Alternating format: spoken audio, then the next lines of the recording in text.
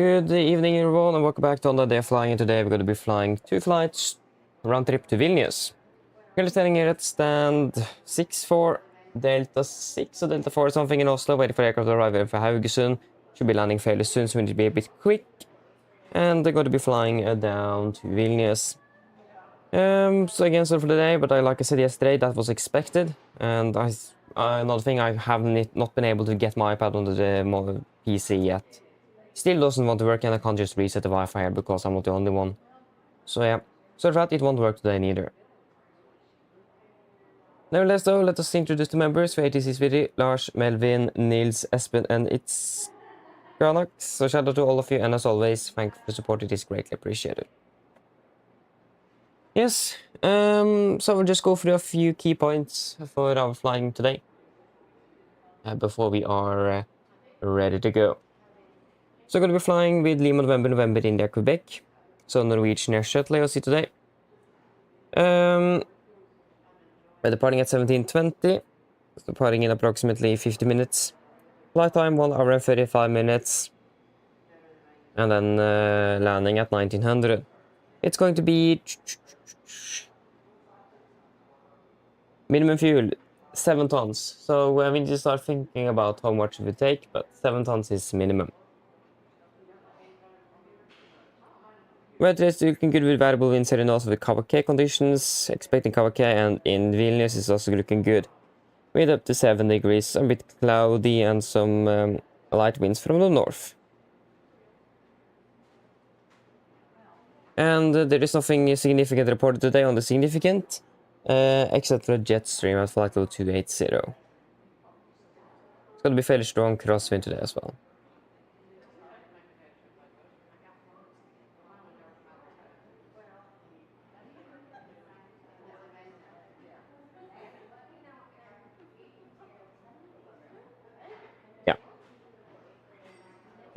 Missed approach procedures that are changed.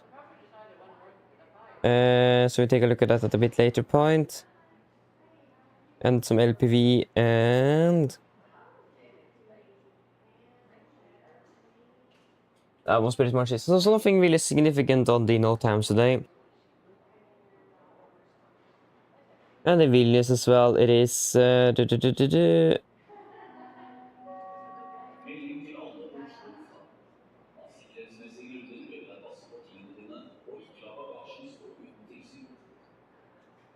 yeah, we'll take a closer look at that actually on Cruise. It looks like this is a bit more complex than I thought it would be, or than what it initially looked like. But then nothing on the maintenance side of the aircraft neither, and yeah, should be a fairly straightforward flight to Vilnius and fairly straightforward back home. We actually do have a 50-minute turnaround for some reason in Vilnius. Quite surprised. So that is nice. Departing 1950, landing 2140, and flight time 1 hour 45. And nothing really else have changed, and the significant will be pretty much the same. So, it's nothing else that have changed on the return trip, so fairly straightforward. Do you guys have any questions before we brief the flight attendants today? Or the rest of the crew?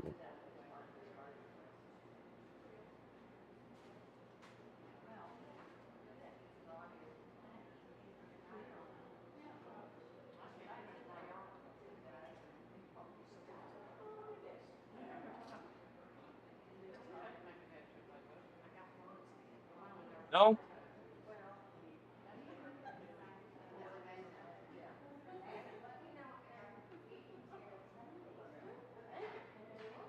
Good to know, briefing is complete.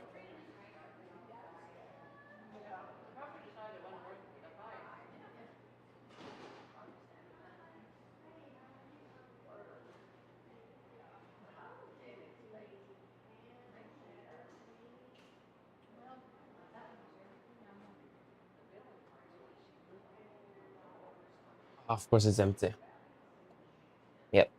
Just quickly brief the cabin crew and I will need to go and refill my water bottle. It's empty. Surprisingly enough. But yeah. Hello everyone, good evening. My name is Fabian. I will be a captain and the pilot in command today. And I will also then go through this pre-flight briefing video.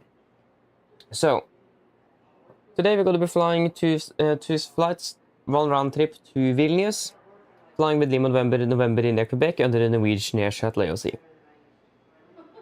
We're departing out of Gardermoen at 17:20 with a flight time to Vilnius of 1 hour and 35 minutes, landing at 1900.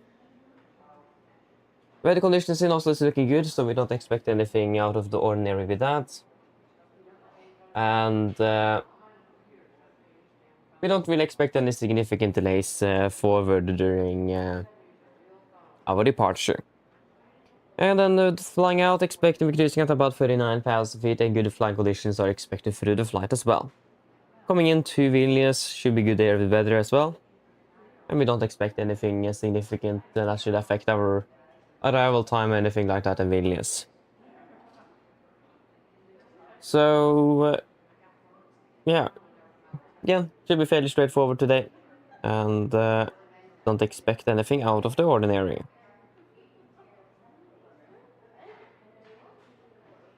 And then flying back to Oslo, we do have a surprisingly long turnaround time in Vilnius today at about 50 minutes. We're departing out of Vilnius at 1950. And the flight time back home will be 1 hour and 45 minutes. We're landing at about 21:40. Weather conditions are still expected to be good in Vilnius. We don't expect anything significant there at least. And yeah. Good weather en route, cruising at 40,000 feet. So not going to be having a lot of passengers today. Coming into Oslo, expect to be a fairly straightforward arrival into Oslo, landing hopefully ahead of schedule and finished early. I think that will be the goal today. But again, as always though, we will not rush things too quickly. It's important to just get things safely done instead. But if you do have the time and capacity, we will try to see if we can depart a bit early as well. But again, that is just a bonus. So again, take things as usual, and if you are ready early, then we are ready early, and then we'll depart. No point in waiting. But again, just remember, safety first of all, as always. But other than that though, nothing else that's noteworthy for the flight today. It's going to be no operational or weather impacts from what I can see. Weather conditions today are also expected to be good, like I've said. The technical status of the aircraft is looking good, and there is no MELs on it, and there is no specials. So do you guys have any questions?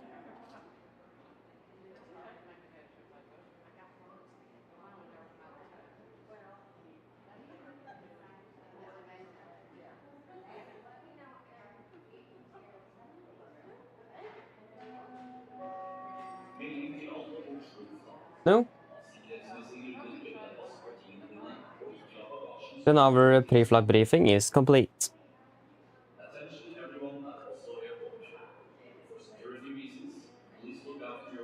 Not sure why that doesn't work.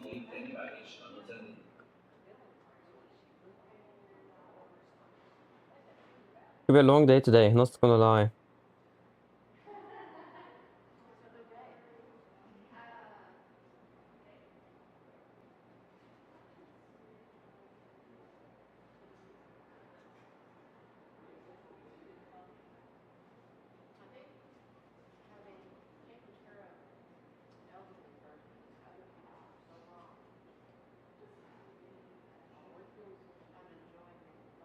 Oof. Yeah, sorry.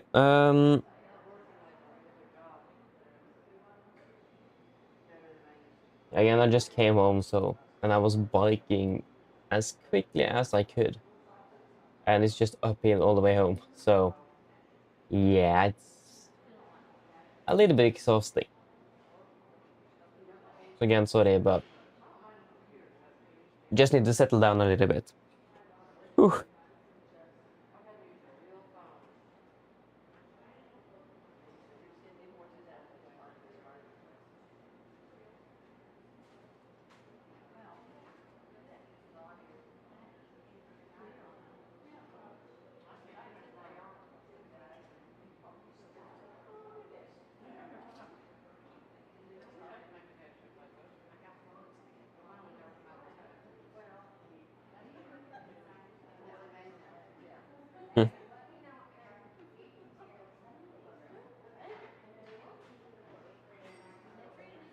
Our aircraft is pretty much parking up now. So I will just quickly grab some water because I'm thirsty. I thought I had more water in my water bottle, but I didn't. Got a bit surprised of that actually. But that is fine. Our aircraft is here though. You can see it's starting to deboard. So yeah, again, I will just quickly run, get some water, and then we'll be back shortly.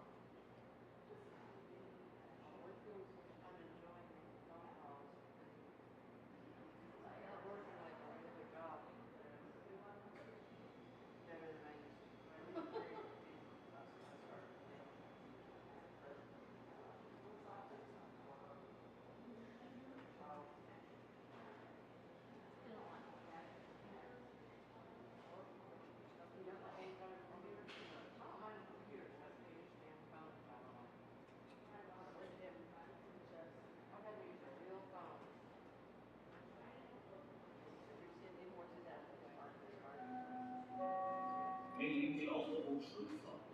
Av sikkerhetsmessige grunner bør du passe på tingene dine og ikke la bagasjen stå uten tilsyn. Attention everyone at Oslo Airport. For security reasons, please look after your personal belongings and do not leave any baggage unattended.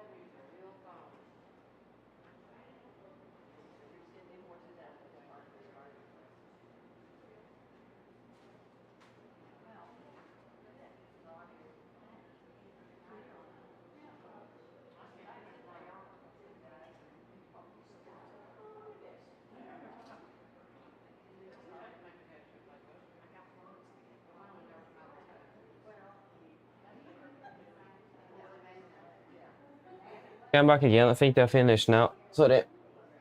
Just that father is going away for 3 weeks, and he will probably... He's not sure if he's going to be flying. Wait, what in the world happened there?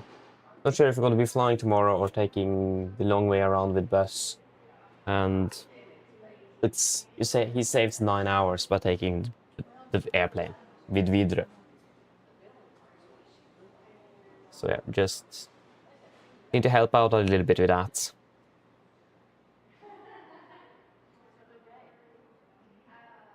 But Robin, hello, welcome, hope you're doing well. Good evening. And Jesper, hello, welcome. Good evening, hope you're doing well. Ah, sounds good. Sounds good.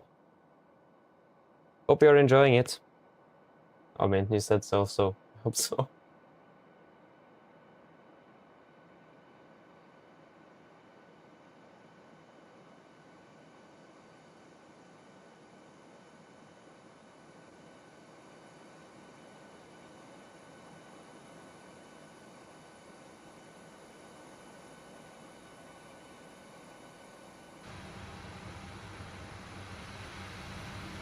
Good.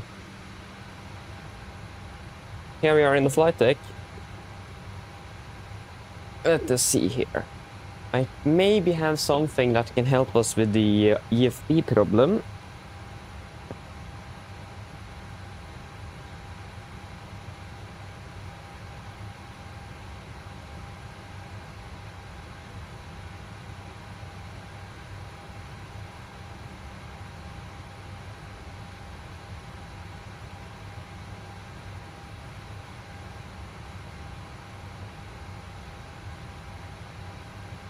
Hope it will work.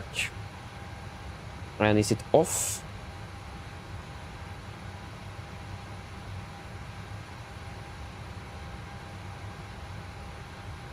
It's not making any... Maybe it won't work no, after all then. It won't give us a sign that it's even alive, so... It's an amplifier. I don't think the amplifier will work. Because it doesn't even give us any light. But let us see here. About the aircraft, yeah, again, 6 tons is minimum today. So do you guys have 37 tons? Any thoughts? Still not decided on that. Why is the RVSM passed? That is not the case. If you guys have any thoughts on the fuel, then let me know now.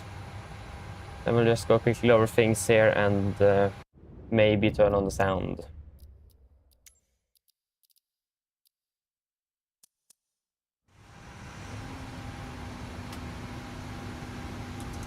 So they should be off there. You can see that the PMDG aircraft doesn't really like to save all of these parameters. Especially not in regards to frequencies. And that is particularly pointed to the COM, the VHF.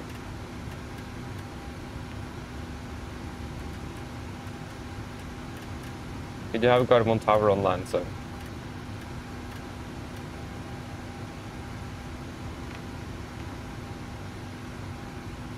Yes.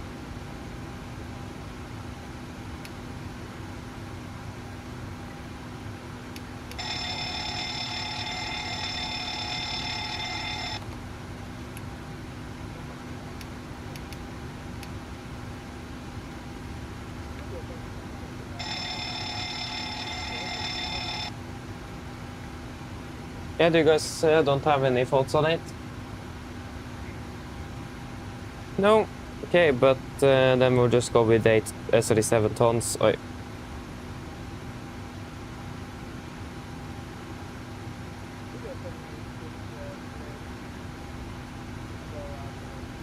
That's what GSX will give us, so... Makes our life a million times better. Or easier.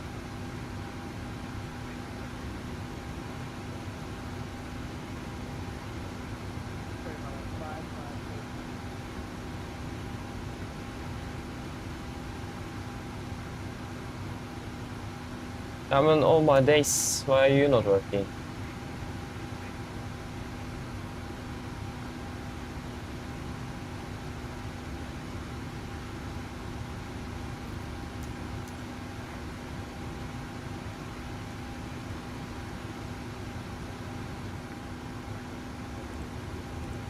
Okay, 77800 26K RX up to date. Yes, everything is looking good. And it's 49 already? Okay, then we don't have that much time anymore then.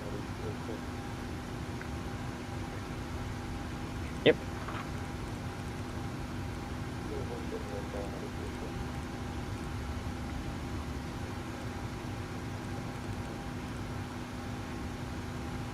So this is 6 Papa uniform.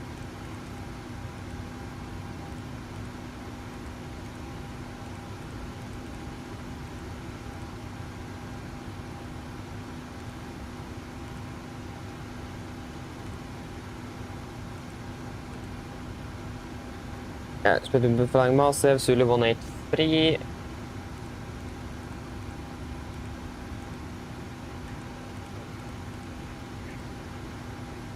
Lägg på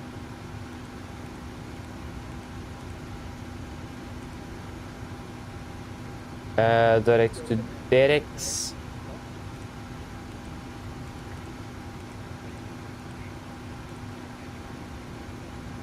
Askor.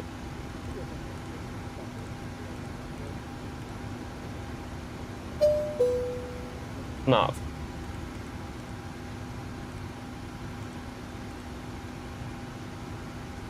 But now to Alpha.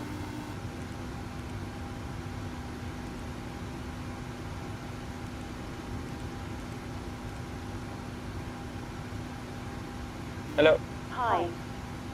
Okay, so I've spoken to security and they started checking in, but there's around another 10 minutes to go before we expect to be seeing any passengers.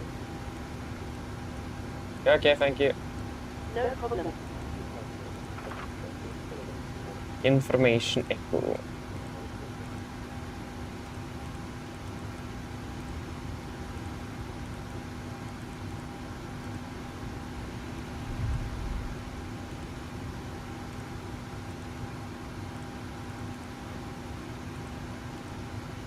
Find the reserves.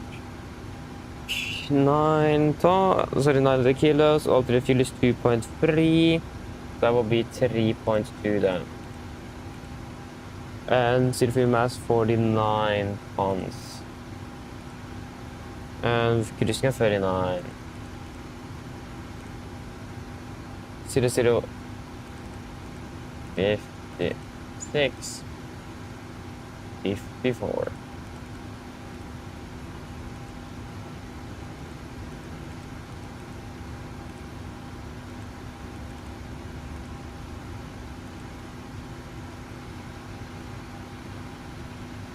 Takeoff fuel is 6694.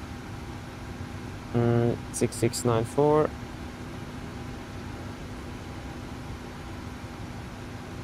For 300 kilos.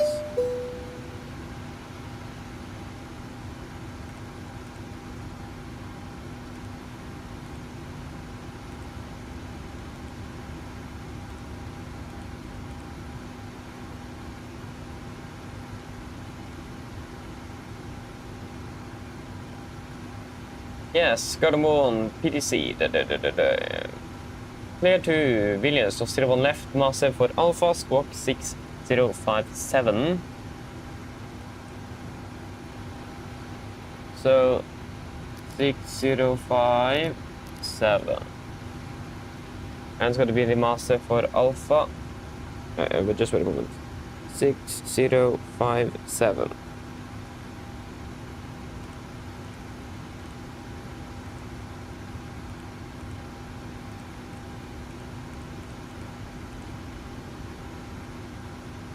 For the arrival phase, but that's good.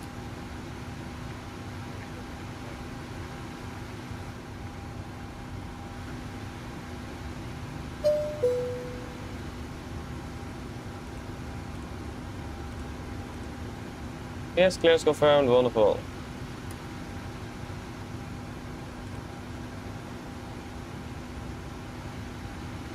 Yep, let us...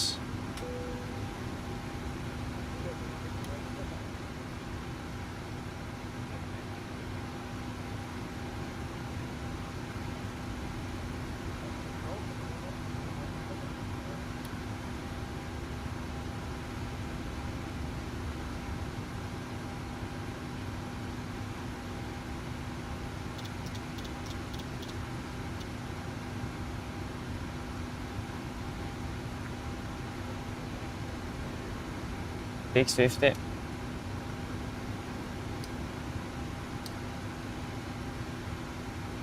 Could be 177, I think it is. Gonna set up everything and then need to restart if everything because the jet base didn't work. Of course.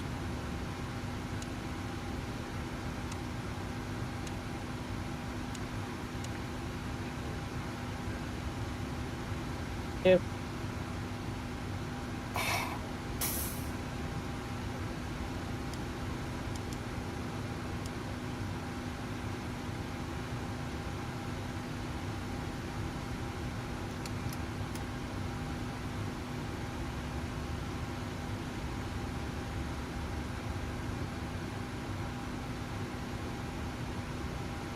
Yep. Oh, it actually did work. It did turn on, but it didn't fix the problem, so yeah. Unfortunately, again, I will not be able to have the EFP up and going for the briefing, so you just need to pull up your own charts and follow along. I'm sorry, but I can't fix it. It just doesn't want to fix itself. Or generally be fixed. So again, apologies. Yes, I'll be ready for the briefing. Can start. Just start boarding as well. So, first of all, we'll do a route check. So we're flying Oslo, Prepare to start boarding. Oslo Vilnius, Nordic 6 Papa uniform. We're cleared by the massive for Alpha of the zero left. Massive. Continue to Zulu 183 to leg på. Then direct to Derex, direct to Askor, and then direct to Otnav, and then the Otnav arrival into Vilnius. Ground distance 609 compared to 609, so that's spot on. Expect to be landing with 3.8 tons compared to 3.3, so looking good on fuel as well. Wonderful. Then for the taxi. Airport charts 10-9, effective 19th of March 26. Parking stand 6-4, expecting straight push. Most likely a left right turn. I always forget how far 6-4 is.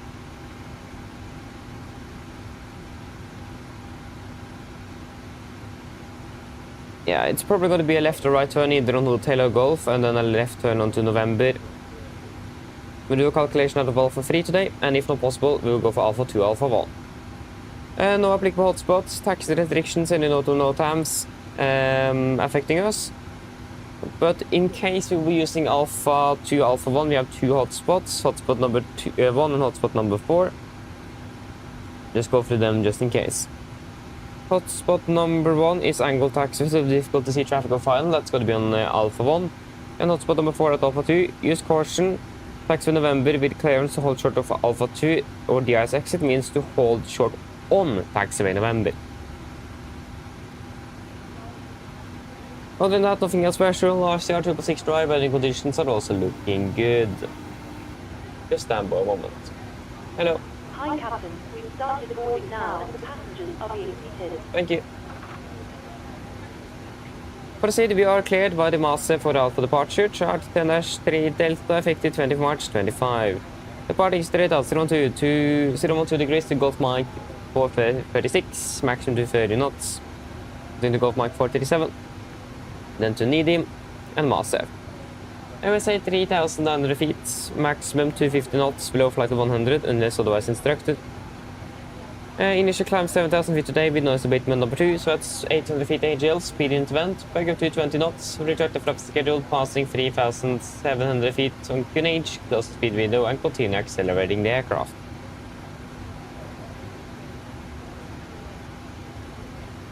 Yes, other than that it is, yeah, it's going to be an El Navina departure and we will have, yeah, I forgot to change that, but we will have the ILS DME for 0 left and active on Navigraph 1 and 2, 110.3.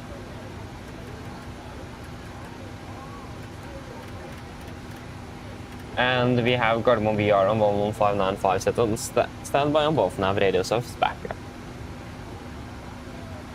Yeah, other than nothing else really special for the engine outside. Sorry, for the SID. For the engine outside, it's going to be fairly straightforward. It's going to be just straight ahead at 9 DME from Gardermoen, right turn to Insuv, and then inbound 311 left turn. So again, straight ahead, we're also reaching 9 DME from Gardermoen, we are right turn to Insuv, and then hold at Insuv 311 inbound, left turns coming 5,000. Weather conditions are looking good in Oslo, so we don't expect any complications for a potential return to the field. And we also have an estimated takeoff weight of less than the maximum landing weight. Should be about 56 tons. So it's a fairly light aircraft today, so we don't expect any complications again with returning back to the field. Other than that though, nothing else special for the engine outside, and there is no threats for our departure. Do you guys have any questions?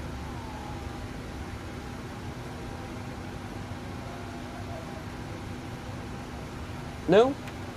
Then our departure briefing is complete.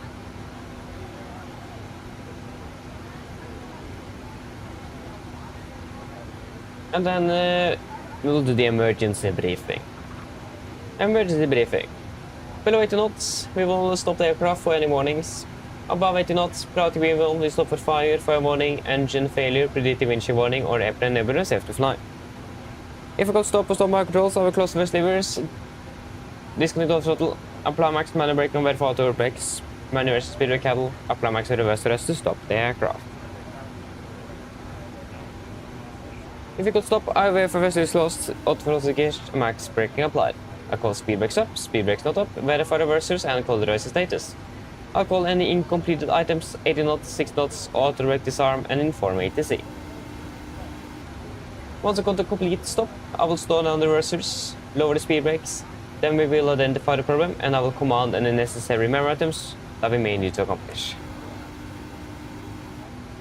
I'll assist you identify the problem, and I will accomplish any memory items on your command. Good, then we will evaluate the situation. If no evacuation needed, on PA can evacuate to the stations. Correction. If no evacuation needed, on PA remain seated, situation is under control. If the situation is not clear, then on PA can evacuate to the stations. If we then would decide to evacuate the aircraft, I'll order flaps 40, we go to the back of the QRH and read and do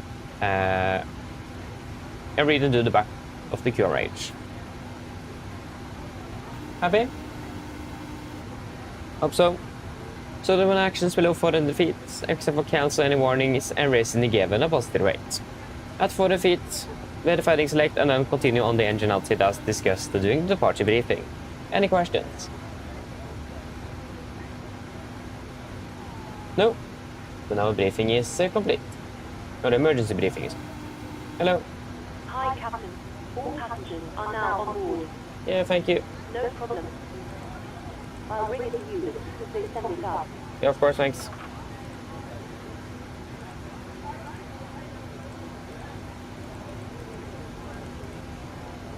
Into holding 311 left turns.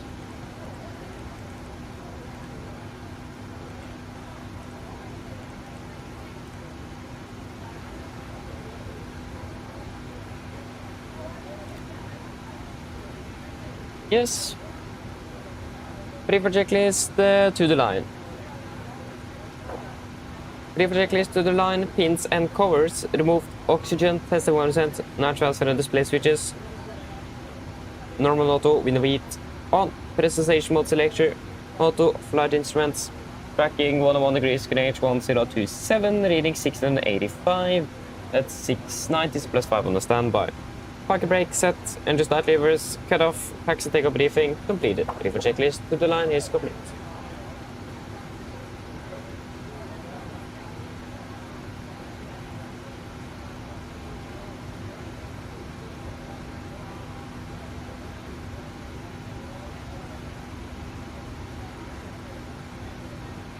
One hour and 35 minutes.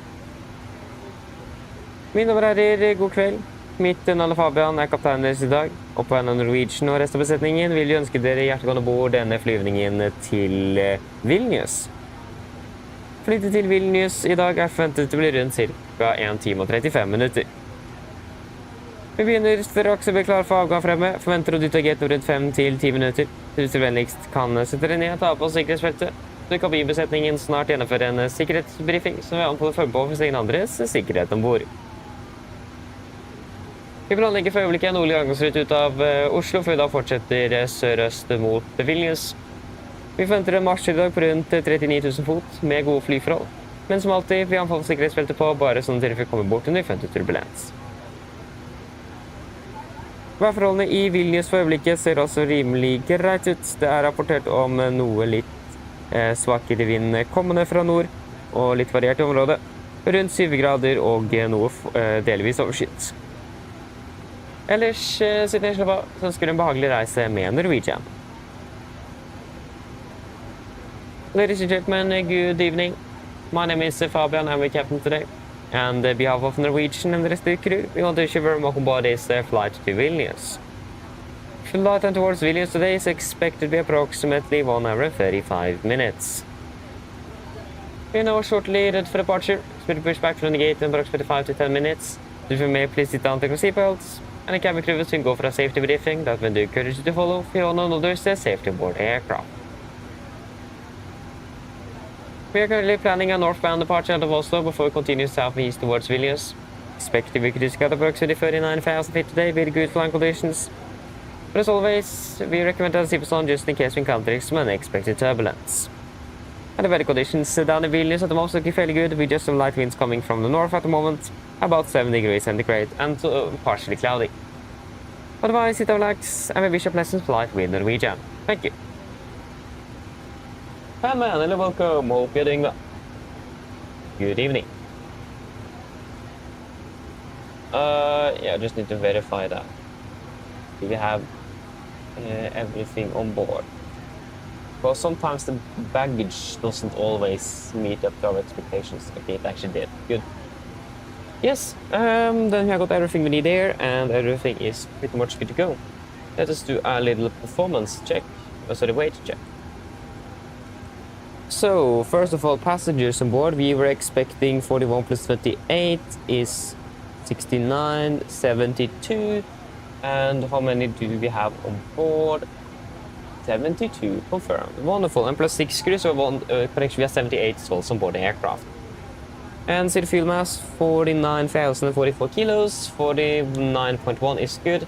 Takeoff weight, 55,738 kilograms compared to 56,100. Yeah, that's also good. And 7 tons, 7,000 kilos. Yeah, that's confirmed. Wonderful. And it's going to be 20.3.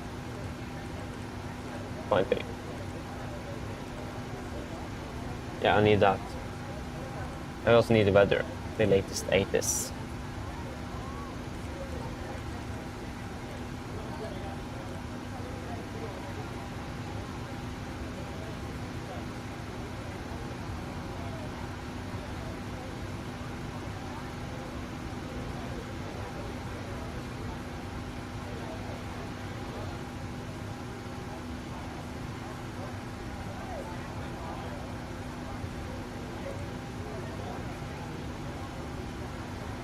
And we were, yeah, Alpha 3 for departure, and we're using flaps, optimum preferred 5.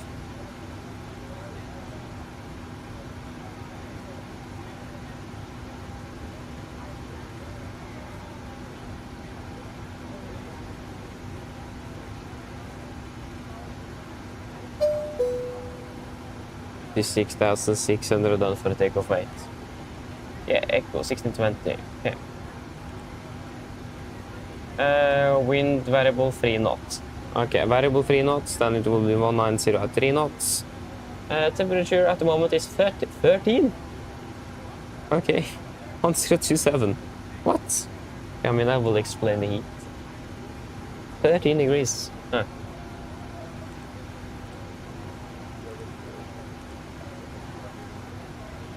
Yes, that will be a 22K with an assumed temperature of 56 degrees. 87.5, 83.3, yeah. Flaps 5, trim 5, units 31, 31, 34, 31, 32, 35. Yes, let us do a Cross check. Let's just start taking first. Yes, cross check. So 22k, assume 56 plus 13 is confirmed, 83.3, 87.5. Quite a large deviation, but it's at least higher in the aircraft, so that's good.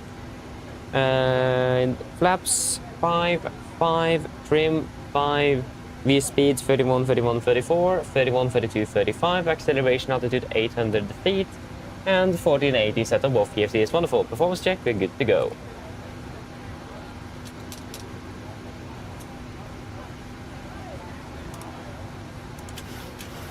5 units.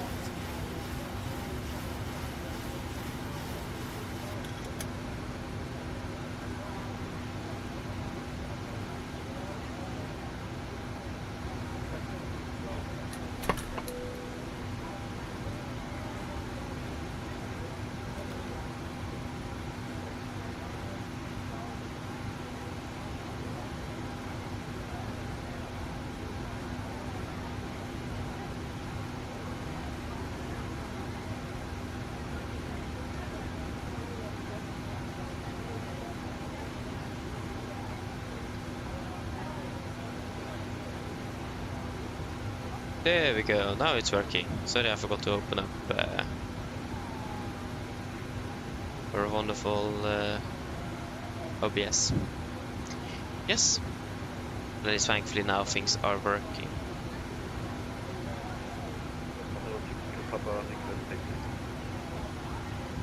Hello, 6 Kilo Papa, taxi via Juliet and Sierra to holding point 01 right.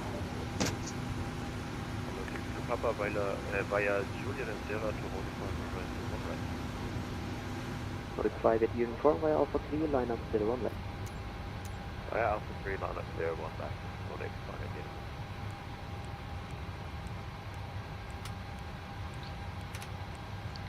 River checklist below the line.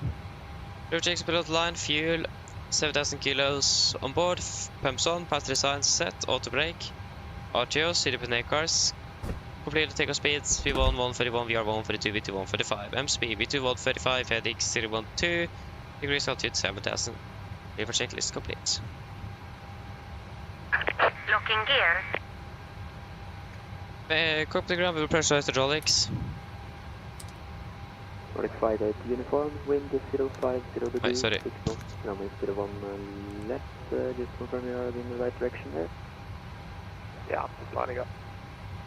And as you can see, wind 050 degrees, 6 knots, Before start runway 01 checklist. left. Before start checklist, flight door closed and locked. Doors windows. Closed and locked. Anti-collision light on. Transponder set. Redrunning trim. Scandinavian 283, 3 and 0. Golf Before start November, checklist holding point complete. 01 left. Request push and start. Carbon Tower, god kväll. Nordic 6 Papa uniform at stand 6 for requesting push and start.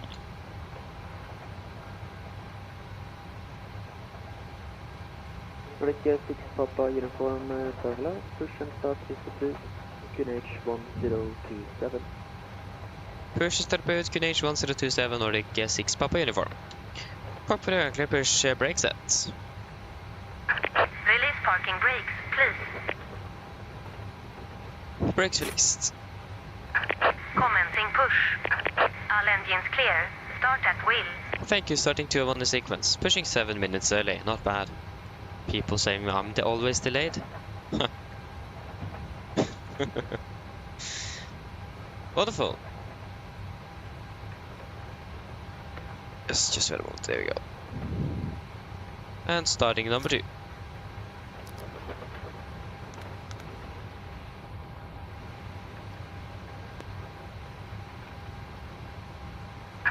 Please set parking brakes. Parking brake set. Waiting your confirmation for a good engine start. Nordic 5 at uniform, Rör sig på. contact Polaris control 131, Payton 535. Have a nice day. 131, decimal 535, Nordic 53, Chris, Nordic 5 at uniform right. Canadian 4637 via Alpha 3, line up 01 left. Line up 01 left fire, 3, Canadian 4637. Tower, Norwegian 324 established for the ILS, 0 left. Starting cutout. Hello, continue approach to the Start one number left 1. in this northeast at 6 knots in parking stand 15. Roger, Norwegian 224.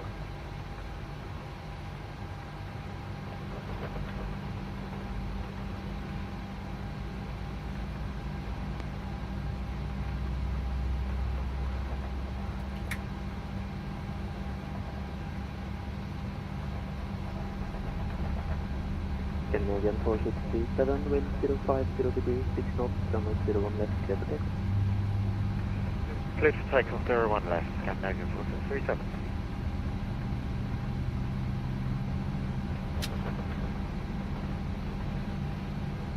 Starting cutout.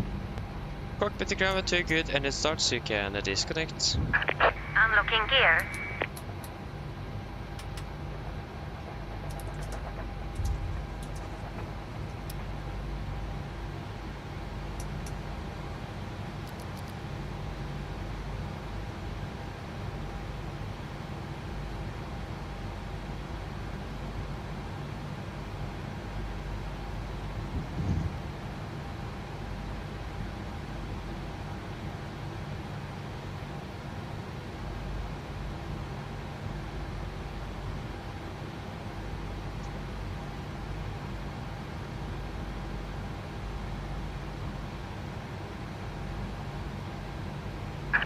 Tow truck disconnected.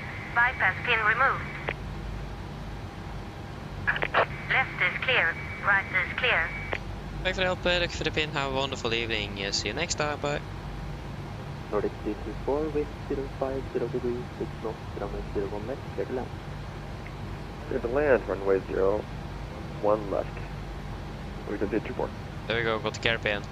Flap 5. Canadian 463, Back check. contact Polaris Put your control, legs. 131, Basemore 535, hello. Polaris Control 131535. Canadian 4637, thanks very much for the 83, bye-bye. Before taxi checklist. Before taxi checklist, generators on, probeat, on, anti-ice, off, air coolant press, max auto, isolation valve, auto, engine start switches, continuous, recoil checked, engine start levers are tent, flight controls checked, ground equipment, clear, flaps, 5 land, 5 green, APU off, before taxi checklist complete. Hello. Hello. Hi, Captain. Everyone's seated and secured for takeoff. Thank you. No problem. Nordic 6 Papa Uniform requesting taxi and able Alpha 3. Nordic 6 Papa Uniform, taxi to holding point Alpha 3 via Golf and November. Taxi hold point Alpha 3 via Golf and November, Nordic 6 Papa Uniform. Okay, Golf and November. Nordic 6 Kilo Papa, line up runway 01 That would be left. a very good question. Take a left turn, make it easy. Brakes released.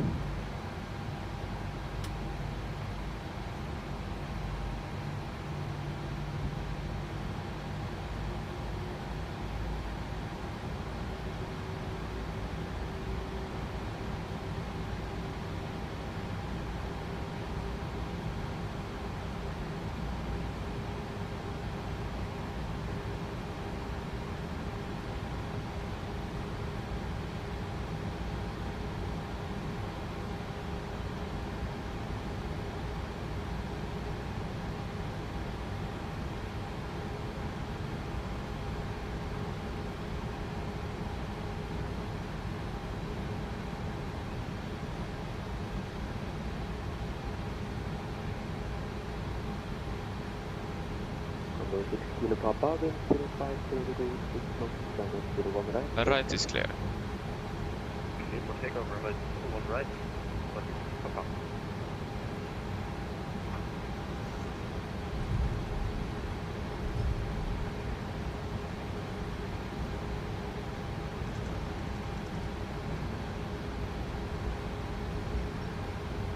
Nordic 6 Papa Uniform, hold short of November. Hold short November, Nordic 6 Papa Uniform. Yeah, hold short of November. Nordic 324, welcome to flow, taxi via November and Kilo to stand 15. November Kilo to stand 15. Thank you so much for your service. We don't take too long. And there's the company.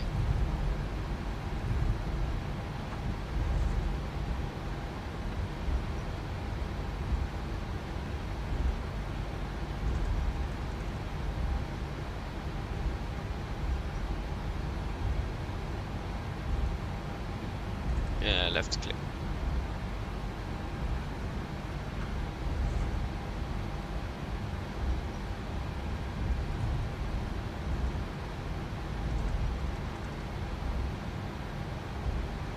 Cadamon Tower, good evening. Canadian Avian 2305, Istanbul 14. Request aircraft clearance to destination. Information Foxtrot.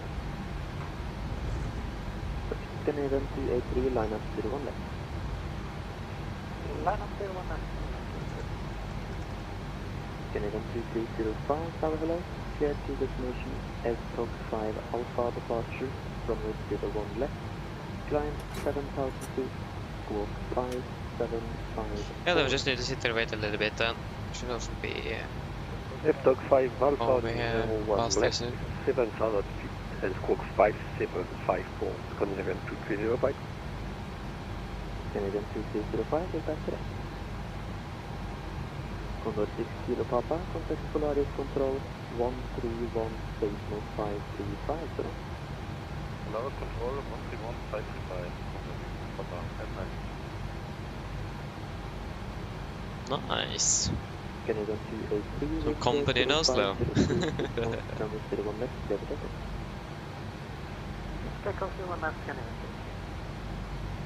Boris 6 Papa Uniform, continue taxi via November to Volanta Point Alpha 3. Continue taxi via November to Point Alpha 3 Nordic 6 Papa Uniform.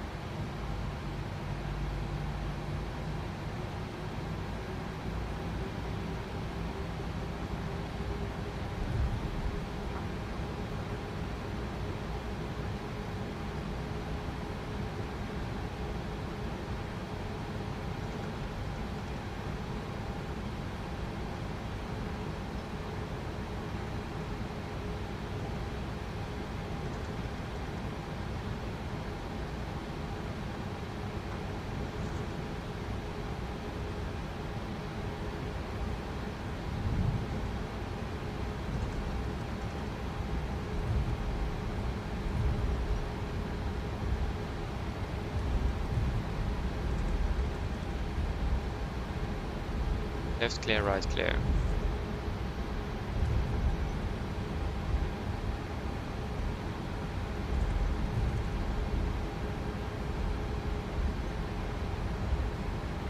Canadian 283, contact Polaris Control. City cabin på fartyg checklist. Fartyg checklist, flaps, 5 land, 5 greens, level stream, 5 units, cabin call. Given, before fartyg checklist complete.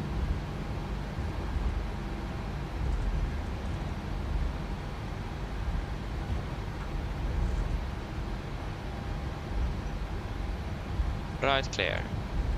It's Alpha 3 right, A for them.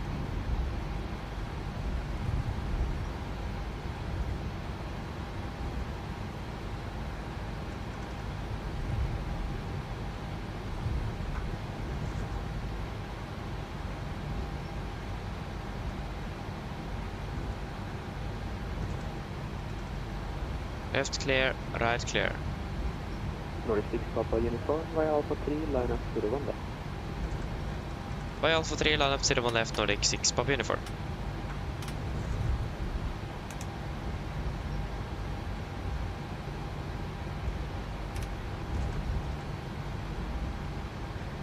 Left clear, right clear. Yes, are we ready when he gives us the call? Is time ready?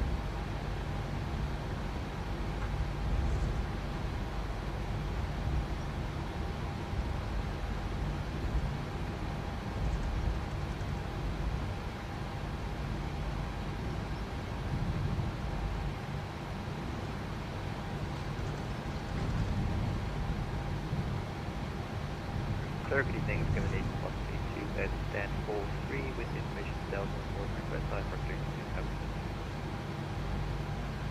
3. First Nordic 6 Papa Uniform with 050 degrees, 6 knots, runway 01 left, clear for takeoff. Clear for takeoff, 01 left, Nordic 6 Papa uniform. Yes, we are ready. Canadian 13 Takeoff.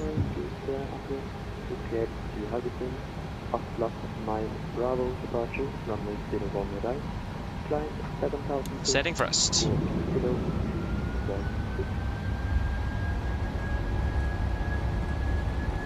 Press set. Harbison Society SF9 Air Bravo departure, flight for runway 01 right, climb 7,000 feet, 101. Checked.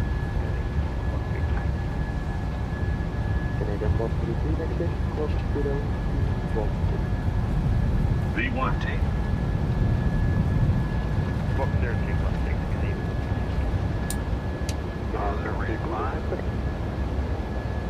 Gear up.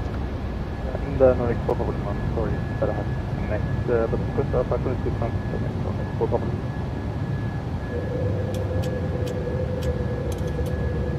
For the Papa Lima Tower Tree, over 6 Papa Uniform, contact Polaris Control 131.535. Polaris 131.535 Nordic 6 Papa uniform. Ha det bra. Nordic Jet 4 Papa Lima. Flaps 1, speed jet. 6 Bravo departure, runway 01 right, climb 7,000 feet, squawk 4261. Viva 6 Bravo, initially 7,000 and squawk 426. 1 for Nordic 4 Papa 1. Nordic 4 Papa Lima, ready back up. Flaps up, speed jet.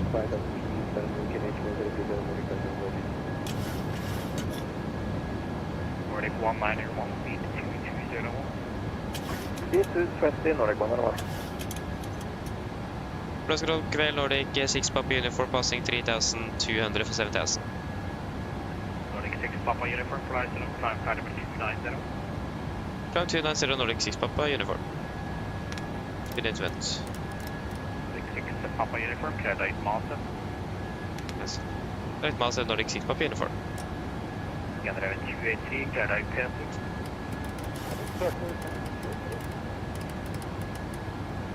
Yeah, just hold the altitude there, first of all. Massive.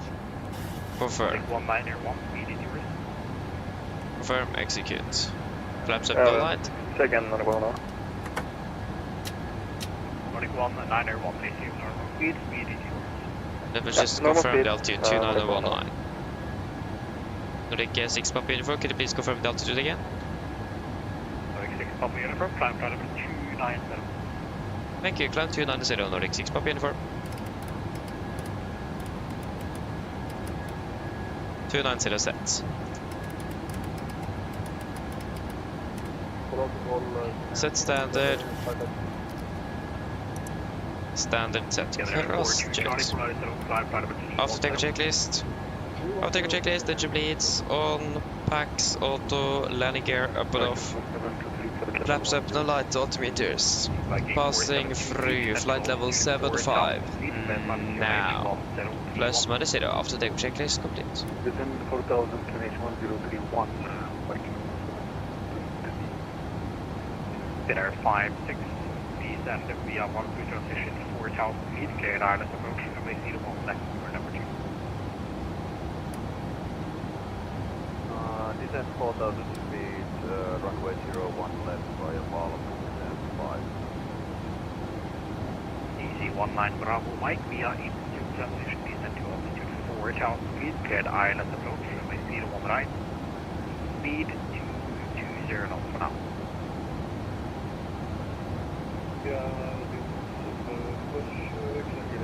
Flight level 100.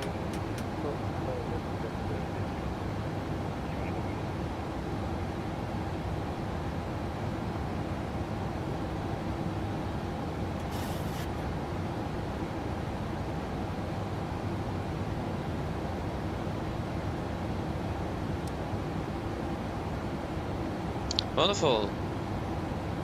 And we're on our way to Vilnius. We can delete reduce climb.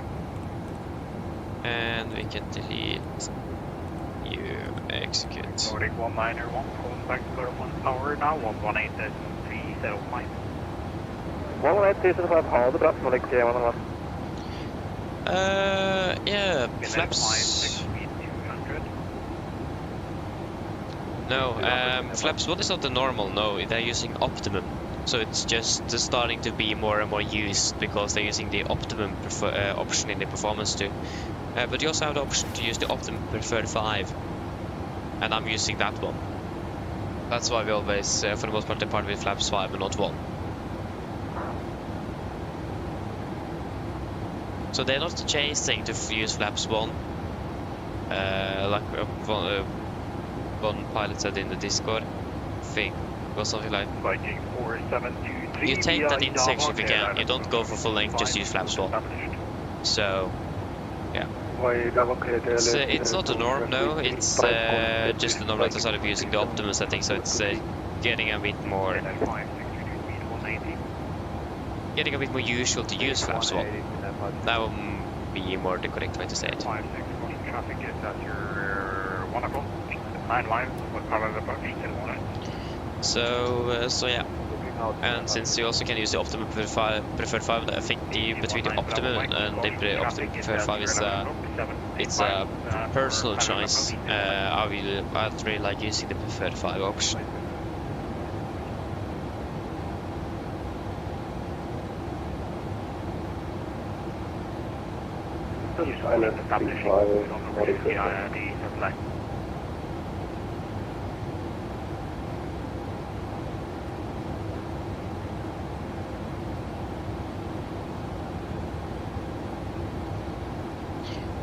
So yeah, if there's anything else I missed, then just let me know.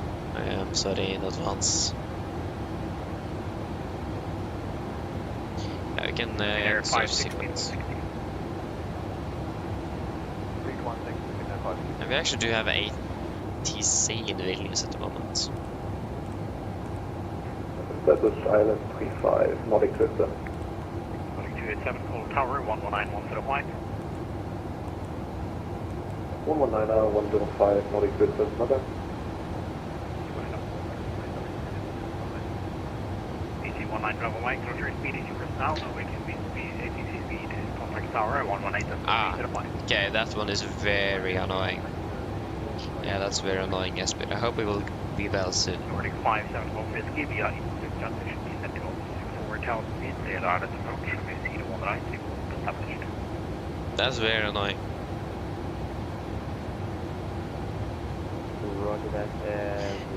Good, still welcome aboard well. You're flying from Oslo Frankfurt today. Nice, enjoy it. Have a nice flight.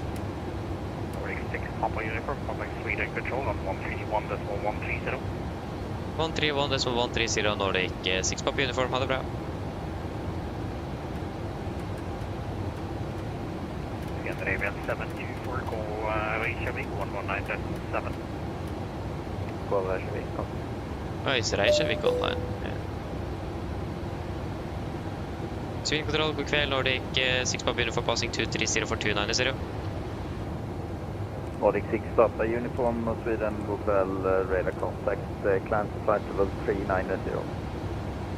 Climb flight level 390, Nordic 6 Papa Uniform.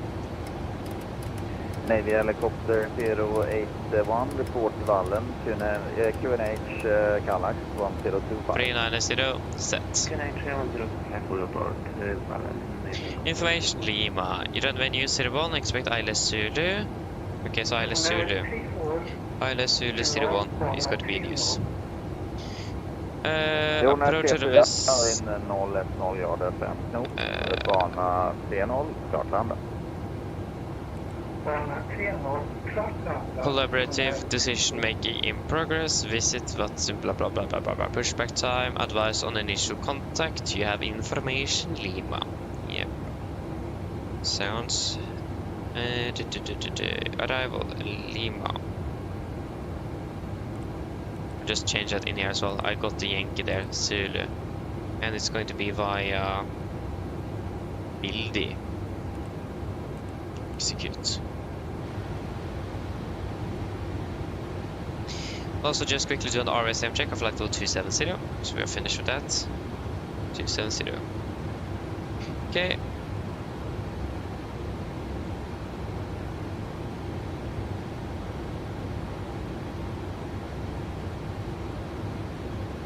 The RV7 check passing flight level 270. No. And plus minus 0 mile standby. What about your side? 0? Wonderful.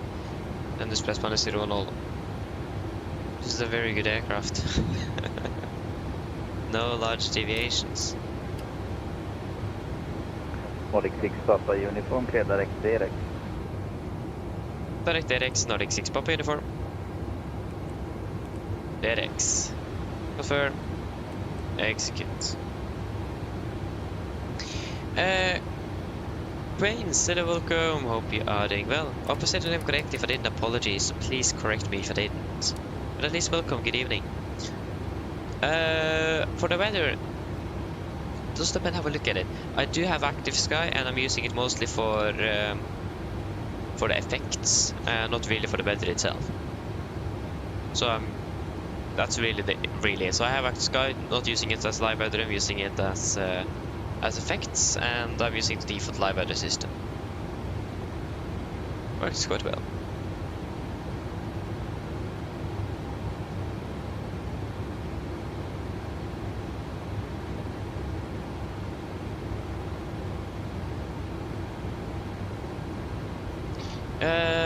So okay, I see, Skyler, it got delayed to next week. I mean, is that a positive thing or a negative thing? I mean, it does depend on how ready you are for the test. If you're ready, then could be a negative thing. But I mean, you get some extra time to practice them, so yeah.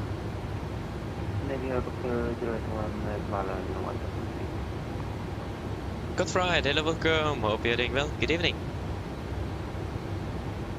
Yeah, exactly, it does. 081, Roger, cleared in control. Ah, you're the part of setting 25, then you only flying cargo. Okay, that's... QNH 1025, and... yeah, are you flying... what's your intention?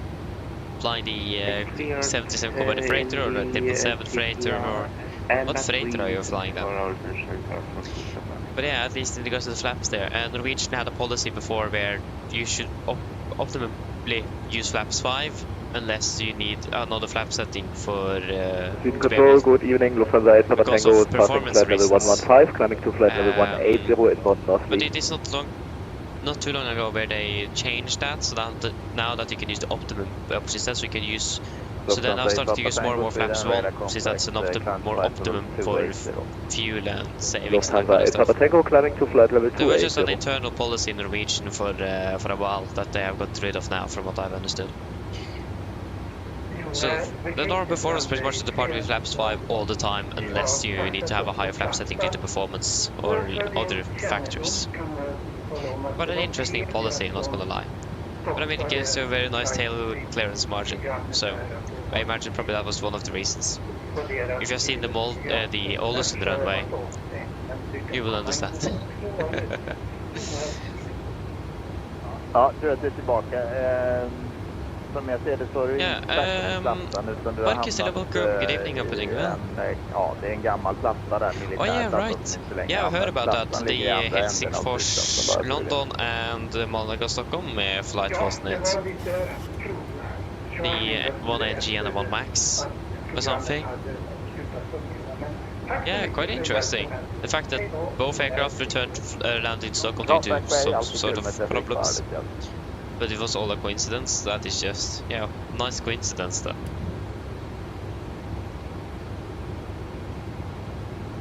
Navy helicopter 081, sorry.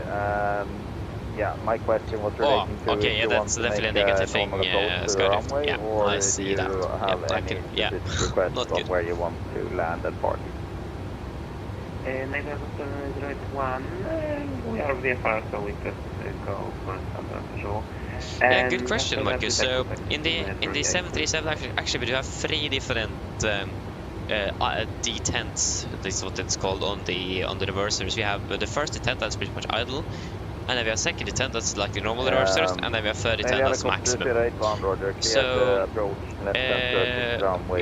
it's preferred to use I don't remember if they want us to use more brakes or reversers. But it's a little bit up to you. If your aircraft are fairly light, then you will normally just go for idle or first attempt reverse thrust, since you have a fairly light aircraft. It doesn't take much braking power to stop. And if I don't remember correctly, if I remember correctly, the carbon brakes doesn't wear down on how much you use them, but every time you apply them. So it's a bit different from the steel brakes and that kind of stuff.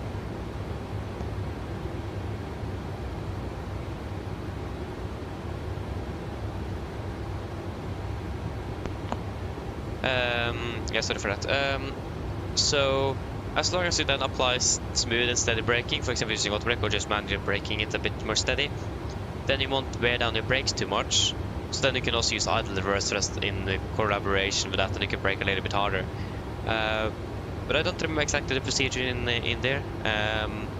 But I normally use it when I'm light and the aircraft and the runway is dry. If the runway is contaminated though, you are not allowed to use idle reverse thrust no matter what. Then it's going to be normal reverse thrust the second you that.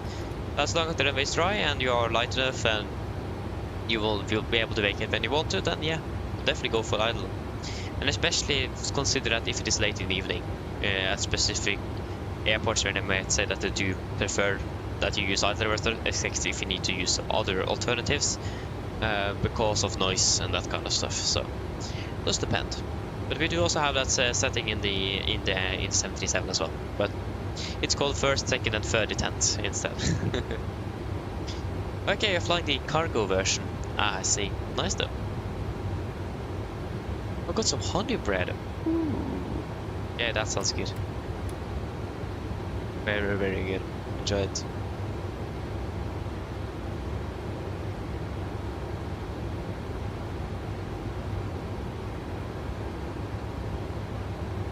Ah, it's a classic trick. Oh, that's quite cool. Nice. Never heard of that before. Need to try that next time then.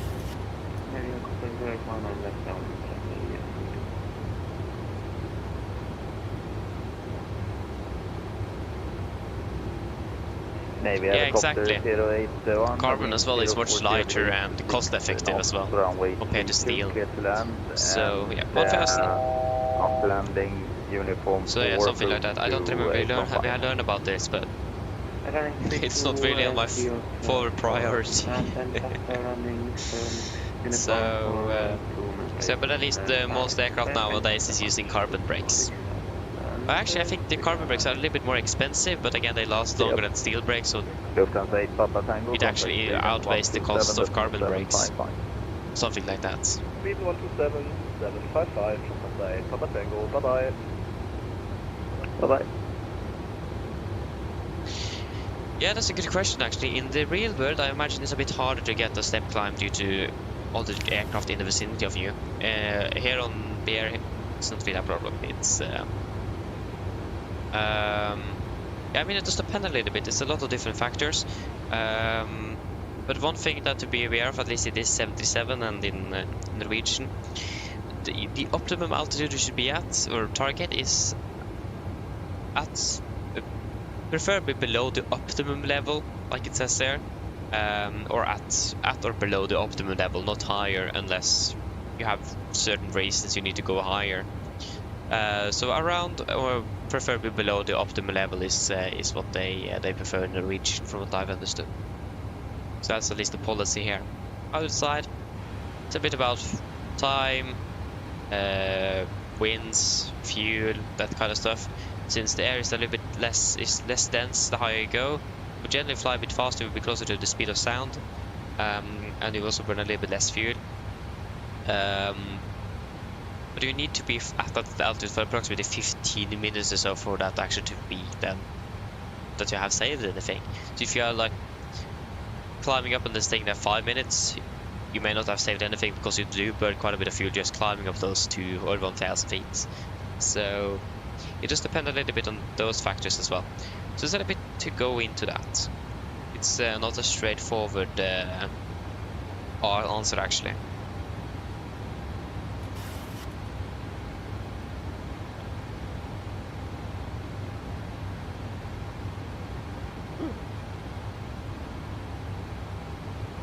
Yeah, will you be silent for me now? I'm gonna be eating some dinner, so just so you are aware of it.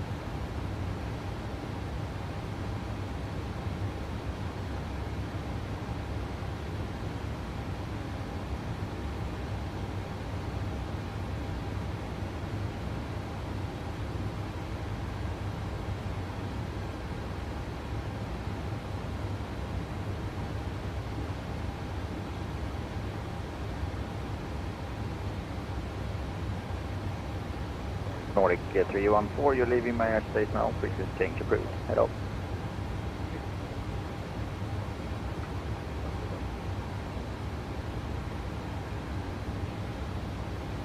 Oj då.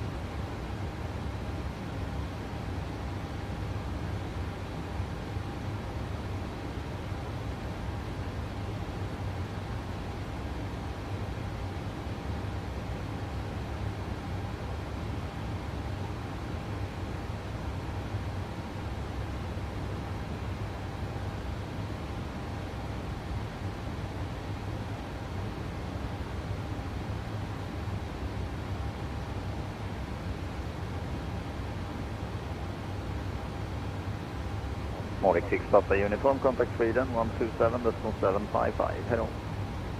127.255 Nordic 6 Papa Uniform, hello.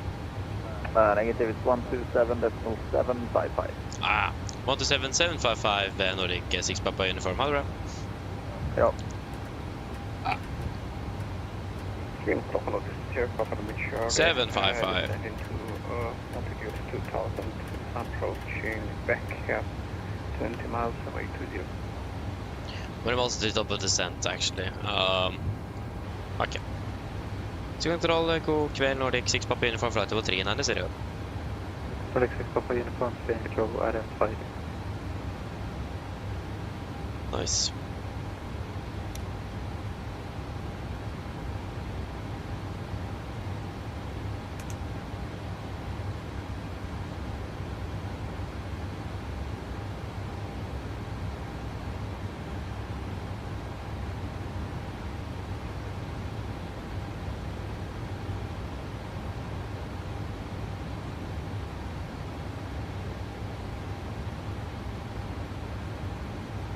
Scandinavian 208, contact Göteborg approach 124.680.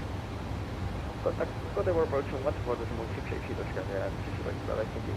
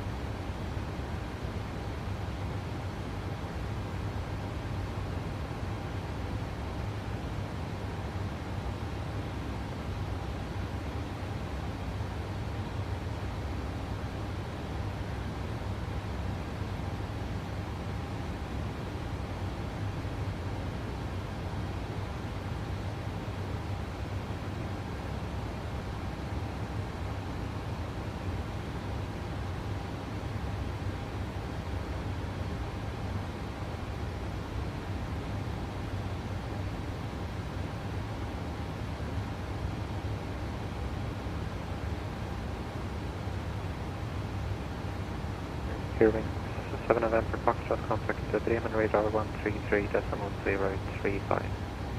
Bremen 133.035, Arlington 7 November Foxtrot, sir.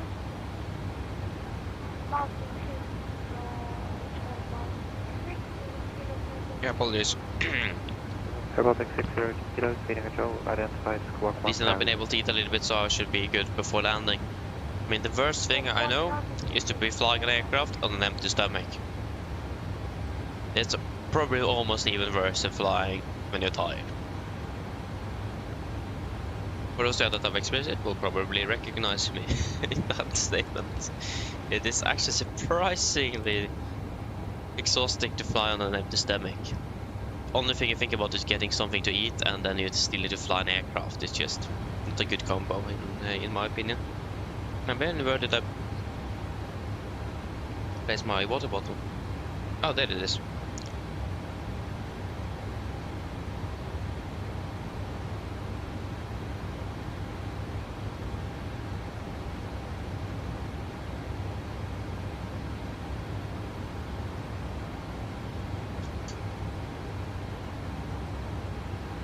Avianca 16 Romeo, proceed to direct Cape up. Let's turn the kit up, I think, at 161.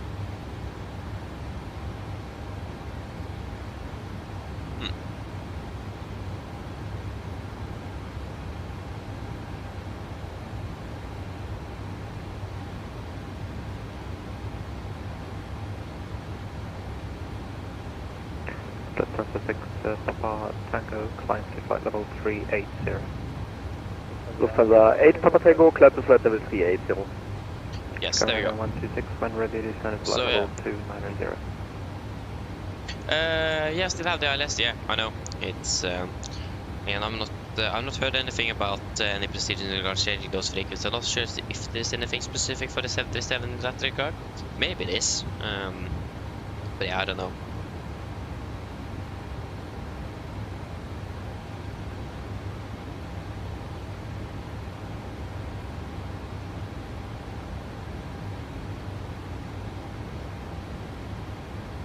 Yeah, exactly, Marcus. Yeah, that's a good point. Following the overpeel on that. That's I think I was from requesting just probably the best thing. minutes out of coffee, please. It is not always that we give it the best altitudes, but it will work though. Go, thanks. Sweden control, Scandinavia 905, whiskey, flight level 240, climbing 280, direct Obama.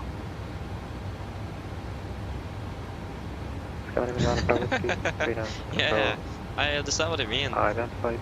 I mean, flying into Svalbard, except for the turbulence, it's absolutely amazing. Don't get me wrong, it's one of the favorites. No doubt about that. It's absolutely amazing flying to Svalbard.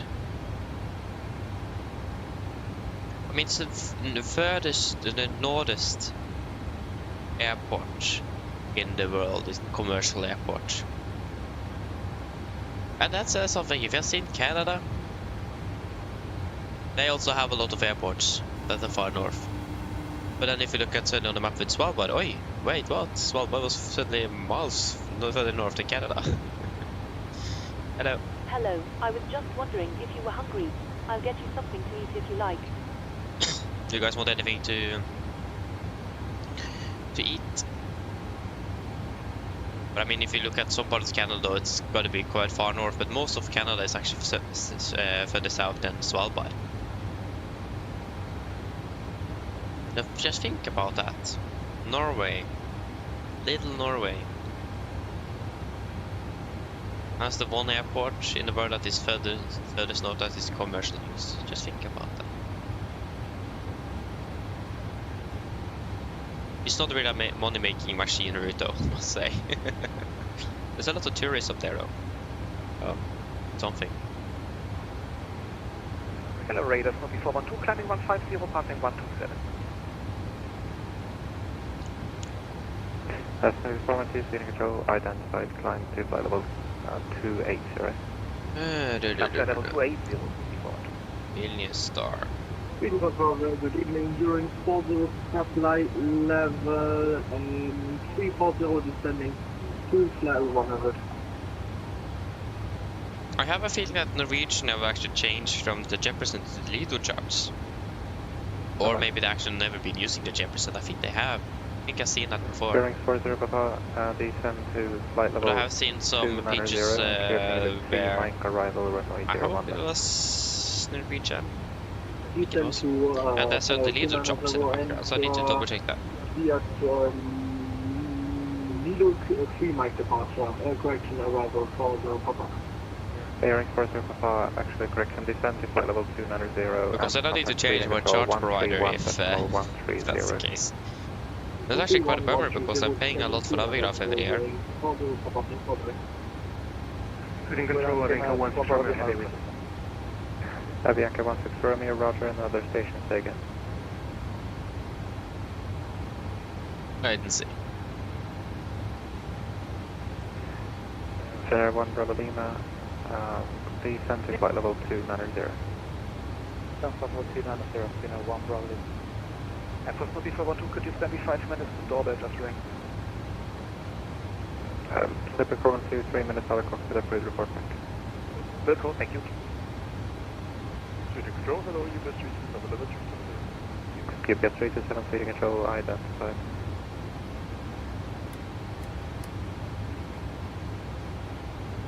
I would just be flying for 35 minutes, what? Not faster? What we're flying for a lot longer than this. But hey, you guys don't want any food or anything? You're all good back there. Everyone on that one jump seat.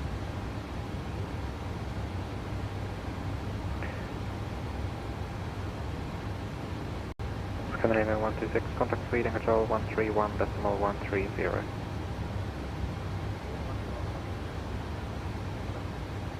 You're happy? No, thank you. No problem. Do give me a call if you change your mind, though. Of course.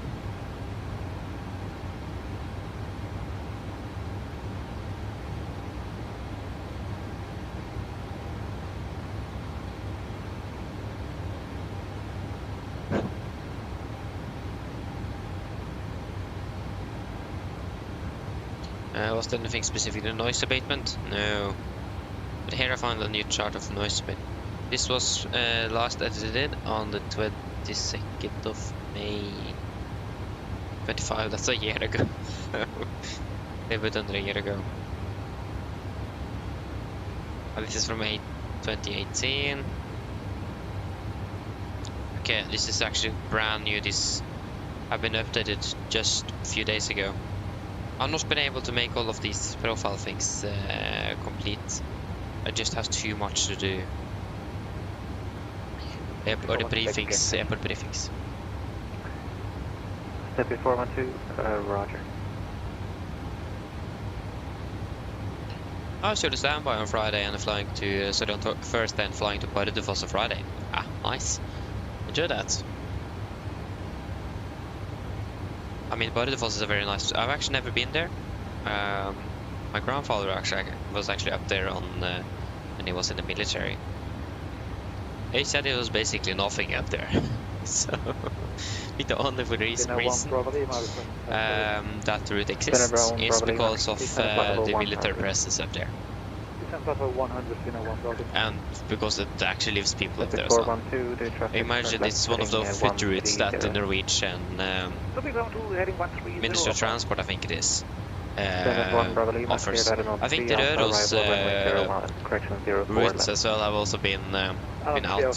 Is now out for bidding between Widerøe and the DHC. I think is the main two. Maybe another airline will come in. I don't know. Very interesting to see. But I think they dropped the requirement of having a parked aircraft through the night, so that they will be departing early in the morning. I think they dropped that actually. And that's fairly interesting. But I mean, that's probably also why Norwegian does have that in Bardufoss and Molde. Because I think Molde is one of the food routes. Same with Kristiansund and Andøya and Lakselv as well.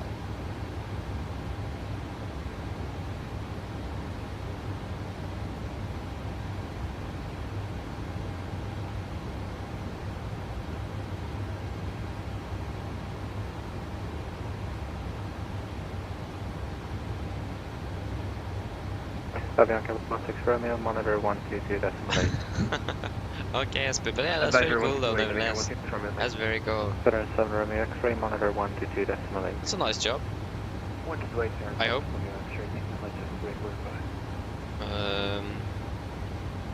When were we airborne out of Vilnius? So they had to got one liftoff at 17:25. Actually, when are we landing? I've not even checked that. We're landing 6 minutes early. Flight level 370. We have 12 up to flight level 370.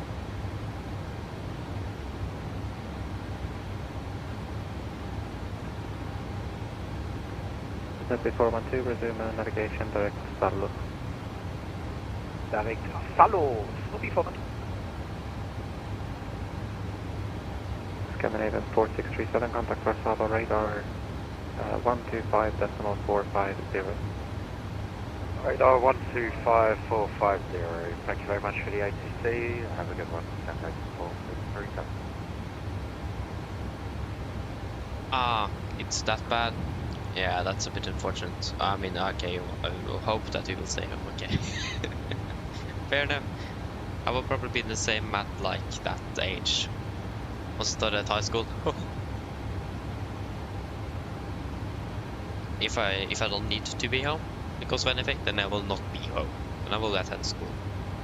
That is especially this, especially for you fuck. It's yeah. If you miss out 1 hour, you have missed out a lot. Like really a lot. Now at least it's not a lot since we are finished with quite a few of our subjects now soon, and going to have our final exams. So for this year at least. So yeah, it's not too much left. We have 3 exams in June. Just need to do everything in my power to pass those, because I don't want to take any of them again. So yeah, as long as I go about the 75% marker, I'm happy.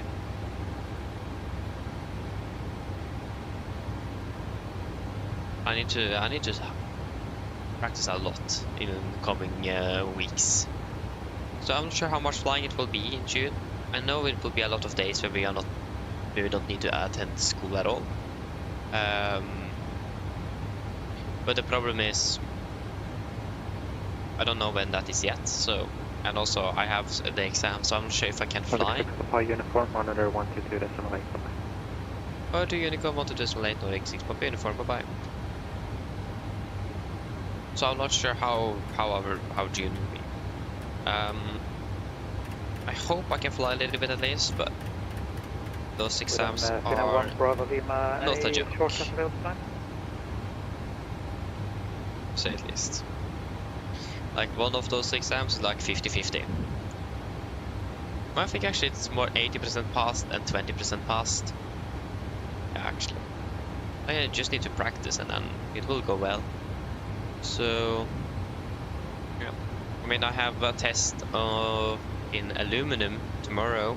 That's one of the subjects coming up on the exam. And I think that was a level 2 out of 3, so it's fairly low. Know a bit about it.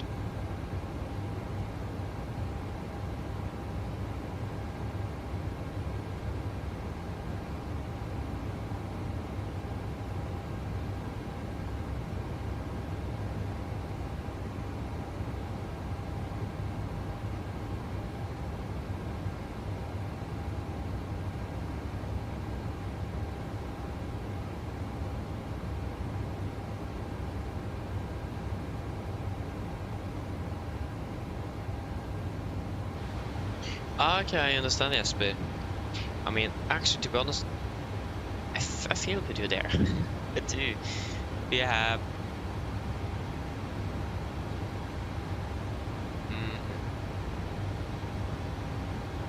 Yeah, I feel like the Wednesdays are the days that it takes the longest. Before, it was actually the best days because we were finished like 12:05 and that kind of stuff, but not anymore. But once Wednesday passes, boom, the week is already over. Like just what happened with the rest of the week.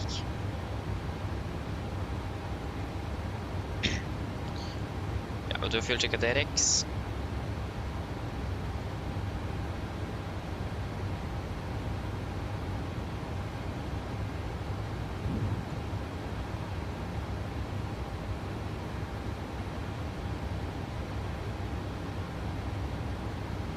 Also have a lot of type of flights in. Nice though.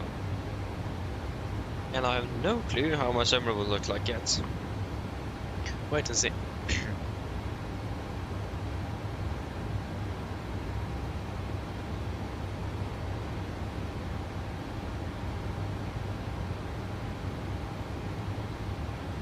Ah, that's unfortunate to hear though, Jesper.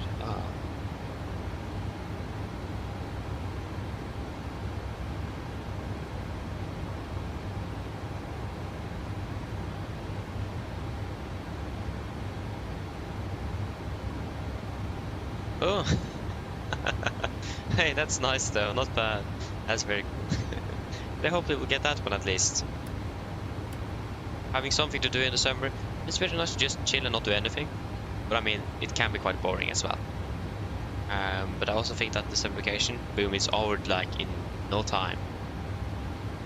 I mean, just Just feeling how quickly school goes now. It's just that summer vacation that will be gone in 2 days. It's yeah, it's not a lot of time if you think about it. 2 months, it's not a lot. 8 weeks, it sounds a lot, but it's not a lot. Actually, yeah, it's a bit actually. But still, it's not a lot, but it's a lot. Okay, 4.57.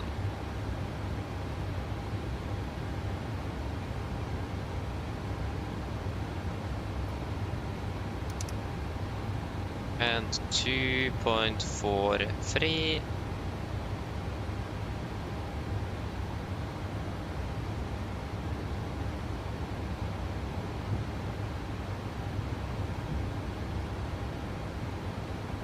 We still have Vilnius Tower online.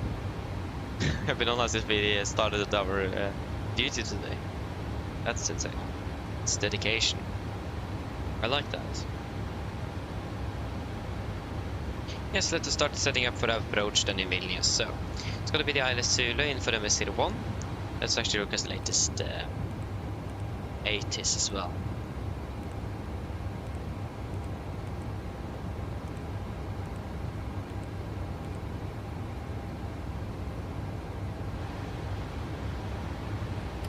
Just 2 degrees difference from Gardermoen. And then 1105. We need to be a little bit vigilant around Vilnius due to the fact that we're very close to the Russian border and in regards to spoofing and jamming of the GPS.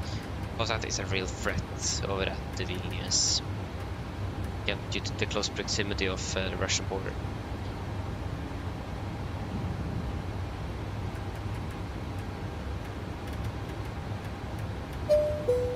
So we need to have that in mind and have a few backup plans. We need to have plan A, B, C, D, and E. Yeah, not that many, but we need to have a few backups, that's for sure. Yeah, so in our information, Mike at 1750. Yeah. Runway in US 01. Runway 01. Winds are 310 degrees 6 knots.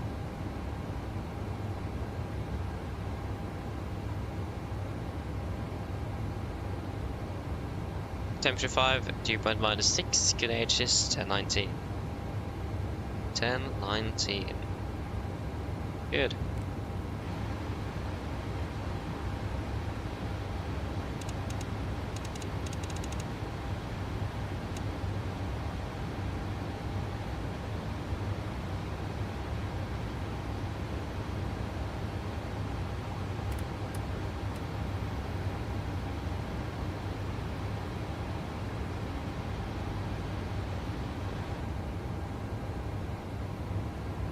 Three, 5, 800 kilos, so 52.8. Wait, what? No.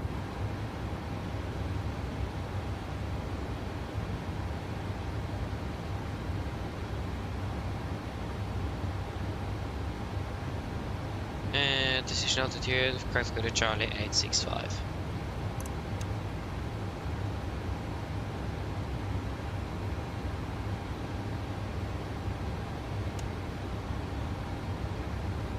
Maybe I should get the EFIS and MCP instead. I can't do this with the mouse. 865.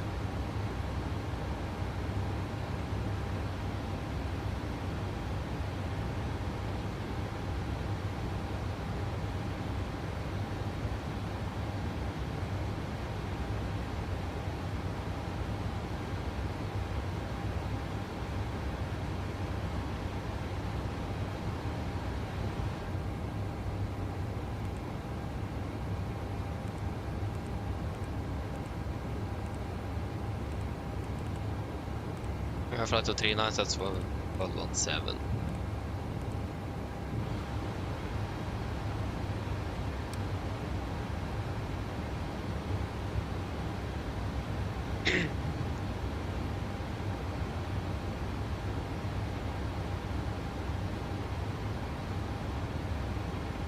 I'm not sure if I forgot something. Yeah, I definitely forgot something. I need to hit calculate. I should check the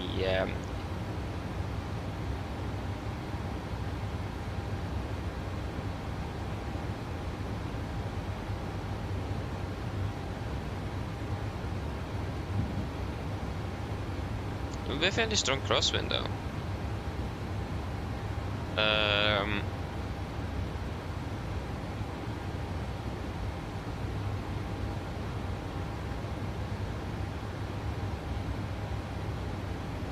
At least we'll have 31, 31.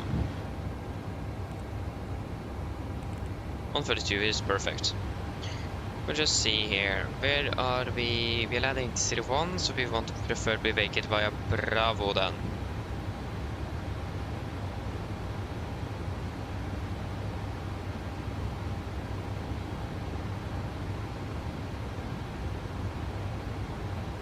I'm not sure how far down Bravo is.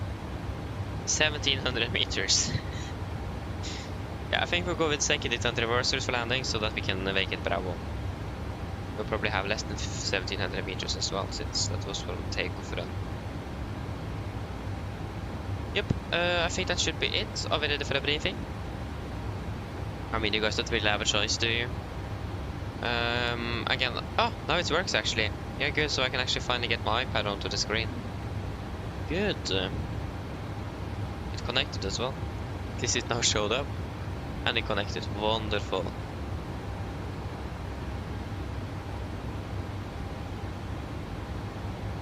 I need to size it up here. Oh, that was small. My my second monitor is a bit different in its size. So yeah. Damn, for the approach briefing then. So we can start with the start. We are expecting the Otnav to Alpha arrival. This will be on chart 10-2, effective 16th of April 26. Coming in at Otnav, above flight level 130. Continue to send to Victor India 303, maximum 250 knots, up below flight level 110. And I continue to build the initial approach fix at maximum 230 knots, flight 1000 above. MSA in Oslo is going to be 2,700 feet. Sorry, in Vilnius. We'll be flying a maximum 250 knots below flight level 100. We are currently landing with approximately...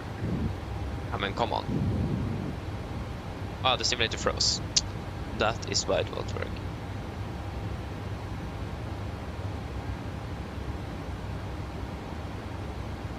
Okay, we'll just wait for that and hopefully the simulator will come back alive soon. But at least we can't check the fuel then. But at least Warsaw is going to be our alternate airport, sorry, it's Gdansk. And yeah, it's looking good.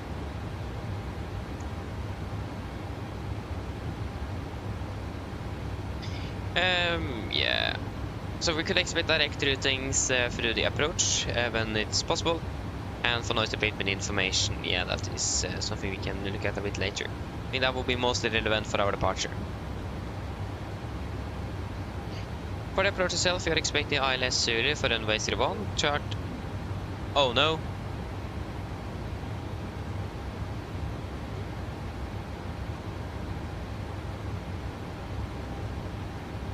That is never a good sound.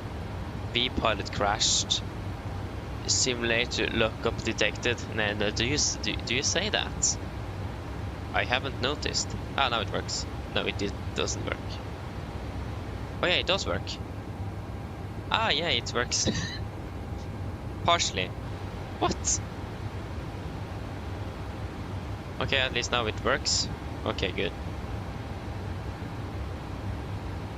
I think it's a bit behind in time now, though. Actually, it's still on time.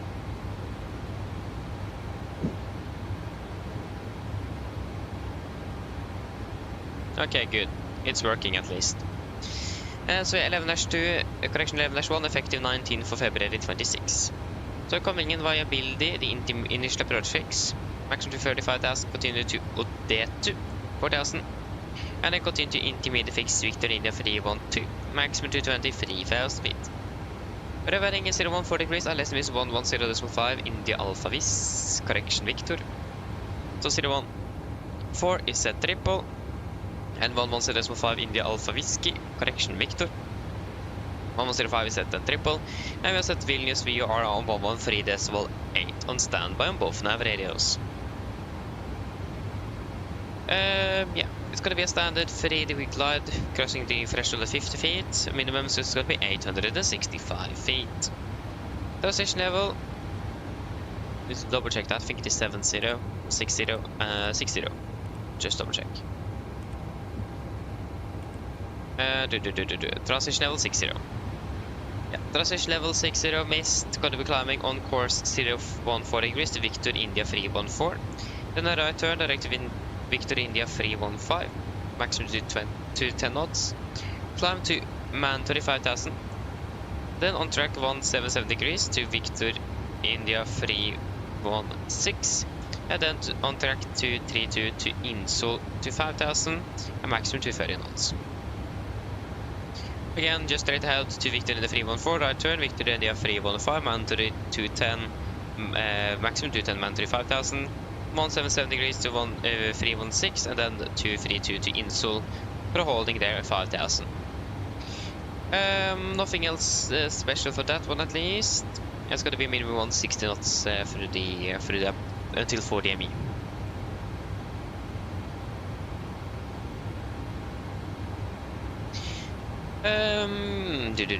There was another thing I was thinking about. Yeah, we can take it later point actually. At least we landed with flaps 30, 132 on the VRF in correction 5. Final is going to be 137 with second descent reversers and manual braking. For the taxi and airport charge 10-9 from 28th of November 25. Vacating Bravo, probably taxiing up a Foxtrot somewhere, and then I have no clue where we're parking today, so we'll just take whatever the controller will assign us. So we just vacate, and then as further from ATC, I don't have anything to say in that actually. I have no clue. Other than that though, it's gonna be the puppies. It's gonna be at 3 degrees as well, matching the glide, and yeah. Our certificate drive and conditions is good. No notable no times or hotspots for our landing. And again, weather conditions are looking good. And in regards to the fuel again, we are landing with a currently 3.7 tons. That is going to be approximately 500 kilos above the final reserves. So we have some extra fuel to use as well, so we can hold for approximately... What is it?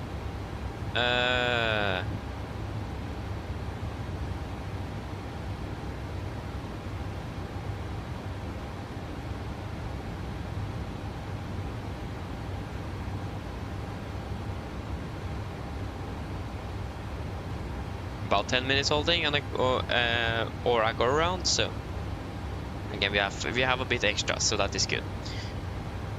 Yeah, we start off with the threats. First of all, GPS jamming and spoofing. So this area is quite known for its problems with the GPS systems, especially in regards to jamming, spoofing, and that kind of stuff. And that, of course, could affect us. If you do encounter it, or if you do have any suspicions of this happening, and one of the best ways to find out is the clock, then we will immediately go into the computer and disable the GPS updating function on the IRS. That's the first step, and then we will need to decide further action. We do have conventional backup available in Vilnius. We have the ILS on active on both and the VR on standby on both. So it's possible to fly VUR to VUR. I think we also do have an ILS procedure specifically in regards to VUR, old style flying. Yeah, pretty much in for vectoring then. And then it's not going to be a problem then. We also can request vectors and that kind of stuff, so it's not going to be hugely complicated, and the weather conditions are good as well, so we could also fly visually if that would be required. So we do have a lot of backups, and we pretty much know what to do. I've never experienced it myself, so it could be interesting if that would happen, but it won't. But at least Again, that we are aware of it and what we need to do and what options we have available in case something like that would happen, because then we will not be able to fly conventionally anymore.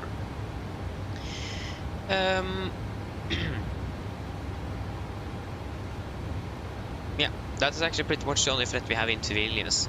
It's going to be the jamming and spoofing on the GPS. But yeah, that should be it. Do you guys have any questions?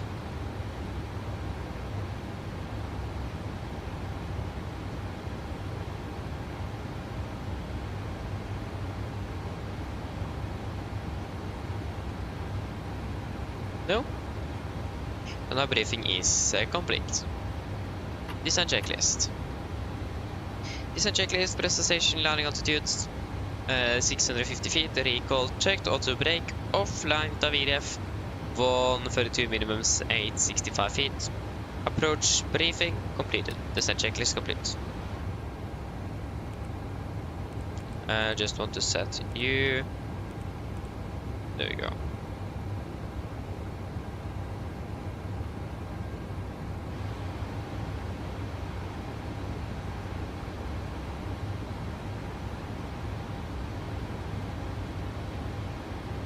Yeah, it was a very long freeze. This is actually the first time I experienced something like that, so fairly interesting. It's been doing quite well, this flight simulator, actually. In my experience, it's actually been doing better than 2020 from when I started using 2020 though.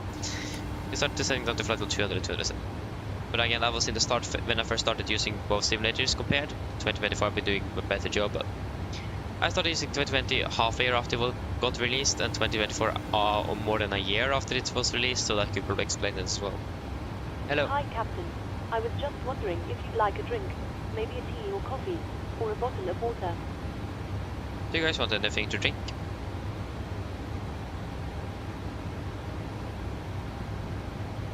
Yeah, okay, still flying in 2020 but due to stability. Yeah, fair enough, I understand that.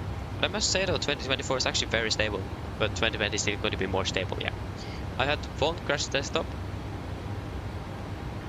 and 2 freezes, including this. So, and I've been flying this one since 24th of December last year. So yeah, I've actually been doing quite well, surprisingly well. I would expect to be doing a little bit worse, but actually it does quite well. So yeah, you won't regret when you're switching over though, if you have plans to do that. But I mean, I understand what you mean though. But the main reason I switched over is because of the new update to the 7.3 that we didn't get in 2020.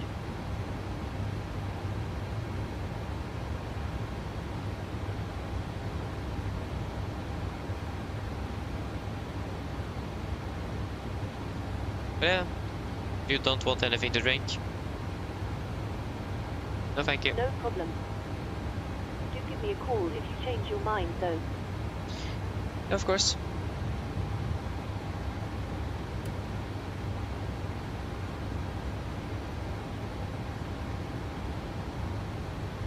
Tower went offline. Oh, seriously, it was online pretty much from when we started until now.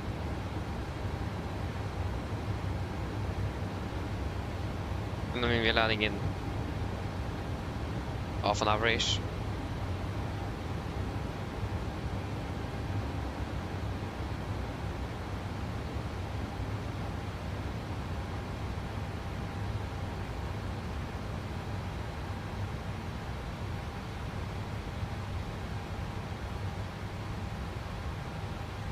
Ha! Disappointed. Right on time. They go started our descent. And they're definitely going to cost like 60 or something because they are landing early.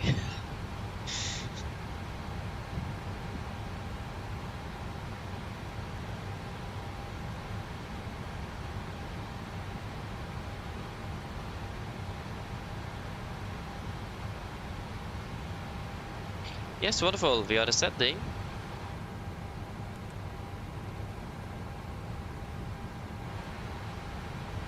I have 57.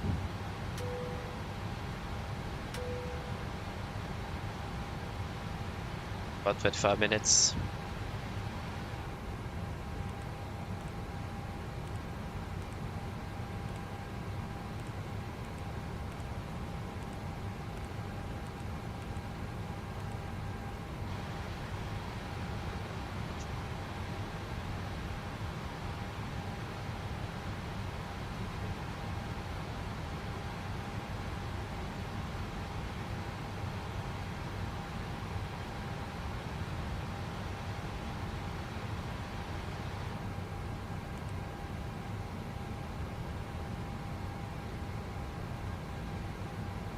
Just to get that METAR and then we're good.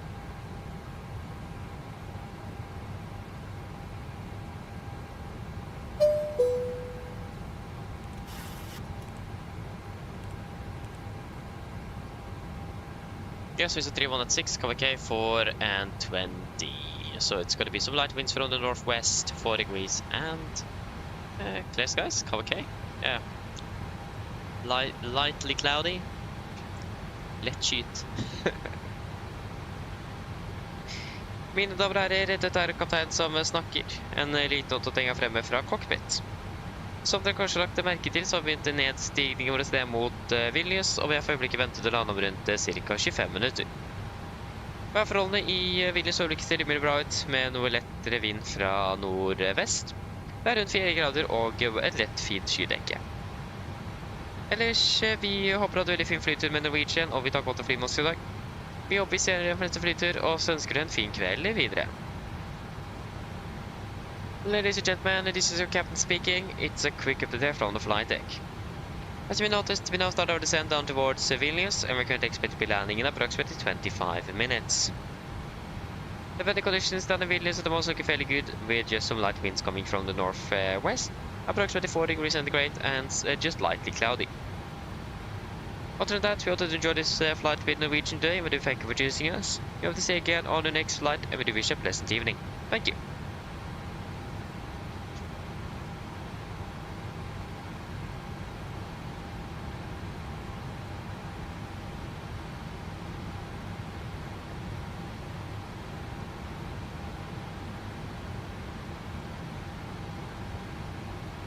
That's a very good question, actually. I have no clue. I've not been experiencing the lightning in this simulator. So yeah, I actually don't know. So, yeah, good question. I have no clue.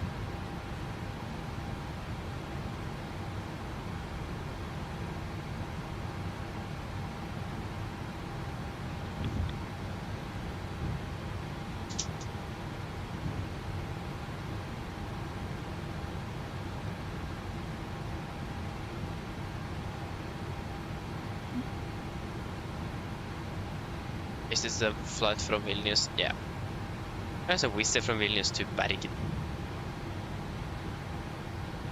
And we have something from Warsaw to Vilnius as well. So we have some competition from Warsaw.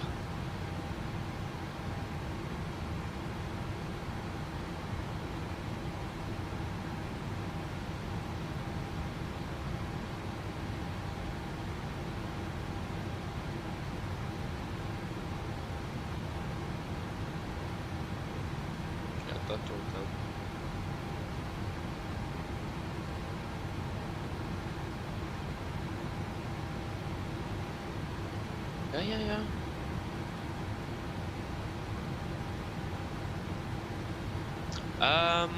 Not from my experience, no. You have the backlighting, and that works quite well.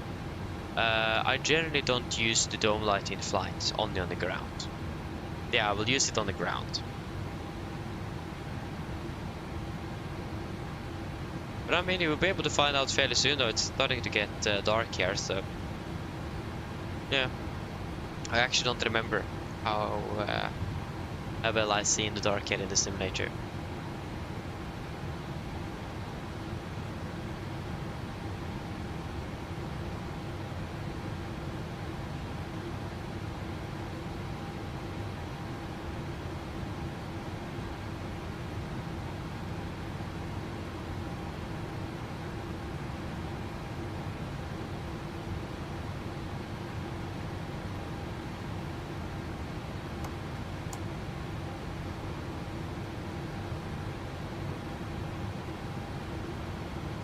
We're flying up to Evenes tomorrow, aren't we?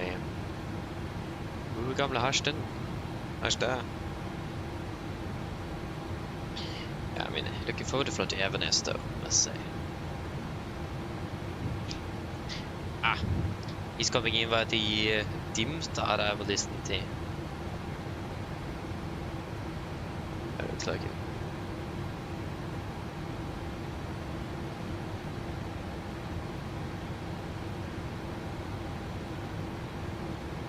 Oh, you have? Oh, interesting. I mean, yes, when I think about it, yes, you see what I mean. But I mean, that's mainly when I'm looking for the the wheel well light switch and that kind of stuff. That's what I'm struggling to find in the dark. But especially most switches actually is quite easy for me to see. But that wheel well light, that can be tricky to find. It's on the completely other side of the cockpit, and it's not that lit in just that corner. Hello. Hi, Captain. All passengers are seated and secured for landing. Oh, okay, No thank problem. you. That's nice. It's quick.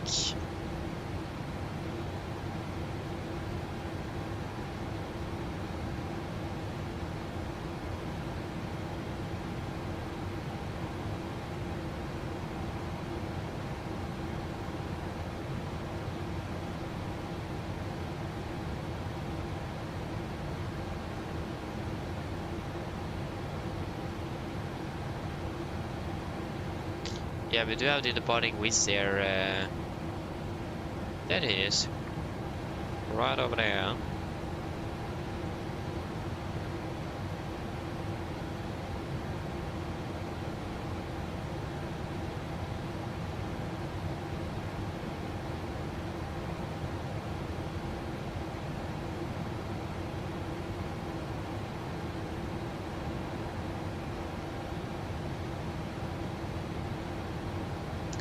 Yay.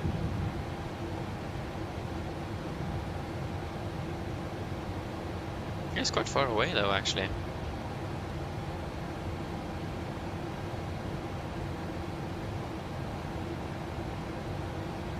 We're gonna need to update my panel state. So lights and that some lights as a 2D and some lights as a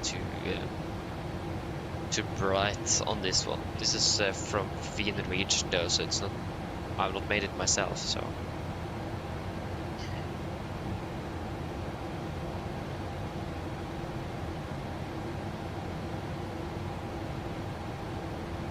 Yeah, I see what you mean. I do. That is a problem indeed. So it can be a bit tricky to see, yes, but.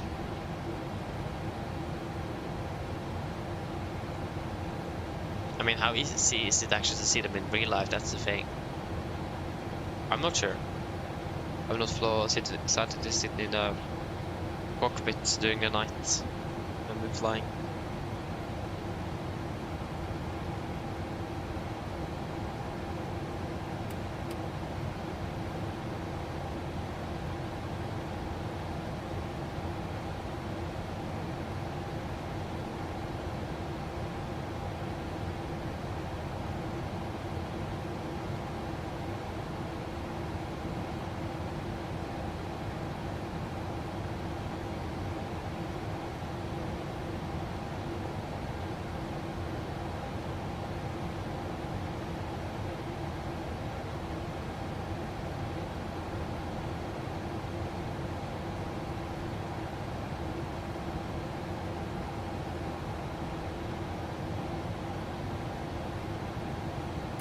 Continue sending out the flight level 100. 100 set.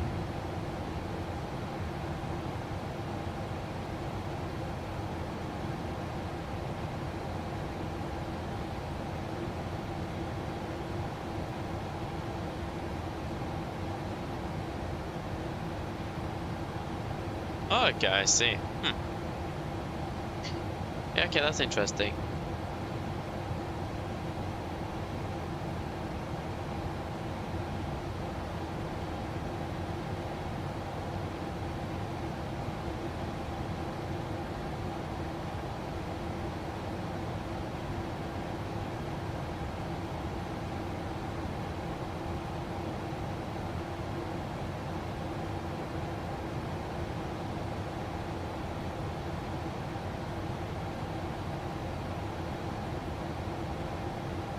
Yeah, but not my days.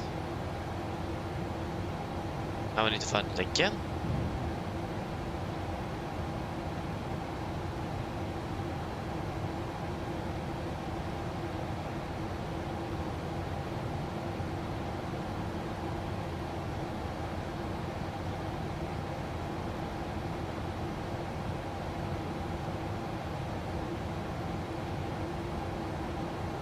forgot to download the GSX profile, of course. Actually, maybe I have that installed. I have no clue. I forgot.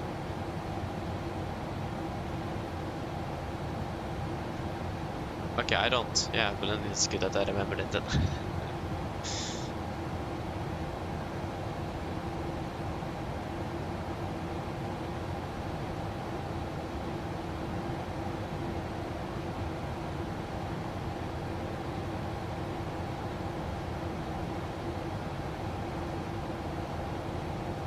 Yeah, yeah, I understand what I mean. That's quite annoying indeed. But yeah.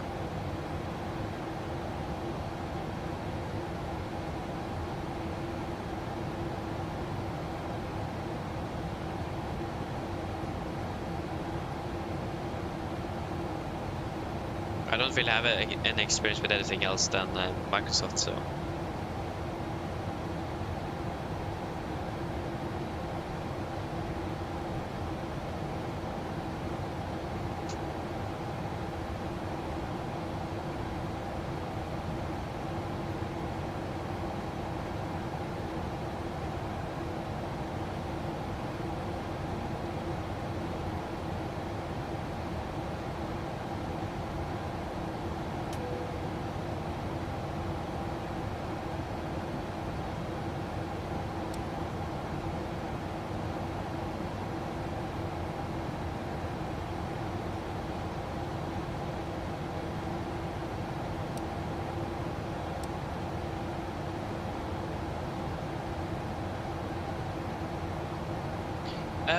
No, I own 2020 as well. That is my first sim.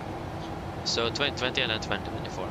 I do actually own a copy of X-Plane 11, but that is something I got from a friend of mine who bought 2 copies of it. For, I think because he lost the product key of the first copy, so he bought a new one, and then he found the old product key, so then he gave it to me.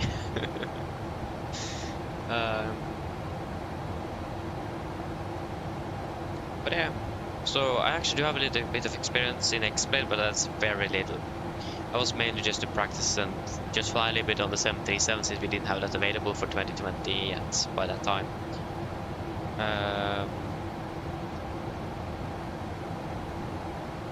So yeah.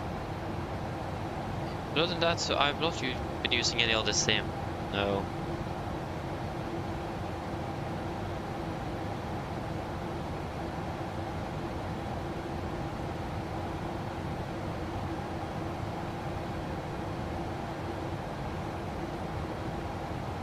So I switched over to 2024 then on the 24th of December last year, like I mentioned earlier. So I've been flying in this simulator for almost 5 months. I must say I like it. I do. It's a step up from 2020, that's for sure.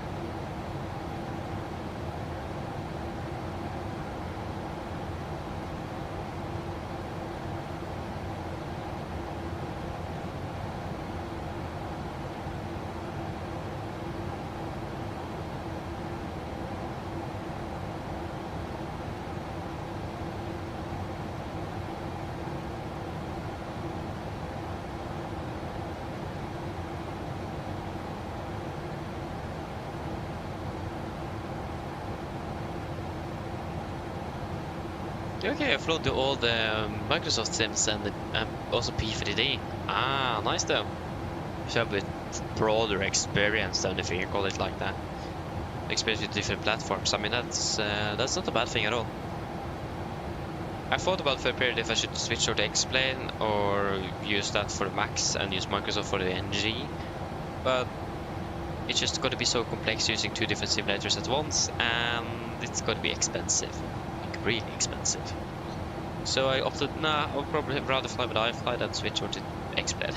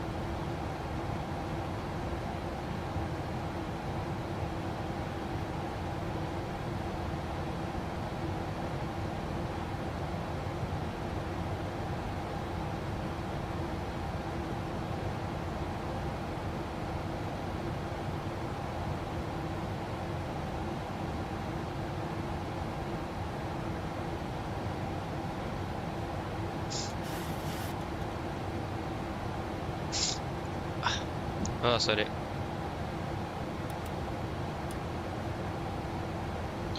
Continue descending down to flight level 80 set.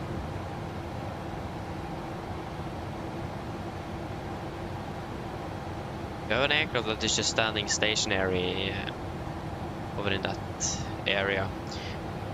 I've been sitting there for a long time now. We just flying to Tallinn.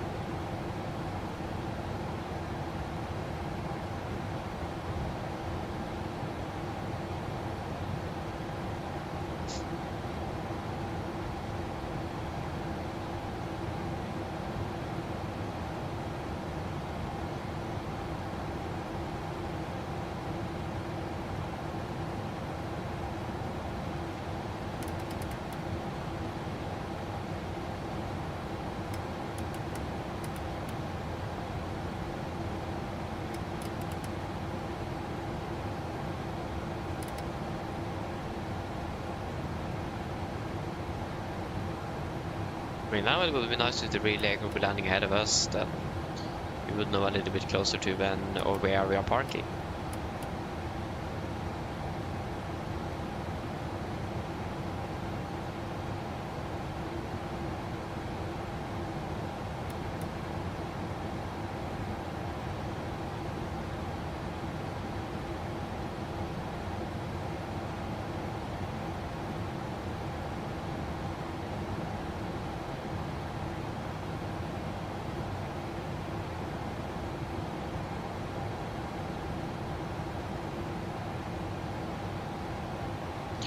Yeah, pass flight of 100.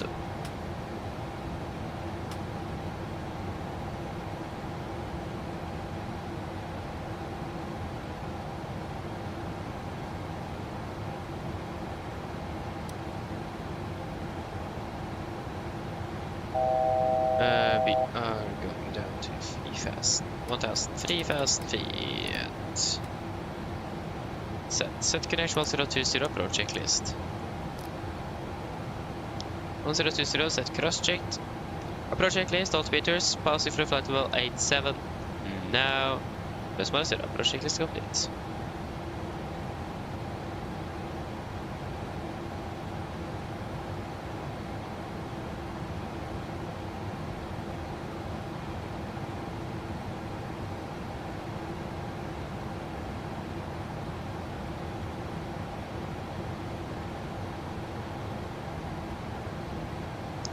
Okay, so we have got 1105 and 1138 of both, active and standby respectively. And we got India Alpha Victory identified, 12.1, both sides good. And standby is good, and courses 014, yep. And the engine anti is on.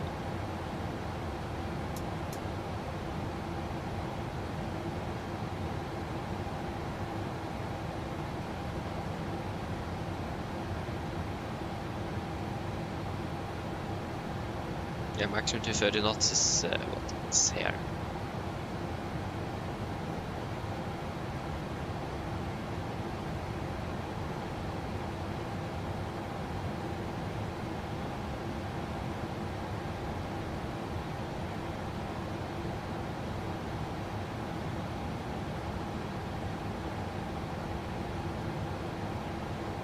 Oh, they landed already. What?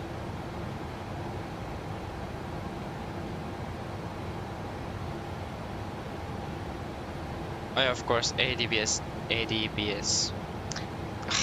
Forget it. ADSB data. It disappears quite close to the ground at Vilnius.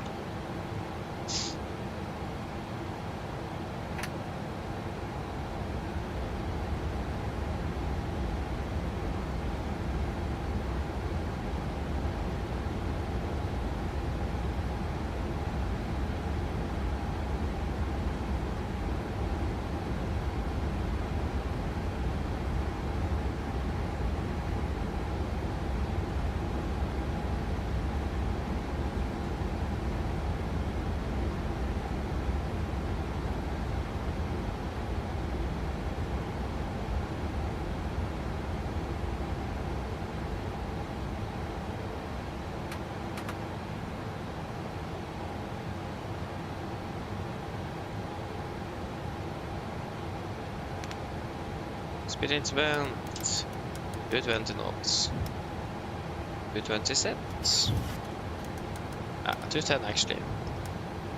210 set.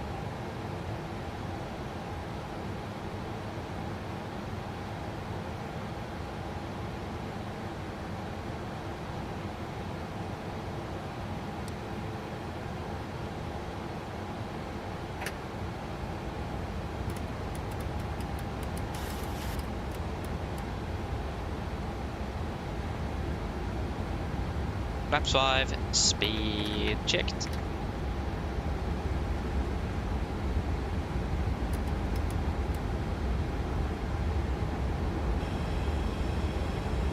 Approach arm.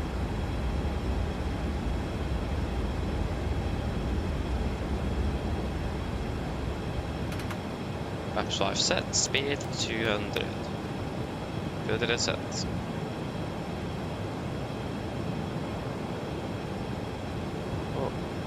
Follow capture and glide slope capture.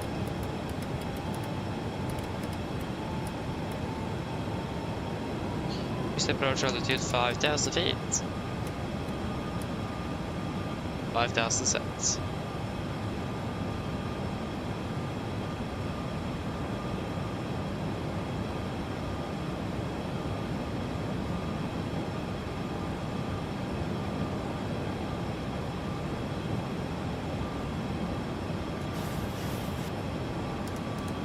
Speed 180.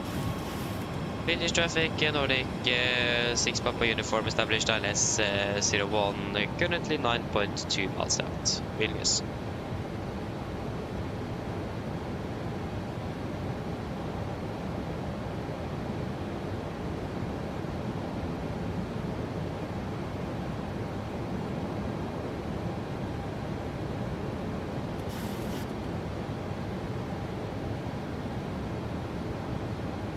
Remember, second is at the reverses, manual braking, and we want to vacate as quickly as possible. First, rapid exit, Bravo.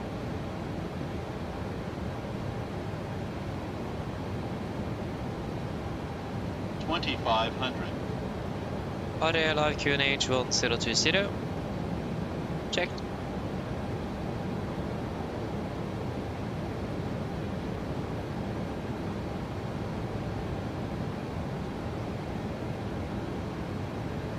Get out, flaps 15, speed checked. Speed 160, landing checklist to flaps. 160 set. Right, sorry.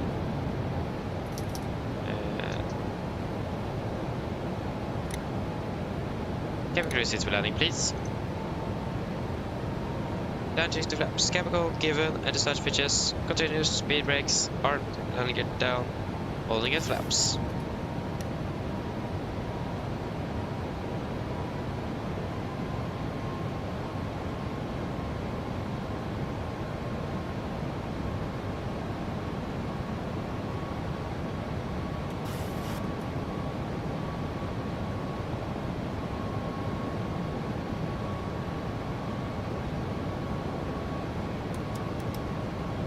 Flaps 30, speed checked.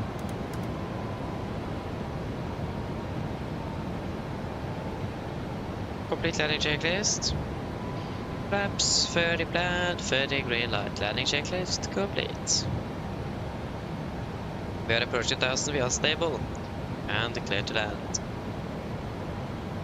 Vilnius traffic, Nordic 6 Papa uniform, short file, runway 01, Vilnius.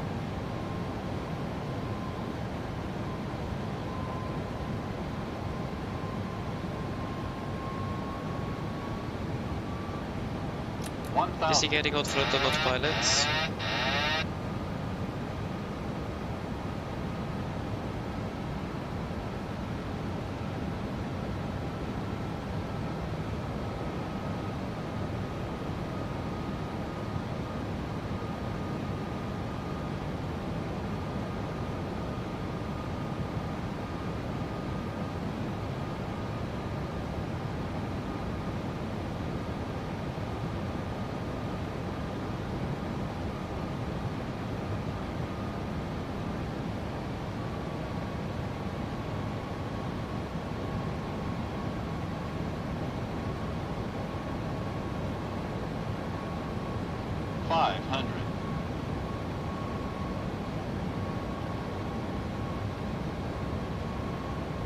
400. Approaching minimums. Contact. 300. Minimums.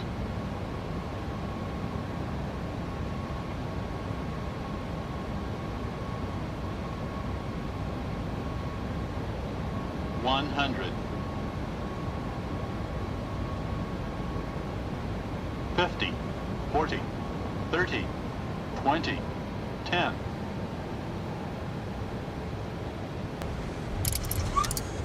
Speed brakes up. 2 reversers. 39%, 100 knots. 80 knots. 60 knots. Welcome to Vilnius, flight time 1 hour 30 minutes. And this is Bravo, right? Yep.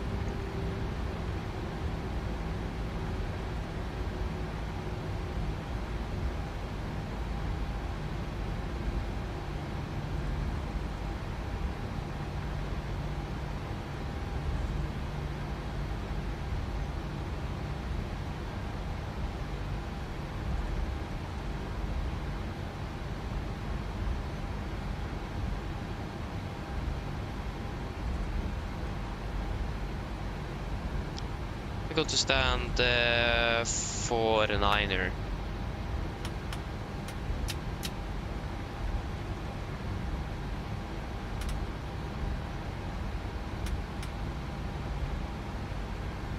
Just continue straight forward.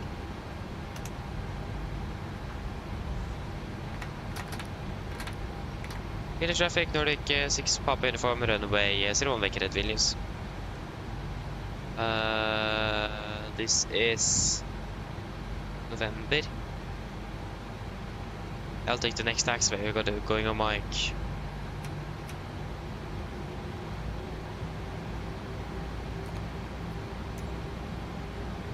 Stand 4.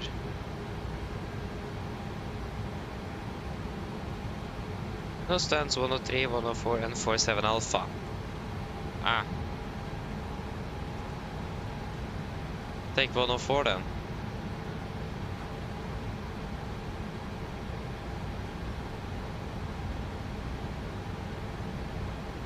$104. No. And we are using you. If we're going for 104 then, we are going to be taxiing via India and Kilo. And this is not Kilo, this is Lima, so it's gonna be the next left. Right, clear.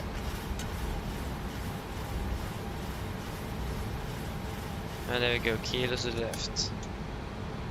Left is clear.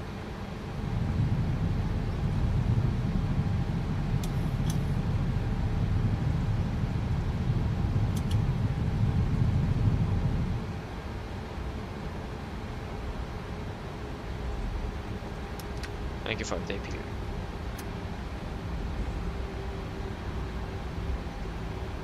Yeah, we Aircraft really wants to accelerate today.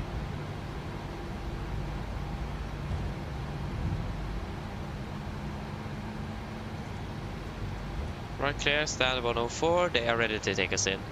Good.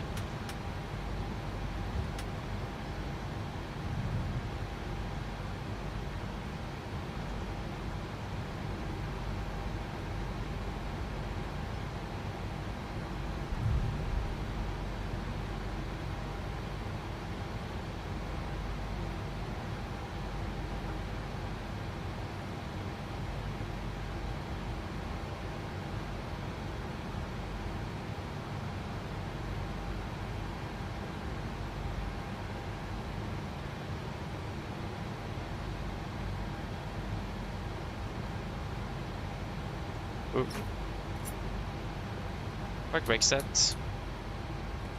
Shut down 1 and 2.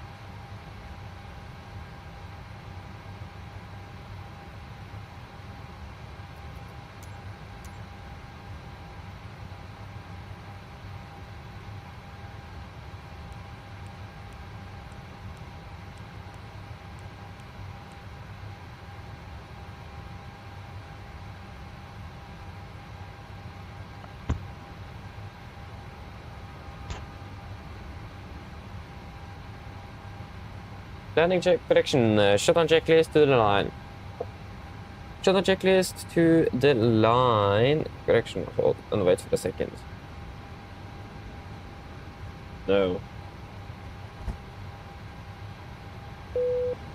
Shutdown checklist. Fuel pumps off for a beat. Off hardware panel. Set flaps up. No lights. Parking brake. Set engine start levers. Cut off weather radar. Off. Shutdown checklist to the line is complete.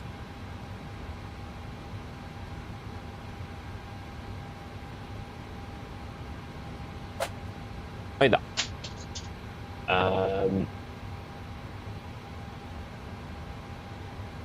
Yes, so we ended with a flight time of 1 hour and 49 minutes.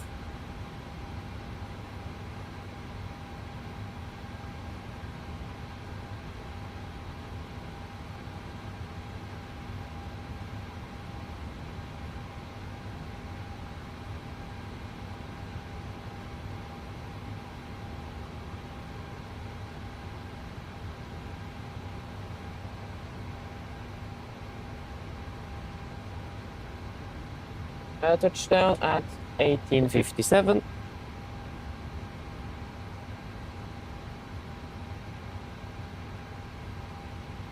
And we parked up at the gate at 19:01.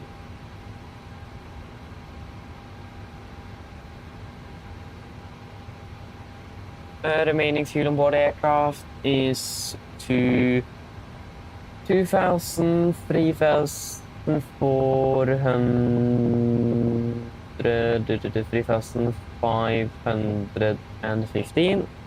3,515. Fuel used.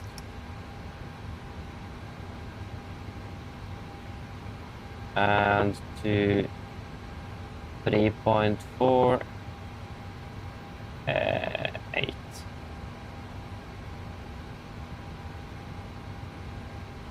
And 80 oil quantity, yeah, there we go, 88 and 85. Let's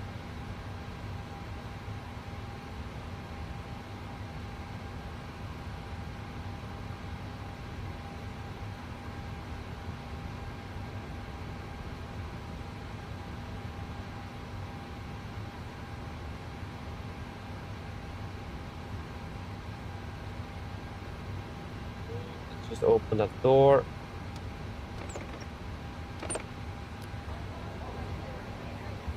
Okay, so sim brief.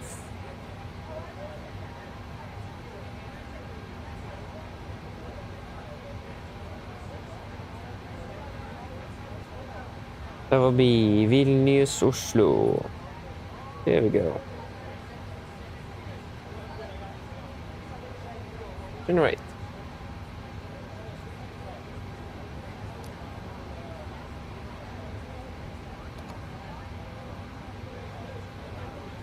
Profile, sim, and then it's going to be, yeah, just file the flight plan first. There we go, that worked fine. And we'll just save and submit. And then it's going to be the Vilnius, Oslo. Why is the bug here? Just accept and sign in. Yes, and it is flight number is sorry, call sign is Nordic to Echo Victor. To Echo Victor. There we go. And that should pretty much be it. Do you guys have anything that you want to add in the tech log? Or are we all happy? Happy with how the aircraft have flown today?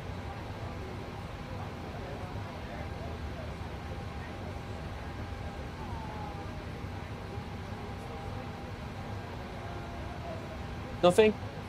At least I don't have anything noteworthy on the tech log, so. Shutdown checklist below the line. Shutdown checklist below the line. Technical log completed. EFB completed. Shutdown checklist complete. Good. So first of all, fuel to go. The on back to Oslo. Minimum 6 tons. Any thoughts on that?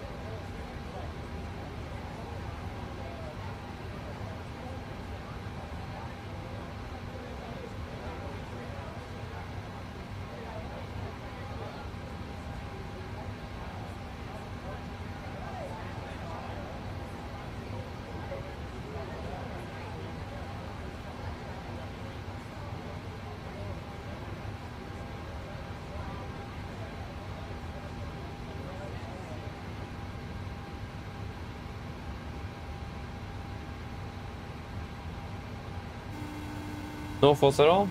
Then we'll just go with the 6 tons. I don't have anything that we need to add here. Hello. Hi, Captain. Everyone's offloaded. Fantastic landing, by the way. Much appreciated. Thank you. Just give me a buzz if you need anything. Of course. Yeah, we're gonna be flying back again. Yeah, we are doing a round trip. So heading back to Oslo and then we are finished. Request refueling.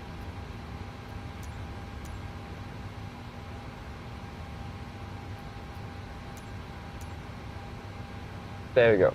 Yeah, just quickly, we'll need to go on the toilet, so we're back in 2 minutes-ish.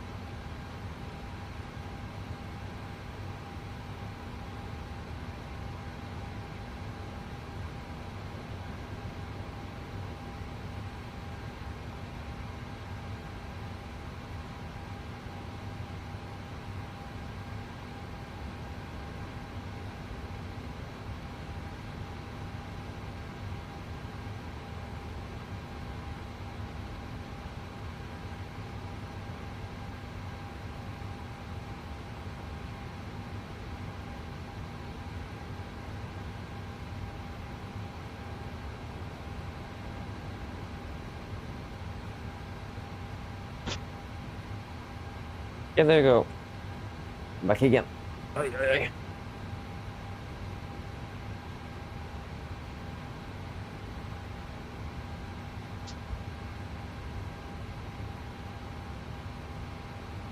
And then we should just start prepping for the return trip then. We have 45 minutes until departure.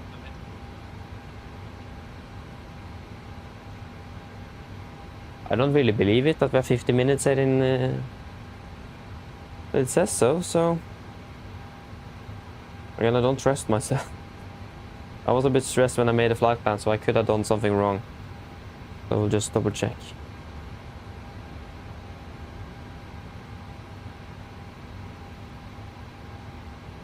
Yeah, of course I couldn't even write things correctly here, so... It's incorrect in my roster schedule here, so... Flight Red 24 then is the better alternative.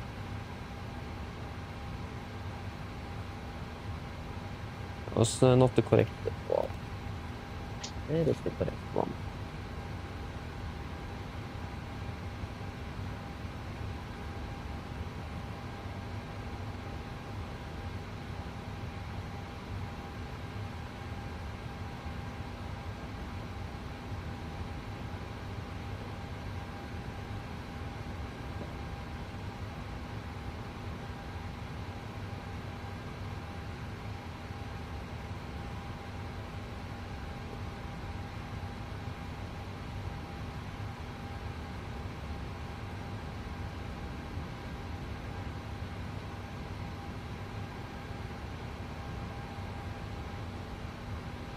You let us see that.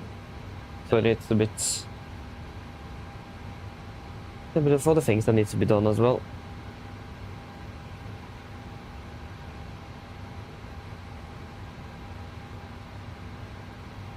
What? Ah, give it a turn off. Okay, so the departure out of Vilnius is... yeah, it's at 50. 2150 local.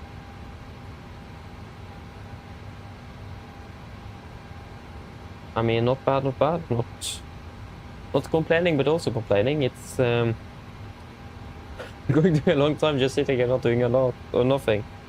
But I mean, always when I think that I have a lot of time and chilling it a little bit, whoa, we depart behind schedule. So I will not let that guard go down. So we'll start prepping here soon. Just need to do some other stuff real quick. And of course nothing wants to work. I have a feeling that the Wi-Fi is pretty much dead.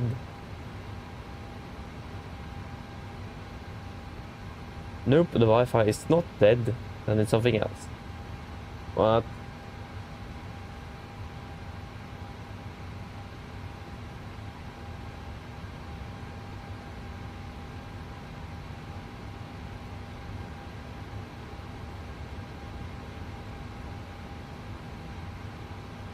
Yeah, the Wi-Fi is pretty much dead. No, not anymore. Okay, now I don't understand a thing. Just see again.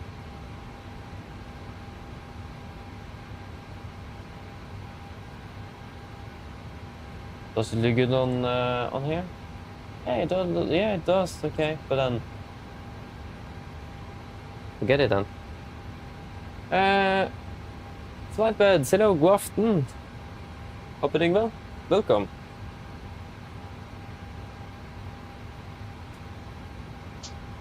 Yes. Looks like we got the fuel we want as well. I'll just restart self-running cargo here and then we're good. Yeah, the fuel truck is already gone as well, so bump seatbelts. Takeoff fuel is going to be 5743. 5743. 5743. Yeah, 250 kilos on the taxi fuel then.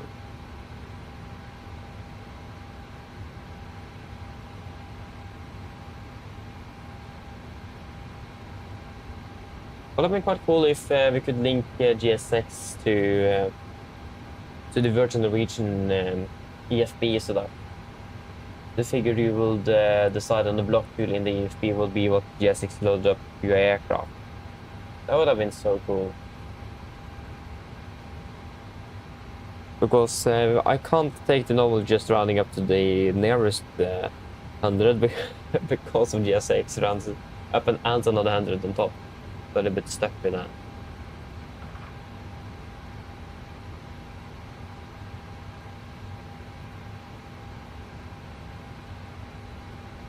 Yes, let us first just request the latest weather for both airports, and then we can start.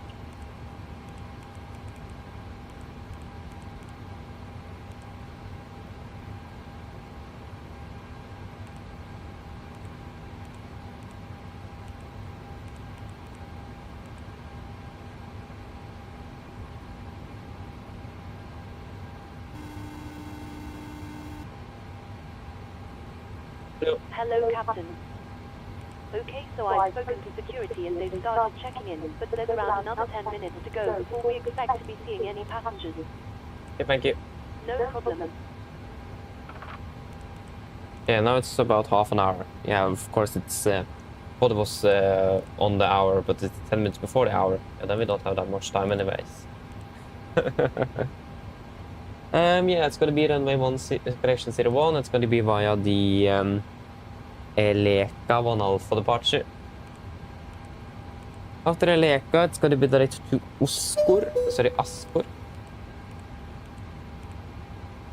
Askor, and then it's direct to Eburi.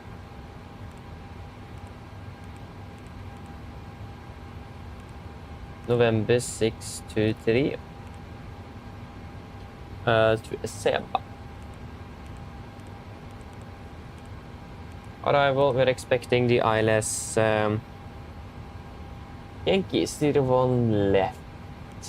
Via Seba for Lima and via Insu.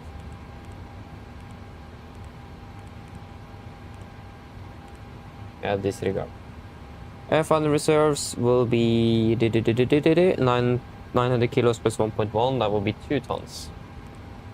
And seal fuel mass is 47.5. And takeoff weight will be, correction, cruising altitude will be a flight of 400.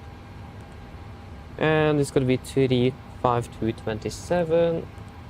35227. And minus 47.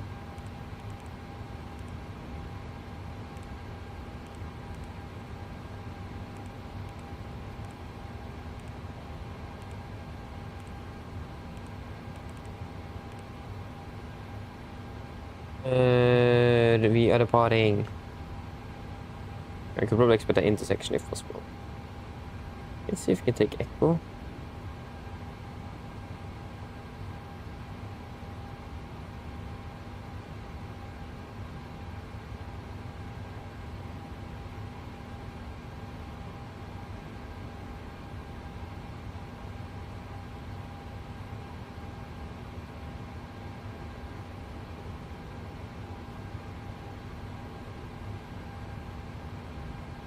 Nope.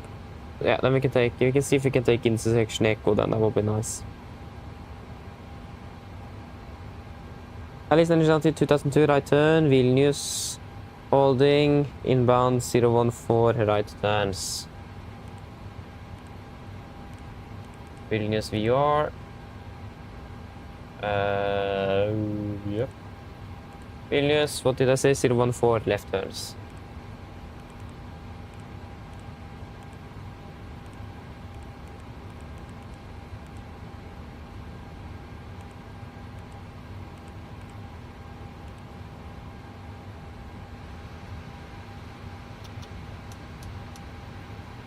Yep.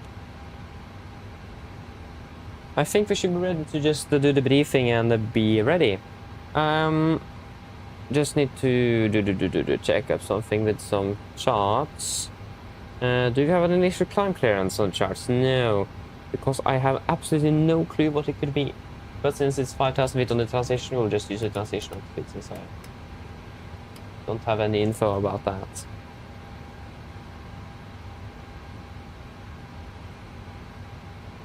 Let me just see here. Noise abatement. Do they have any preferred noise abatement procedures?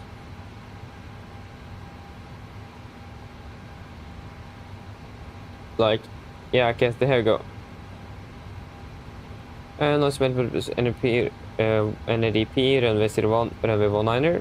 All operators are to adopt NDP1 procedures for all takeoffs on the runway 01 or runway 19er. Operations are not required to inform the adopted, yeah.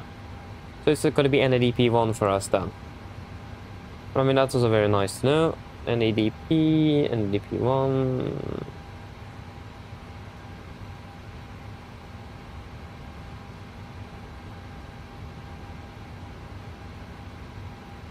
Yeah, NADP1 then. So it will give us an acceleration altitude of 3,000 feet ATL.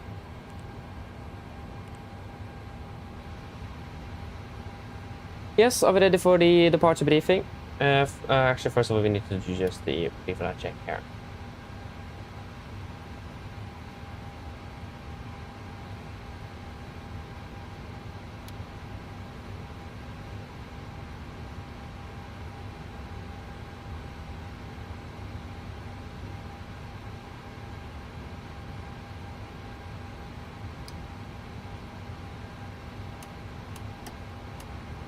There we go. And it's going to be then 3,650.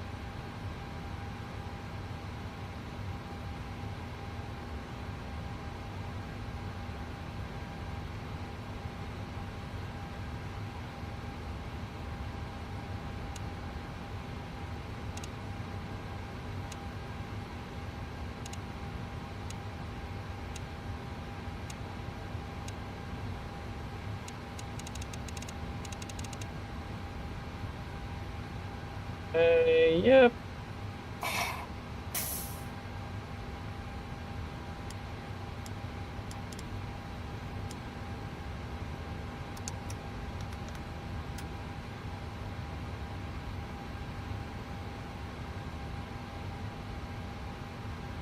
Yes, good. Are we ready for a briefing? But of course, as always, first of all, the route check. Just check the meet bar here. 1020. Yeah, it's correct. Okay, route check. So we are cleared. So we're flying the Vilnius to Oslo. Lufthavn Gardermoen, Nordic to Echo Victor. We are departing. We're cleared by the Eleka 1 Alpha departure out of runway 01. Continue Eleka. And then it's going to be direct to Askor. And then it's going to be direct to Eburi. And then November 6 to Seba. And then the Seba travel into Gardermoen. Ground distance 600 and what does it say there? 30. Compared to 639. That is not acceptable. What in the world happened here? Just take a quick look. Yeah, that looks all good, so we can accept that deviation. There's nothing wrong with that. And landing with 2.6 tons compared to 2.1 tons, so looking good as well on fuel. Good. Yes, then we can do the departure briefing. So, we can start off with the taxi out. These are airport charts 10-9 from 28th of November 25. Parking stand 140. Actually, we can use the parking stand charts. It's much easier to see. There we go, parking stand charts 10-9 Alpha from 28th of November 25. Parking 140, expecting a push, probably facing south here. And then taxiing via Golf and Kilo. And then we will take a right on India and then continue down on Foxtrot. And then on to 10-9 again. Continue down on Foxtrot and we will do a calculation out of intersection Echo. Runway 01. There will be no hotspots, tax restrictions, and notable notes affecting our departure. Our 30.6 drive weather conditions also looking good. And yeah, it's going to be most likely a flap 5 departure in regards to the length of just 2,500. Yeah, wait and see, but we'll see if we can use Echo. That would be nice. A little bit high for us takeoff. It's not really a bad thing, so we can have a little bit of experience of the higher power output of the aircraft in a lightweight configuration. But then be aware of if you're then departing out of Echo, we're going to be accelerating quite quickly and climbing very quickly since we are a light aircraft with a high thrust setting, so just be aware of that. And then most likely expecting flaps 1 or 5, most likely 5 for departure. Said we are expecting the Eleka 1 Alpha departure, chart 10-3, effective 16th of April 26. We're departing straight out 014 degrees to Victor India 101, maximum to 30 knots, 5,000 above. Continue Victor India 102, then Victor India 103, above flight level 120, and then to Eleka. MSFS Vilnius is 2,007 feet, maximum to 50 knots, below flight level 100 as usual. It's going to be, we will take the initial climb to 5,000 feet today due to the fact that we don't have any initial climbing clearances specified here. Yeah. And it's going to be noticeable with number 1, so it's going to be climbing on a V2 plus 20 all the way up to 3,000 feet AGL before we then accelerate and retract that that's the schedule. So flap retraction will be a little bit delayed from what we're used to, but it's going to be the same sequence. From either 1 to up or 5 to up. It's going to be a normal Lavina departure, and we have set the ILS for 01 on 11.0.5 on active on both nav radios, and Vilnius we are on 113.8 on standby on both nav radios. Engine outfit is fairly straightforward today. It's going to be just straight out at 2,200 feet. Right turn to Vilnius VR. And then, yeah, Vilnius 014 inbound left correction. Wait, what? 010 right turns. I did enter a left turn. Oh no. Yeah. It's going to be a right turn. There we go. Right turn. And then climbing up to 3,000 feet. Weather conditions are good in Vilnius. We should be expecting, yeah, we should be able to land back here onto the field without any significant problems. We are also expected to be departing below the maximum landing weight, so again, weight restrictions is also not going to be a problem. Runway 09 preferred, runway 19. I did write down a note that the ILS is a bit unstable, so that don't follow the glide slope, but follow the path for the approach.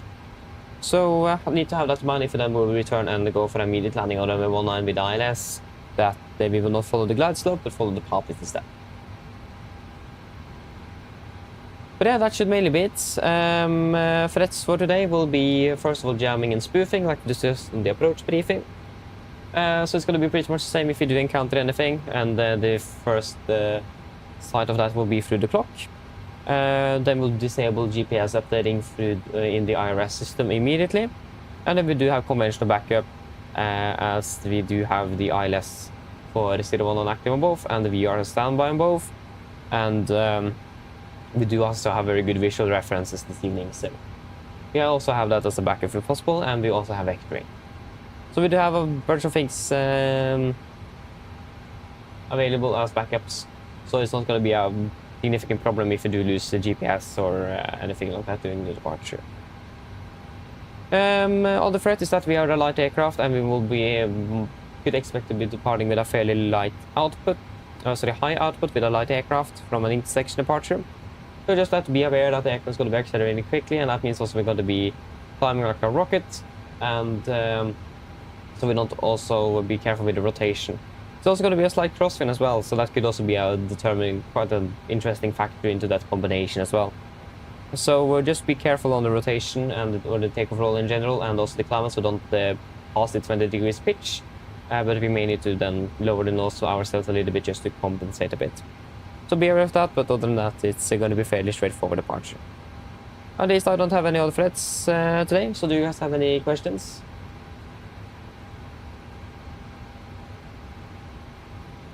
No.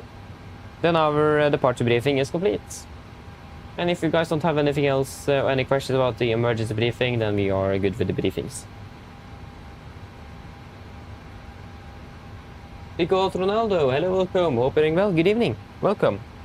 Game name, Microsoft Flight Simulator 2024, that's what it's called. Or in short, MSFS2024. So yeah, you guys didn't have any questions in regards to the emergency briefing? Oh, good.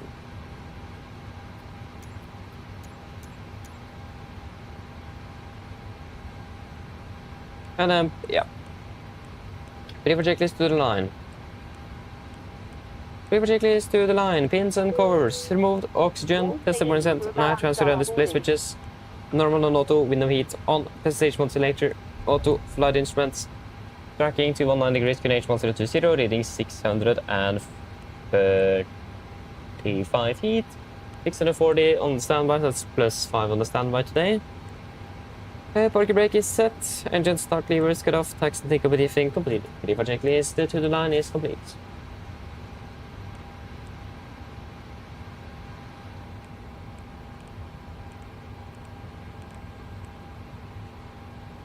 This is the 50 meter. Yeah, we should have a 20 meter available. And that's the same here. We have the 50 meter. Yeah, we'll request a 20 meter then.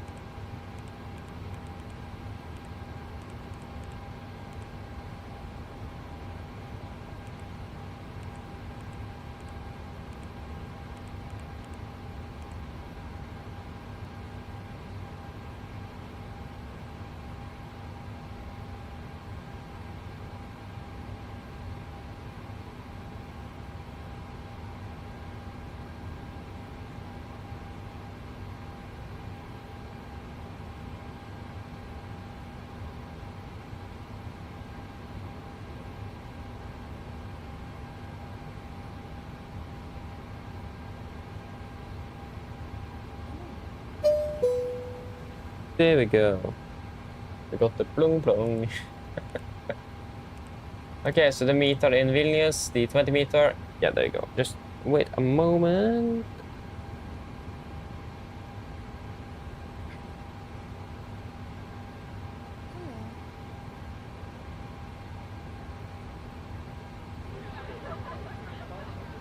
Yeah, so winds are now free at 9, 4, and 20.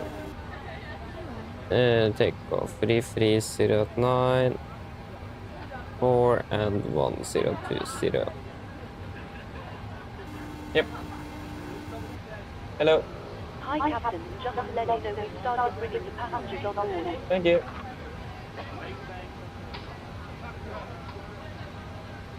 Yeah, so now we just need to wait for boarding to be complete, so that will probably delay us.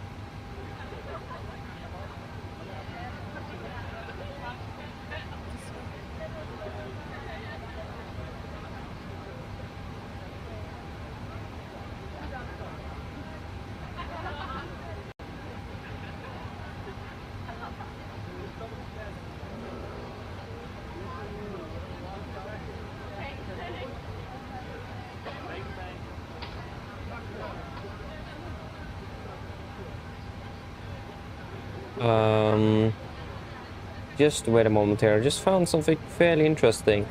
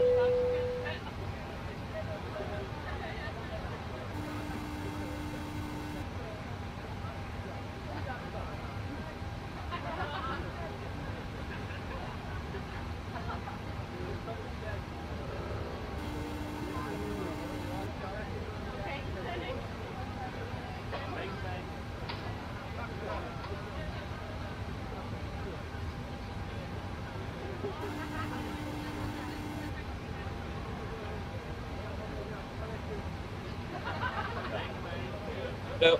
Hi there, Captain. All of the passengers are now on board. Yeah, thank you very much. No problem. I'll bring it to you as soon as they send it up. Of course, thanks. Yes, then we'll just confirm the passengers today on board and the weights. And then we're good to go. So, first of all, passengers. Expected on plan with 54, 57 passengers and 57 confirmed.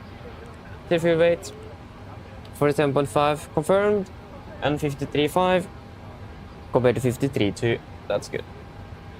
And it's gonna be 20.1.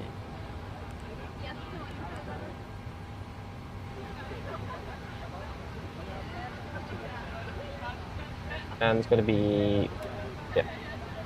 Let us start up the APU and let us just do the performance calculator calculation.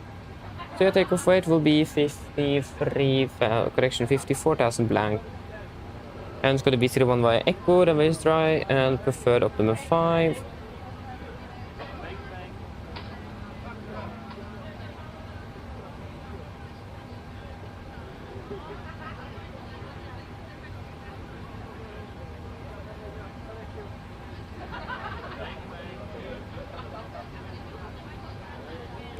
That will be at 22k, assumed 50. And 83.9 compared to 86.6. Just accept that. Flaps will be 5. Trim 4.9. 27, 27, 31. 27, 28, 32.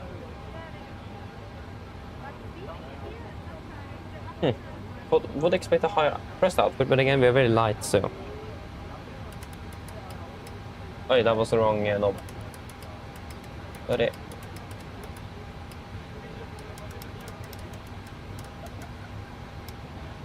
Yes, let us do a cross check. So 22k, assumed 50, 50, and 4 degrees confirmed. And 86.6 and 83.9. Yeah, again, can't do anything with that. Flaps 5, 5, trim 4.9, 27, 27, 31, 27, 28, 32, acceleration altitude 3,000 feet, AGL and 3,650 set on both feet is wonderful. Performance check, we're good to go.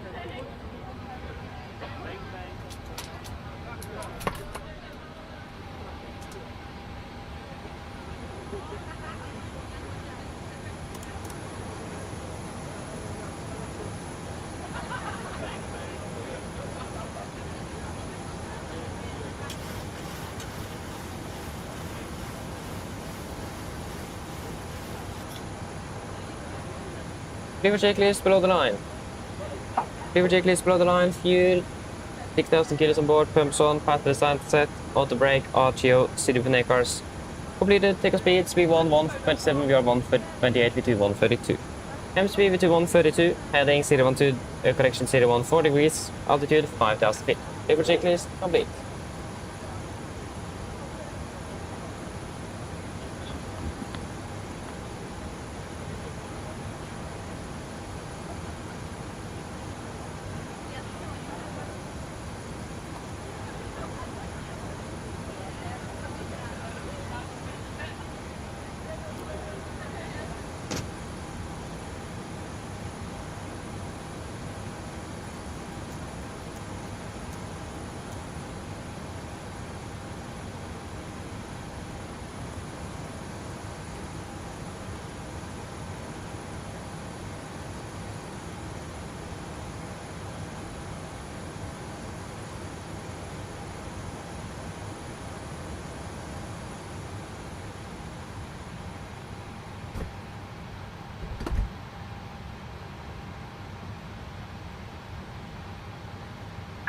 Hello, Captain.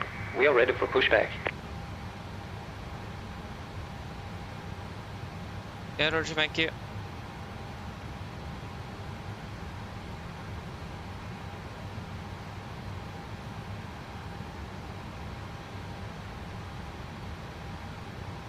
Wait, just wait a moment here. Departure check completed. Bypass pin inserted.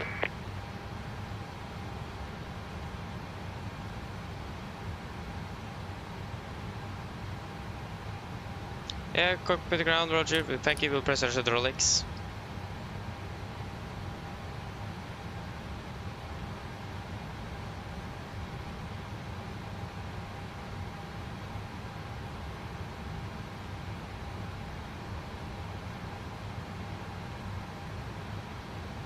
Okay, just wait a moment here.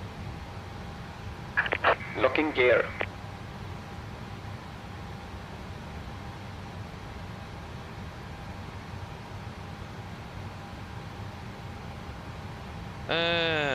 Men i alla dagar.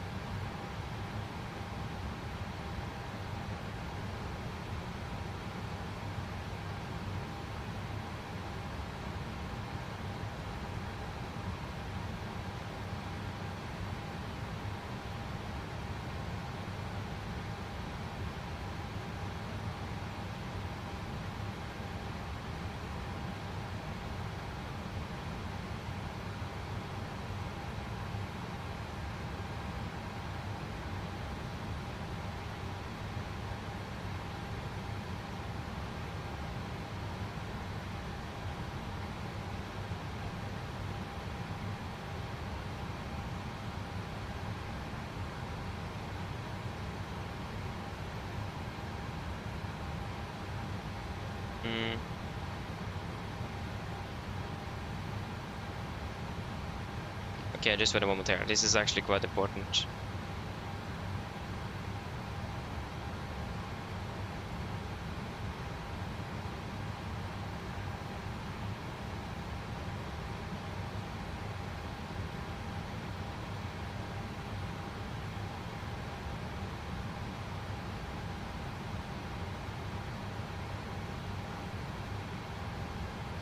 Looks like I just got the MCP. I know I was supposed to get the EFIS, so the FMC, but it just came out an offer for the MCP and EFIS for the 7.3 for quite a good price, just around the corner here. So I couldn't just ignore that. Those things, they sell away like instantly on there, so I just needed to get it straight away. So sorry for that, but it was quite important. Okay, so before start checklist.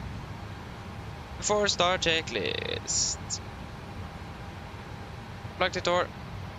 Close the locked doors windows. Close the locked anti-collision light on transponder set. Red trim free and 0 before start checklist complete.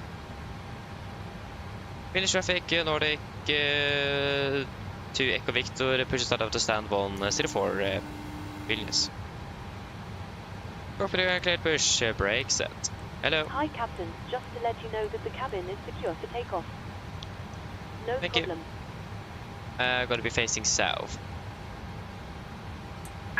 Release parking brakes. Brakes released. Commencing push. All engines clear. Start at wheel. Thank you. Start your order sequence.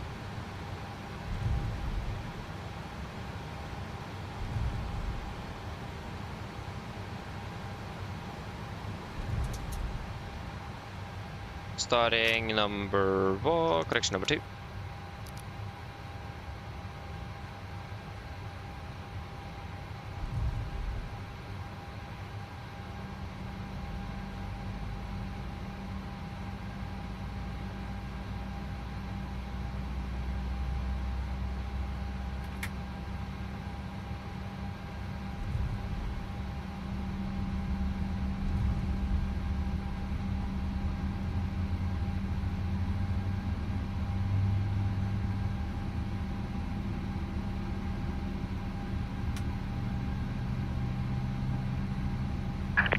Set parking brakes.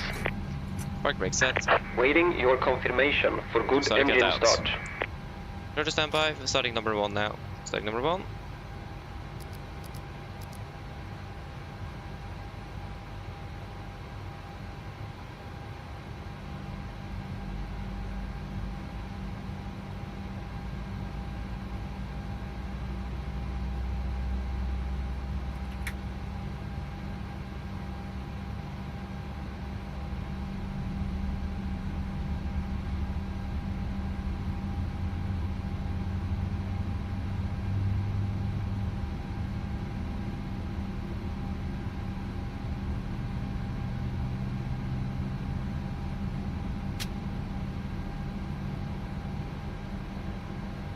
Yes, start to get out. Cockpit agreement to good any start so you can disconnect.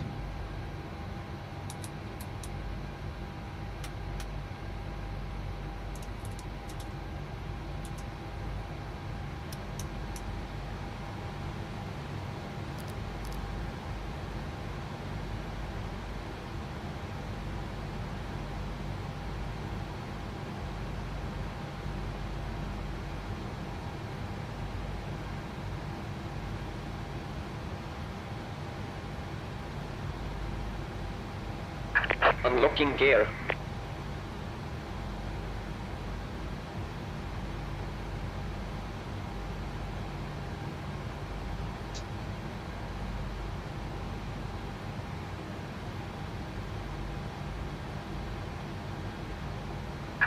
Tow truck disconnected. Bypass pin removed. Left is clear, right is clear. Yeah, thanks for the help, look for the pin. Have a wonderful evening. See you next time. Bye.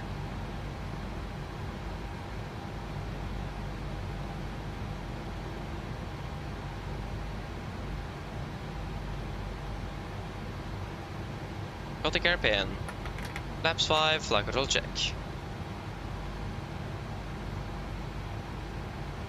Watch your legs.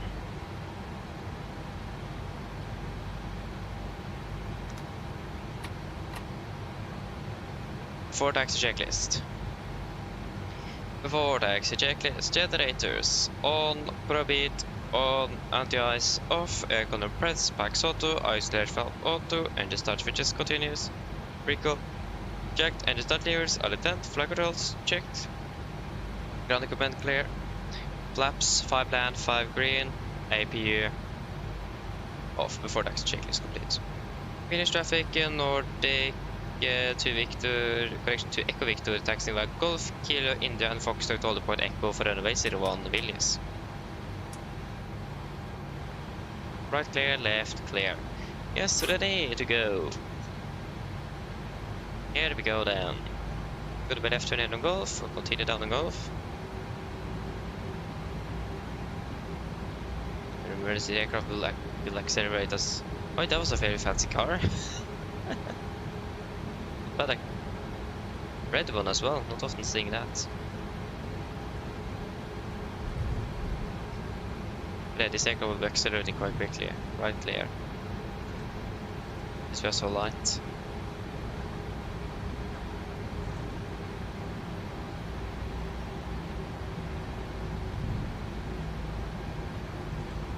Yes, and then it's going to be right on India.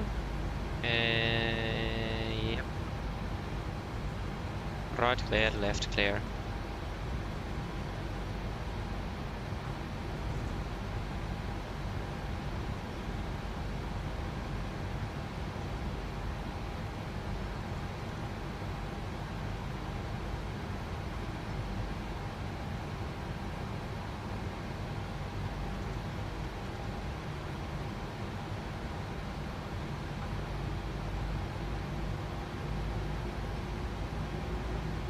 Yeah, right, clear.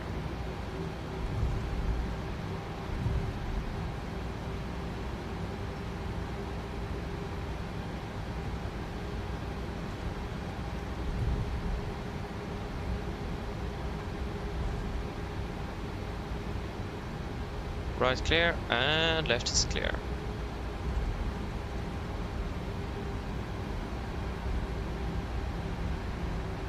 I will not take it faster than 20 knots then, right clear.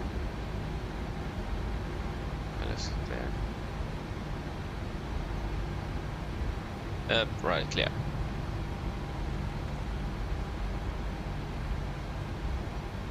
That was very fast actually.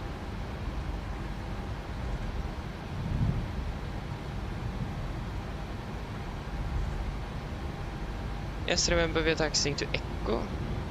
But intersection, I think this is the first time I've ever done an intersection here in Vilnius. It's not often doing that here.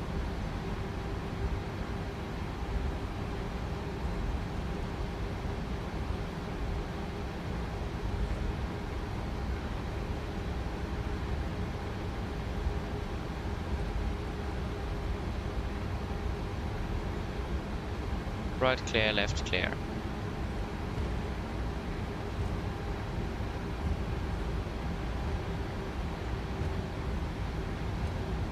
Speed.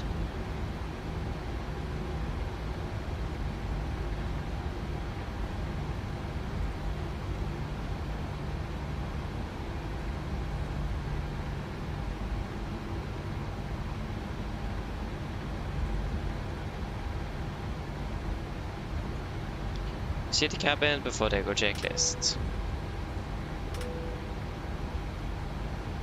Before they go checklist, flaps, pipeline, 5 green, stabilizer trim, 4.9 units, chemical, given before they go checklist complete. Is this Echo? Hi firm. Yes, are we ready for departure everyone? I'm ready at least. Village traffic, Nordic to Echo Victor, leading of departing is 01 via intersection Echo, Vilnius.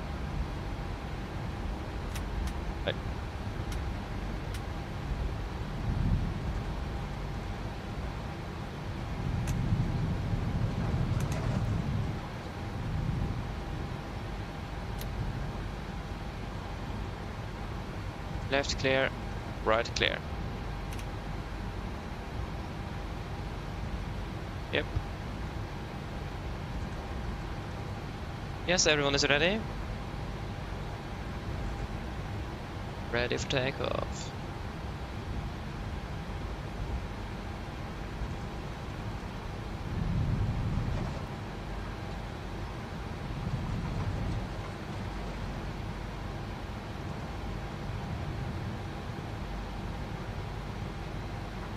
Ready.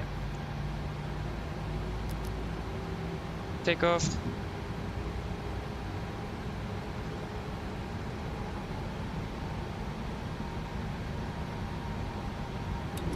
Setting thrust.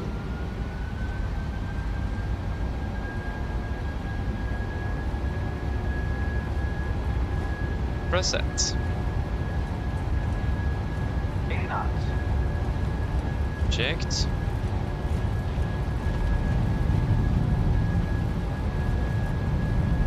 V40.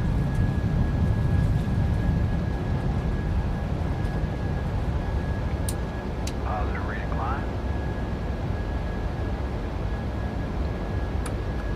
Europe.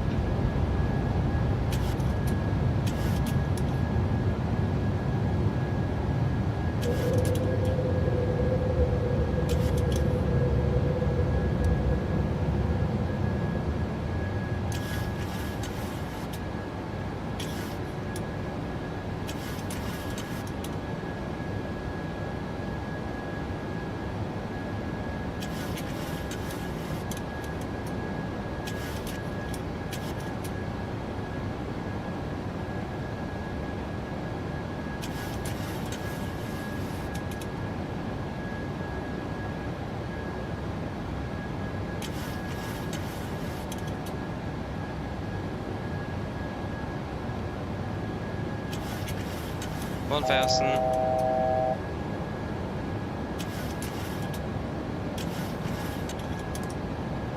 Hotbite engage. Continue climbing up to flight level 200 initially. 200 set. Flaps up, speed checked.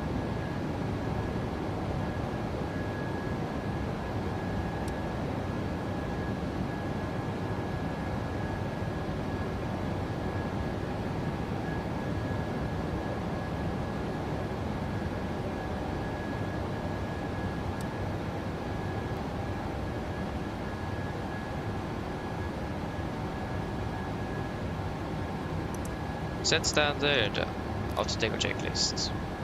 Status at cross-checked, and flaps up no lights.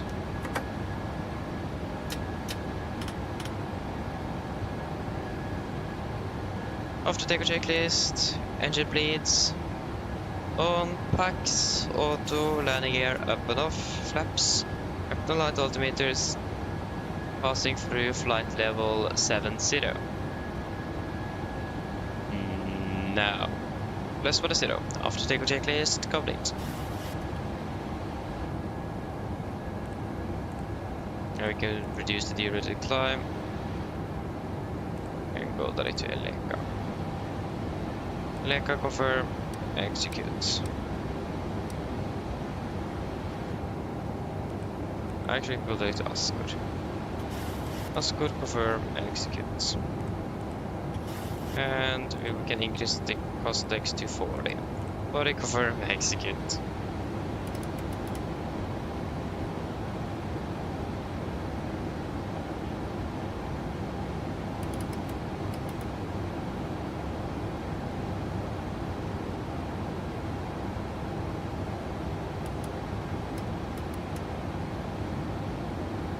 Flight level 100.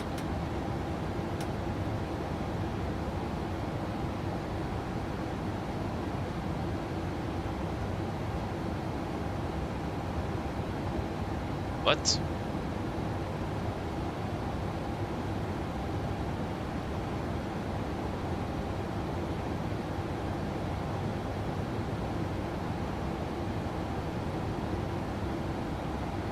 Huh?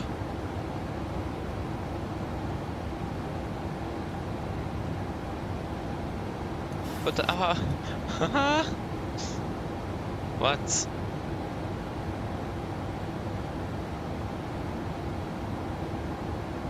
Yeah, how am I supposed to select OK here if I can't even select OK? So my second motor is turning off by itself because I can't select OK because I don't have anything to select OK with. Yay. 12 seconds. Okay. Yeah, continue climbing up to flight level 400. Yeah, just need to wait for that. 400 set. There you go, now it went black and we can just turn it on again.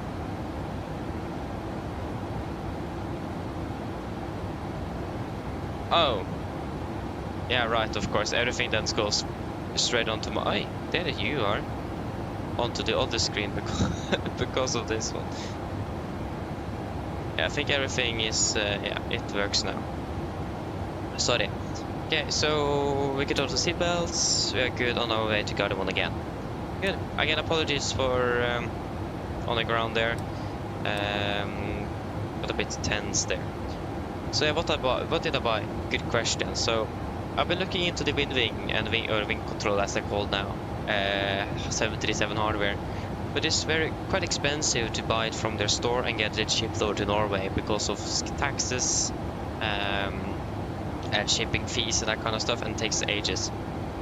But we do have a sort of a quite popular second market in Norway, and sometimes those hardwares and wind control pops up there, and they get sold quite quickly. So I had notification on that specific word, wing and wing control, so that it will give you a notification when someone releases something in regards to that the search name. So I just got a notification right before pushback that someone released that, and that was the complete MCP with the magnetic switch and the EFIS control panels as well. And I can't disregard, I can't not buy this. I have been waiting for so long to get it. And I was supposed to get the FMC from their from Wing's official store. Hopefully not too long, but highly doubt that will happen in the near future nevertheless. But I've done up that this popped up, and I just need to buy it straight away, otherwise I would lose it. I lost the Wingwing FMC not too long ago as well. I waited too long to buy it. I was just about to buy it, and then I just waited a little bit longer, and then it got sold. So I didn't want to take that risk again. So I'm sorry for that, but I needed to just do that real quick. So it's pretty much the same price if I buy it from the store, maybe a little bit cheaper as well, since it is already used. So I paid 4,800 kroner. So the base product is 4,500, but for shipping here and for some safe payments in regards to that, if you have about 24 hours to then approve the product, so that you don't get scammed really.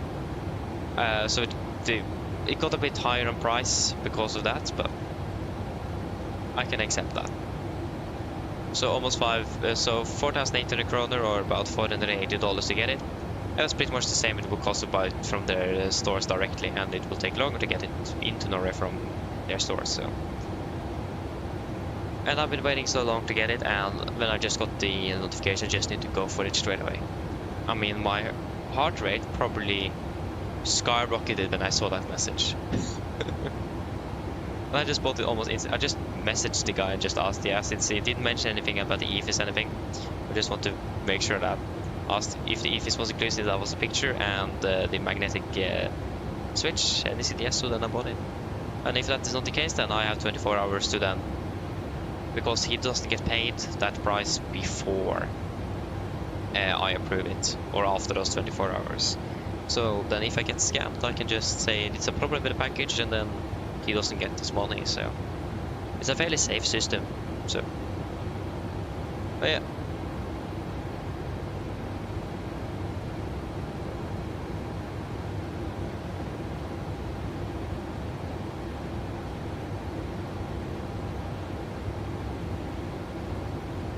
Yeah, you have OneR1 NG62. Hello, welcome, opening well, hope I said it correctly, but in apologies.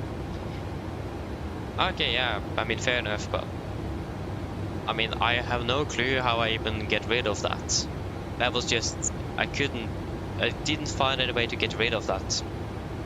Actually, I'm not sure why that was in there. But I was so stressful, I just wanted to get it. I was so, like, I don't want to lose it, so. So I'm not sure how I actually can get rid of it. I didn't see an option to disable or enable it. And last time I bought something from there as well, I didn't see an option to disable it, so I'm not sure. Yeah.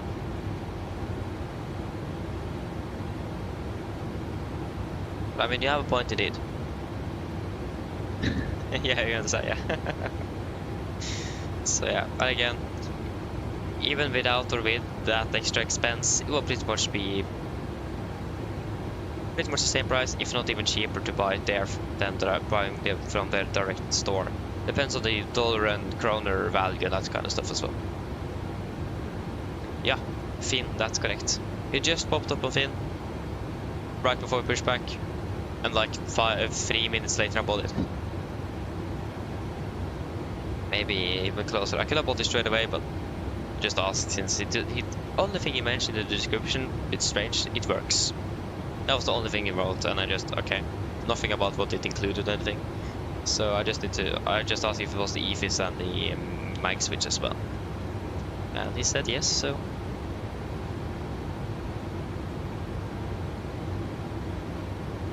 Again, it's pretty much the same price that you buy it from the direct store as well, with the mag switch and the EFIS, so. But yeah, I'm happy.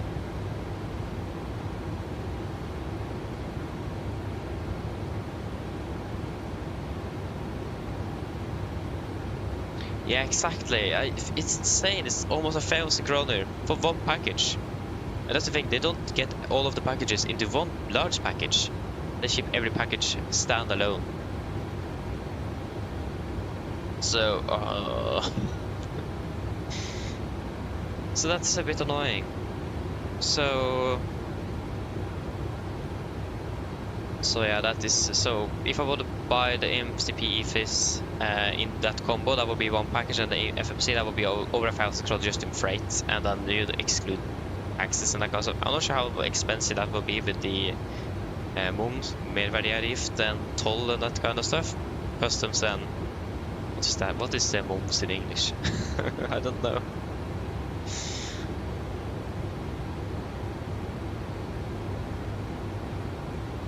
So yeah, it is just generally expensive to buy it from there. So, but nevertheless, though, if it was the same price or or even a little bit cheaper from Norway, that was just positive.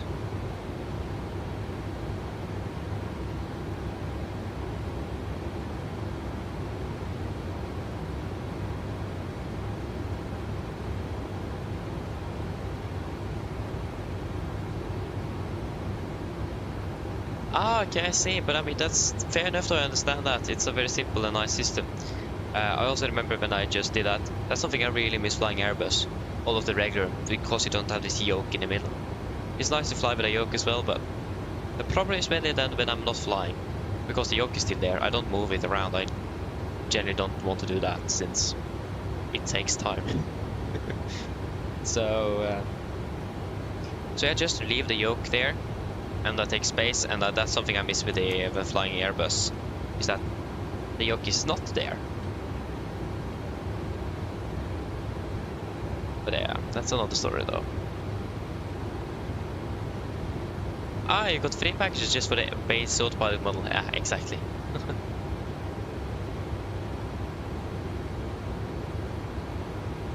Okay, just tax, okay, I mean, it's a specific tax, but okay, tax. Yeah, I mean, tax is tax after all, so.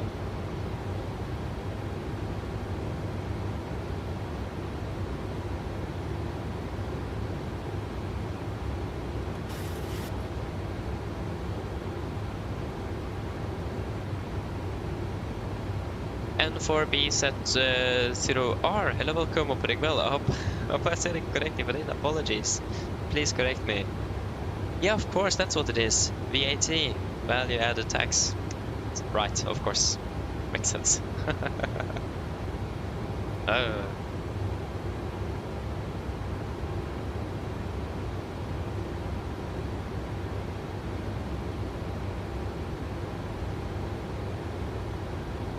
So yeah, then it will hopefully be arriving here by next week then.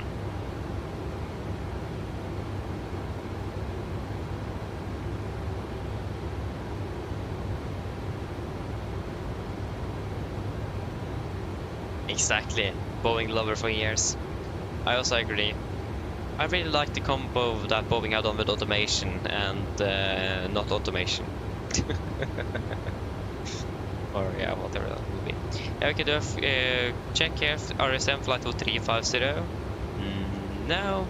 That's plus minus 0 on my end, standby on your side. Good. Then RSM check is complete. Should have done it a bit earlier, but we could. I mean, we are even allowed to do that cruising altitude, so that doesn't really matter. But yeah, I mean, I think the 737 is pretty much a perfect aircraft. It's right, especially the NG and the Max is right in the middle, sweet spot of automation, or with nice and really handy automation, and more manual labor. I really like it. So yeah, 737 for life for me. Especially Boeing. I mean, the 737 is also a very nice aircraft to fly, but in my opinion it's a little bit too automated for my taste, but I still really like flying those as well. They are amazing aircraft. Boeing have done a really good job with those aircraft they have.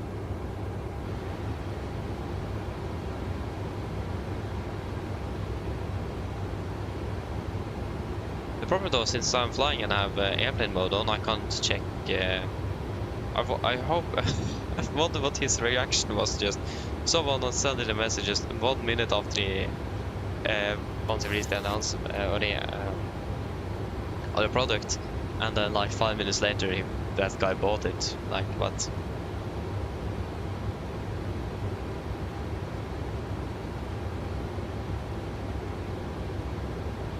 But yeah, at least then it's not really.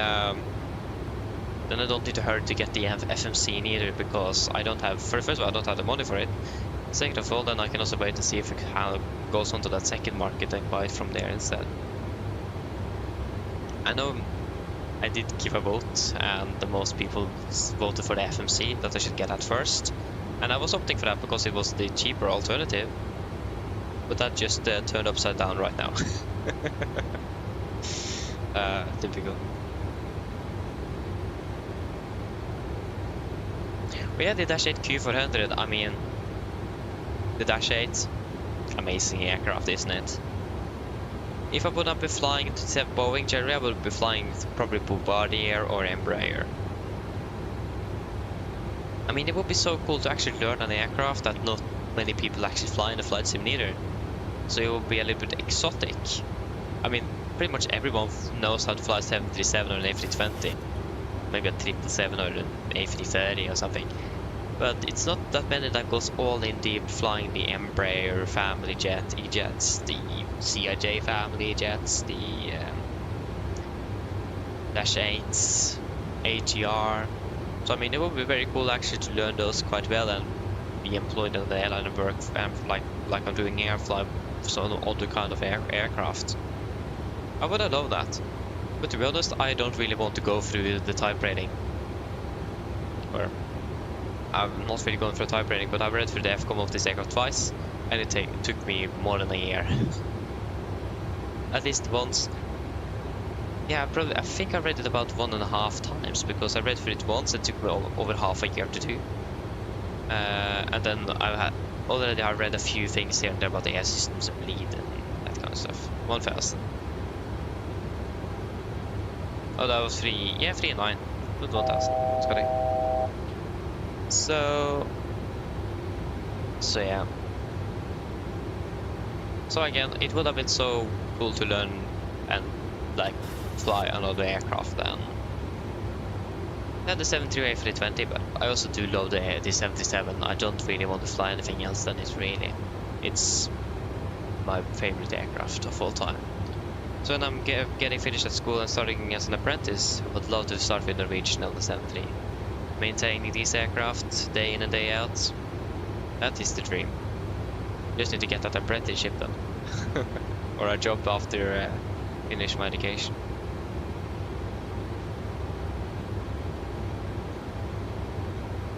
Yeah, right, A300-600, yeah. Good, yeah, that's a very good suggestion. But I will probably not buy it because I don't fly anything else in the 737. I don't have time to fly anything else in the 737. And I'm not really motivated to fly anything else neither. But yeah, always, when I remember when I started my flight simming career and watched YouTubers, streamers and that kind of stuff, and they flew the A300 just on explanation, I really want to try to fly that aircraft. It looks so fun to fly. Always had an eye for the A300, but since I'm flying for Norwegian here, and that's pretty much everything I do, I want to try to make it like you would do in real life. You're flying for one airline, flying their roster that they gave you, and fly their SOP really, yeah. So that's what I'm trying to do here, and yeah. I don't really want to give it up. Norwegian is my dream, favorite airline. And hopefully my future workplace as well. That would be absolutely amazing.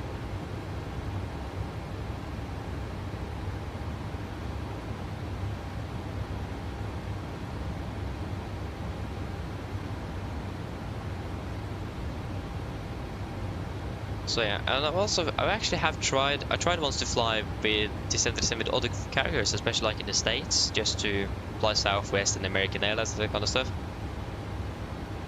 I pretty much quit through half of the flight. I've just been so bound to fly with Norwegian on the 737 with their SOP and their calls and all that kind of stuff that I can't fly anything else really. It's just it gets a strange feeling inside of me when I'm flying something else than Norwegian. I just can't, even on the 737, I can't fly anything else. It's so strange. I've been flying Norwegian now for 3 years. I will probably stay like this for many years to come. Or I have, it's within these, the first year when I flew Norwegian that I flew a little bit else, but pretty much halfway through that year I just gave up and started with actively flying Norwegian, and only Norwegian for 2.5 years ish. Oh yeah, you pretty much bought all the Airbuses. yeah, fair enough, but again, you're Airbus freak. yeah. But I feel with you there. Okay, first of all, we have 4,000, 4.3 exactly. 4,300 kilos, and we have burned 1.68. We're passing over the waypoint soon. Yeah. So yeah, but I also do own the Phoenix A5020, for example. I bought it not long after it got released.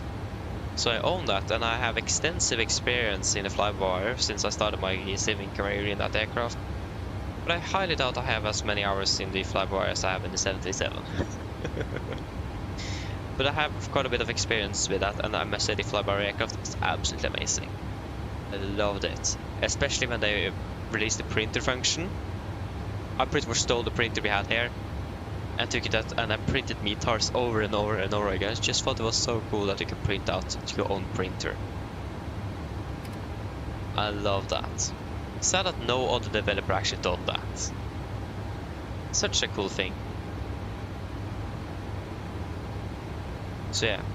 The only thing I don't really like flying the 737 is that we don't have a good max representation. We have the IFLY, it's not terrible, but for those of you that have flown IFLY, you probably will understand what I mean. It does have its things here and there that is just like, what in the world is it doing now?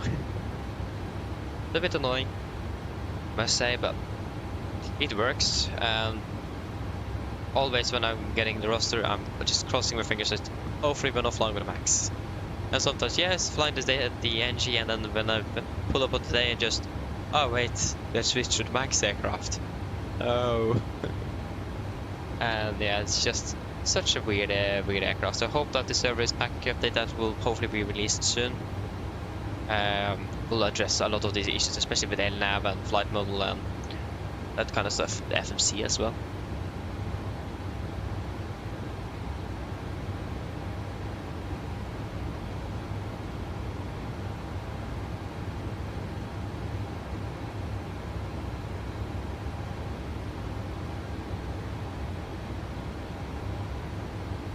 Oh, you actually do have a physical QRH. Ah, that's very cool. I would try to be flying that for the 737, but I can't find it anywhere.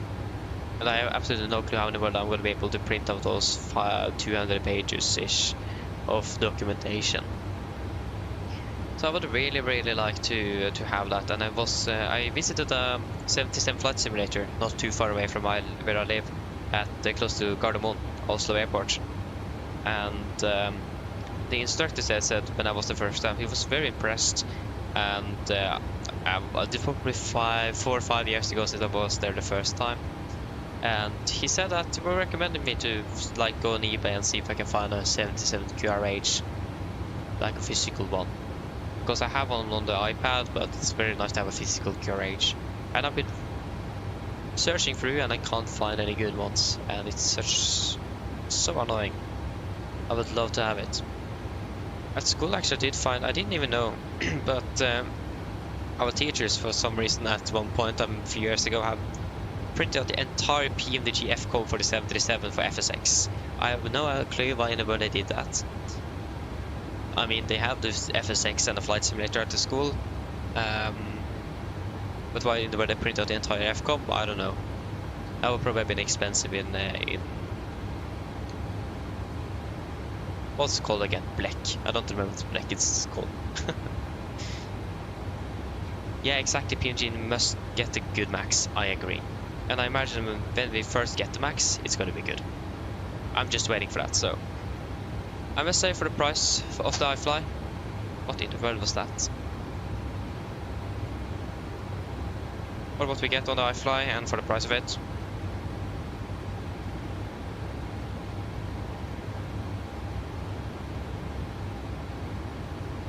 Something fell, but I have no clue what it was.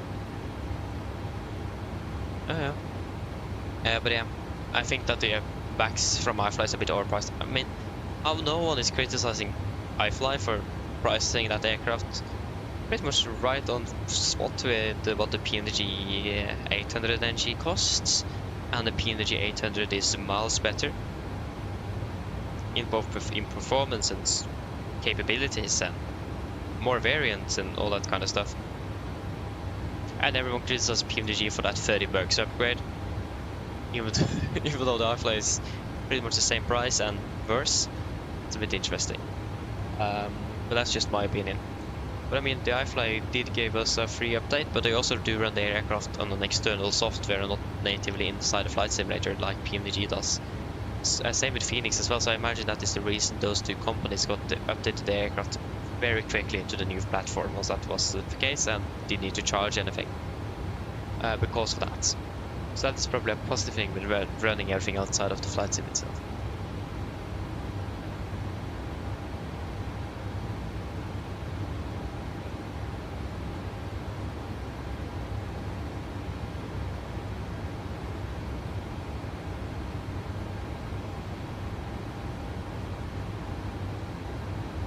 Yeah, exactly. So FS Labs and that kind of stuff. Yeah, exactly.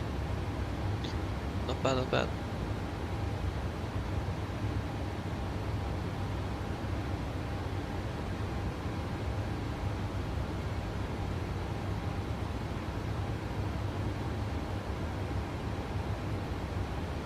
Yeah, I know. I'm not sure about PMDG. I think it's got some licensing problems with Boeing, so that's why they don't include that anymore. Because I've seen they do have they had it on the P3D and FSX days. So very interesting.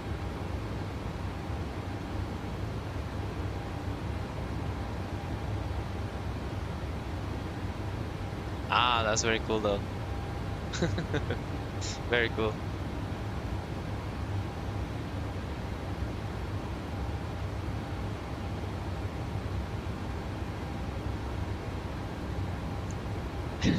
I mean, yeah, I have, especially when we're flying like to Gran Canaria and that those places, those 5-hour flights one way. I just feel like I just want to be finished. I don't want to do 14 hours of work. No, that's too much. So yeah, I felt on it, but I've never done it. So yeah. But I mean, we're actually going to be flying Red Eye next week, I think it is. We're going to be flying to Rhodos from Trondheim. Flying, departing 6 in the evening and landing 4 in the morning. Back in Trondheim. So yeah, that could be an interesting one. That is probably one of those flights where I just want to be finished. I don't want to do this anymore. But I mean, I'm also looking so much forward to do it. I've always wanted to do those Red Eye flights. And finally I'm going to be able to do one. I remember I did one from New York once. What in the world? I remember I wanted to do we did fly from New York to sorry, from Florida it was to Oslo with Norse. So we departed like 12 in the evening Norwegian time, flew through the night, landing 11 in the morning. That was an experience. But I remember the Wi-Fi crashed in the middle of the night, so I need to wake up my dad and need to fix it like 3 in the morning. It's still bad for him for that.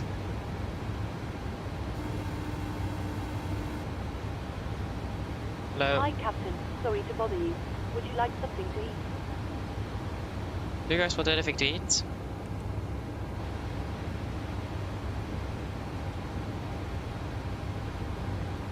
I need to fill up my water bottle. I'm thirsty. I can't just drink coffee all the time.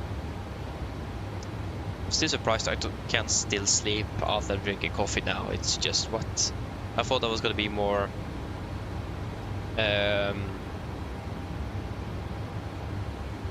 what's the word for that? I just don't remember.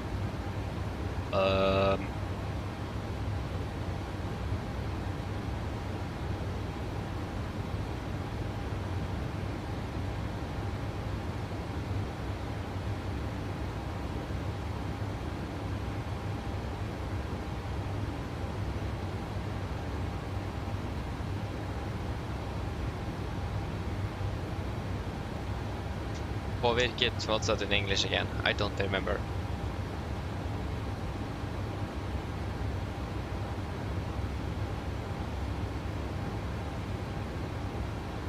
I just don't remember the word. Nevertheless, the fact that I can still sleep after drinking coffee 2 seconds before I go to bed, just insane. I'm not sure why that is, but I know. But anyway, I don't know if you want. There we go, affected, thank you. Yeah, maybe I started to get a bit tired, since I can't even remember that. Ugh. Yeah. Yeah. I mean, can't remember everything all the time, can you? So annoying though. So those basic words. Always forget. It's always the basic words I forget. Like, none of the complex one. Always the basic. It's just, oh. I mean, I forget it in Norwegian as well. Basic words in Norwegian. It's just, suddenly just slips out of my head. But hey, you guys don't want anything to eat? No. Oh, thank you. No problem. Do give me a call if you change your mind, though. Of course. Say intentions? No, I'm not. I do own Beyond ATC. I've tried one flight. I was so mad after that flight because he couldn't even recognize my voice. Like, the controller would say something, I would respond with my call sign, and he just say again, or just repeated the instruction, and I just gave up. He didn't even recognize my voice. I just on my days. So I gave up. I've flown one flight, and that's it.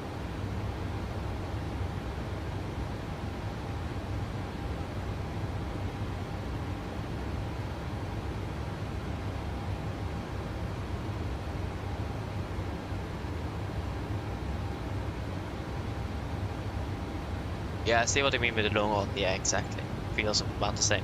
I really like the short to medium haul, since you have more to do, especially when you're doing short ops in domestically Norway, for example. It's up down, up down, up down. You basically don't have any time to do anything else than fly. I mean, you get a completely another experience on the aircraft type by doing that than flying just long distance all the time. That's something I really don't like with flying in the summer, is that you will mostly be focused on flying long distances, since people want to go down to the southern parts of Europe. And that's of course when Norwegian will be starting to fly. So there's going to be longer flights on us and not that many short flights anymore. Compared to winter when no one flies, so just up down, up down, up down all the time. So yeah.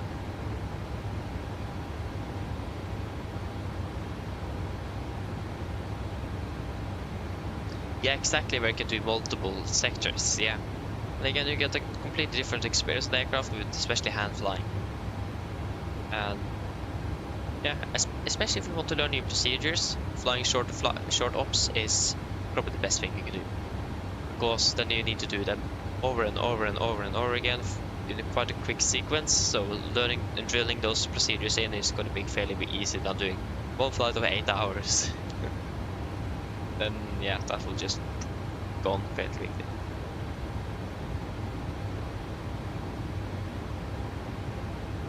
Yeah, I see what you mean though. I mean, Beyond ATC, I didn't really like it, but except for the fact that they didn't recognize my voice. But yeah, I mean, I see what you mean though. Lots is completely different, but the fact that you can have ATC 24/7 everywhere is a nice thing, but local SOPs for the airports, that is a bit more tricky. So yeah, because every airport is a bit different. Well man, hello, welcome back again, opening well. Yes, sorry, I mean no, I don't have it, no. Not tried it out or anything. If I would get something, I would probably rather wait for Parallel Party to get their SteamFX add-on out. But yeah, I will just go ahead and grab refill my water bottle, so we're back in just a few moments. Enjoy the beautiful sunset.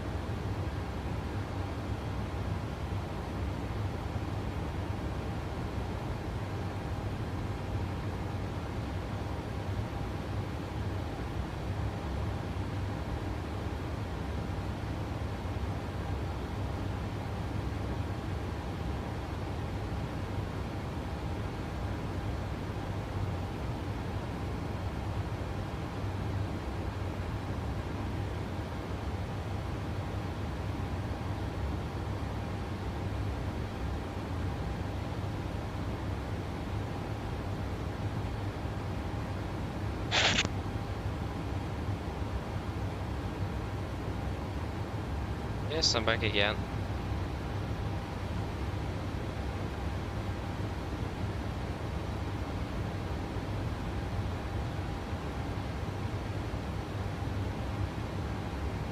I see, that's fun though.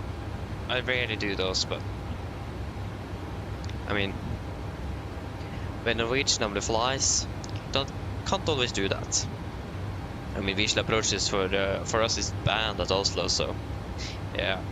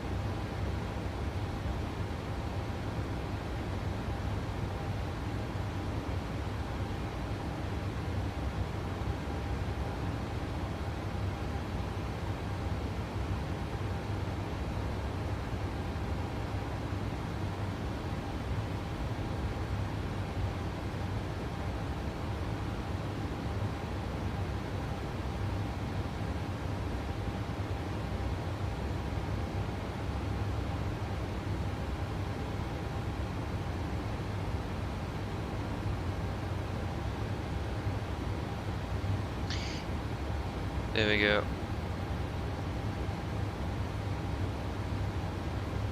Okay, let's see.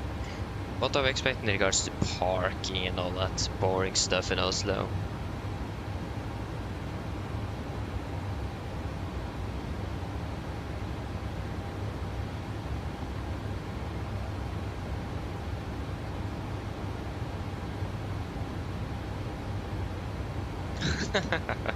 Ah, I see. Yeah, that's very cool indeed. Nice.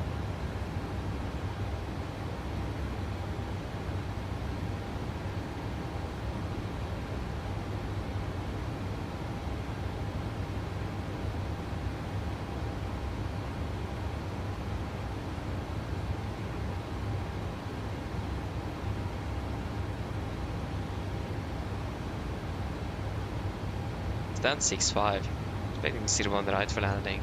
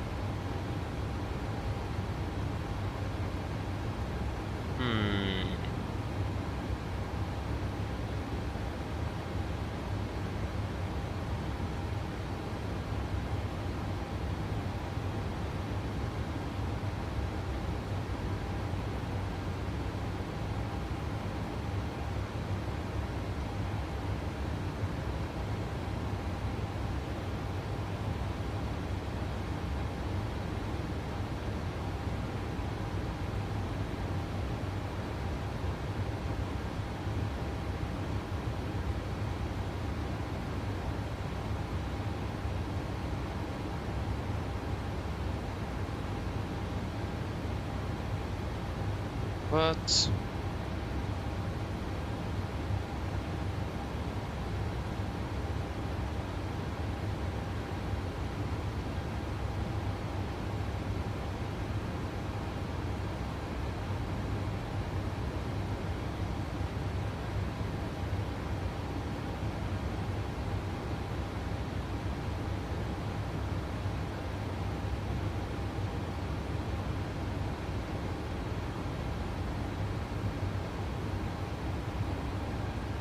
Okay, nice.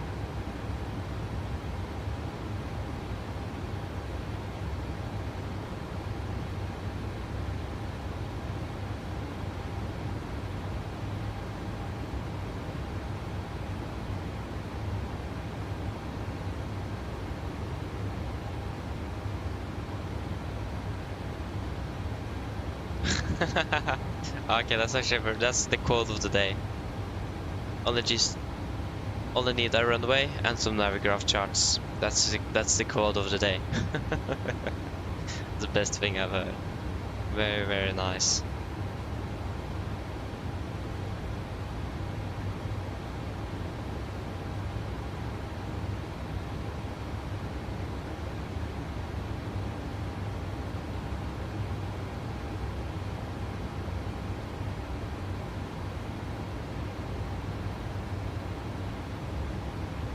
Oh, you're doing it that way. Ah, okay, that's very cool. Nice. I also did it like that when I started as well. Really, really like that.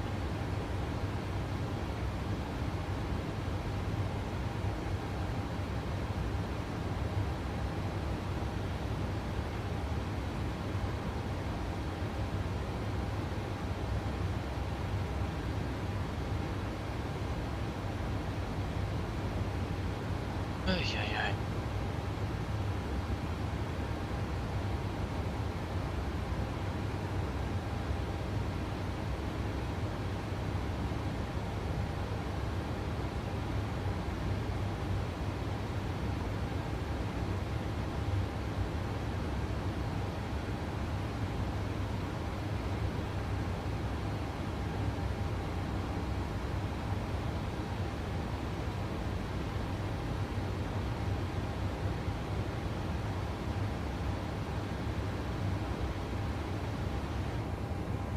I'm about to sit to the top of descent 140.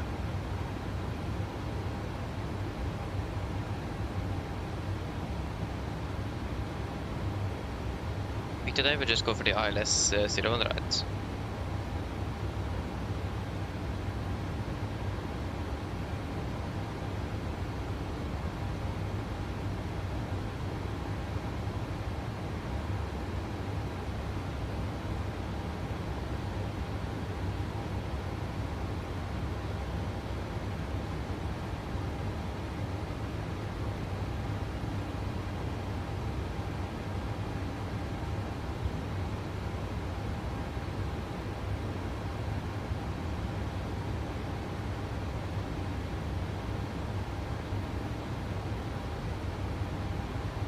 Yeah, right. You only have the dash is only available on the P50 at the moment.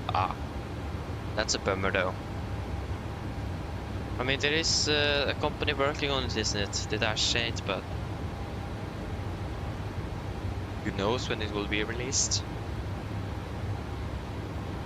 I know that the Widerøe here in Norway, the little airline that flies almost exclusively with the dash 8s domestically here, struggling a little bit because they have a problem with that their dash 8s are getting old. They are 30 plus years and they don't have they don't really have a replacement for them at all. They have like an extended life program with those aircraft. They're pretty much stripping them apart, placing what needs to be replaced, and then they can fly an extra 10,000 cycles or something. Insane. So yeah.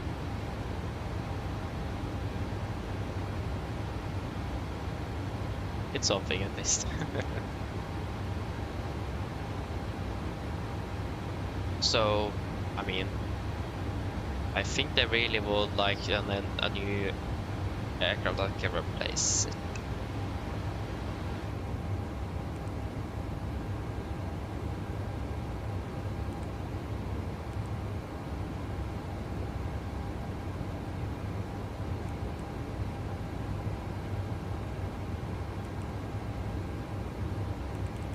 No, so not Valpu.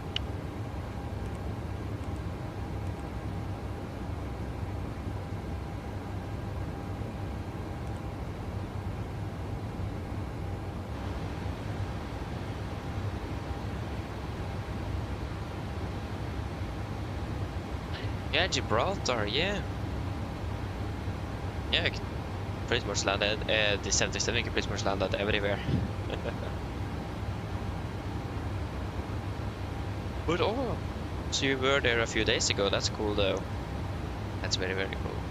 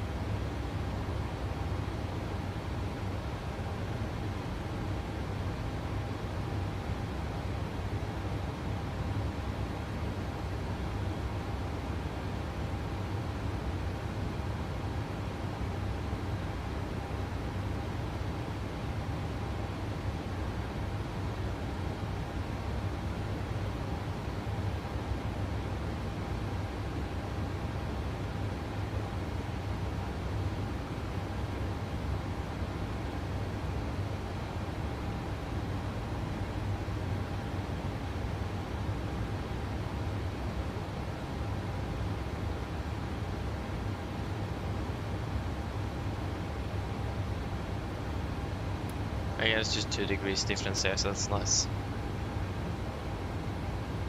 That's 11195. Yeah.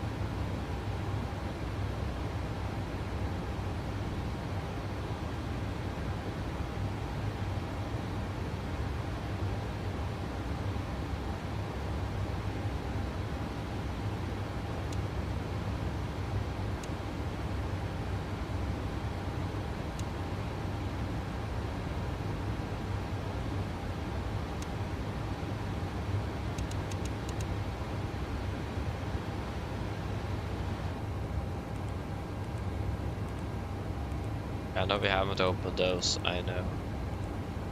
Best new meter.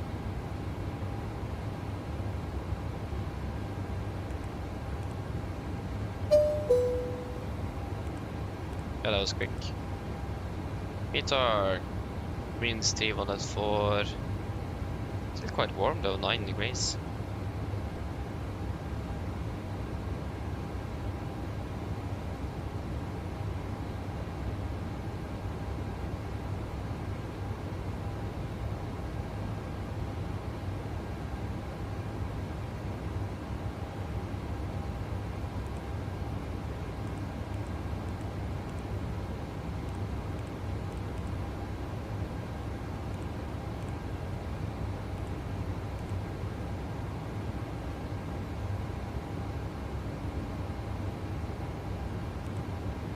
To the kilos, yeah, 50 tons then for the landing.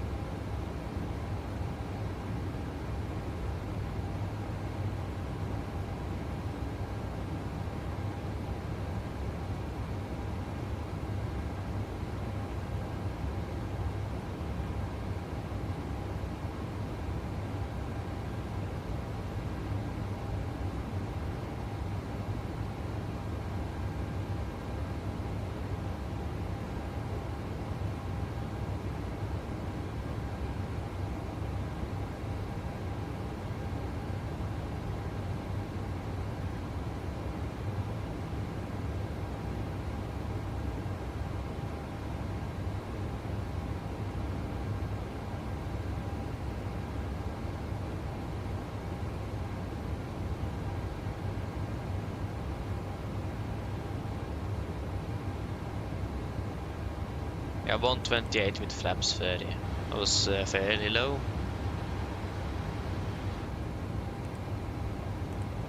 I remember last time I flew this aircraft, this light. Insane.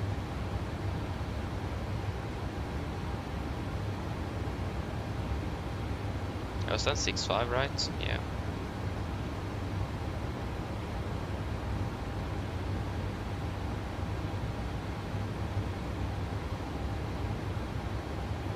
Was 6 then.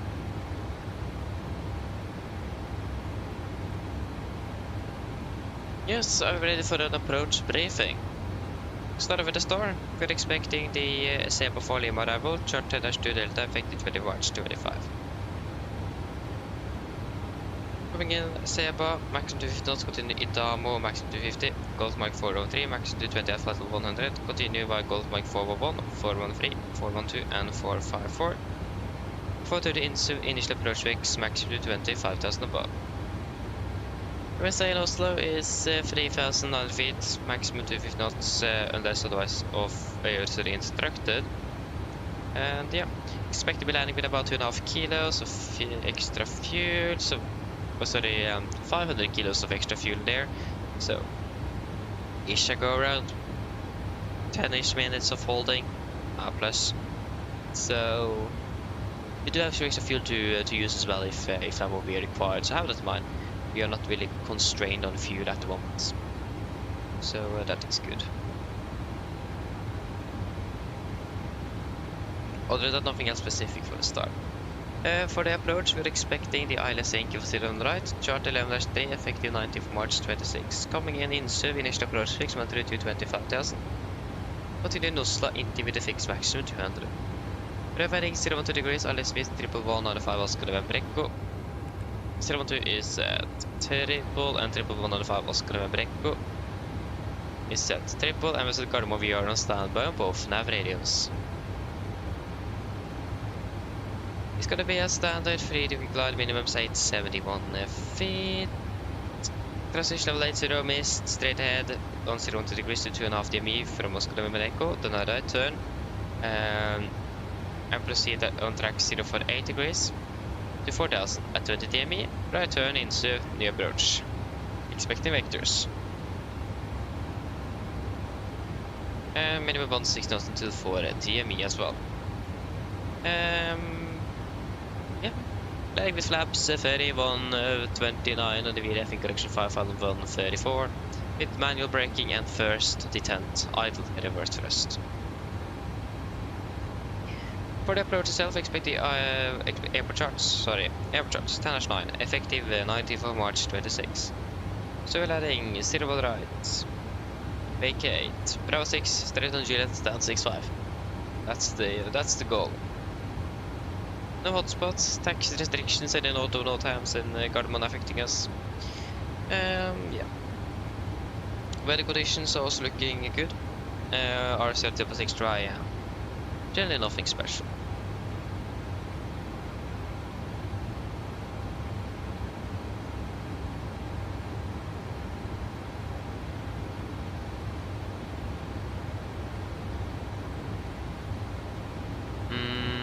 Yeah. Other than that, it is going to be threat today. The only threat today will be the fact that it's late. I'm tired, so just have a conversation ongoing as smoothly as possible and as long as possible. And of course, irrelevant below flight level 100. Just so that able to stay awake and have focus during the approach. So very important. So be aware of that. Could have slept a little bit better last night. But yeah, that happens. So just have that in mind in regards to fatigue. That's going to be the biggest threat today.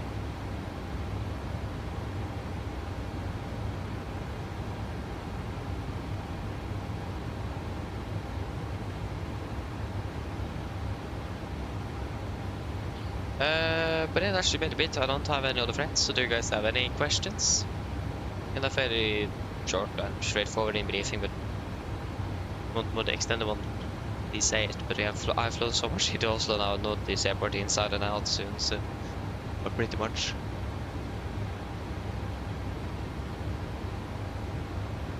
So any questions?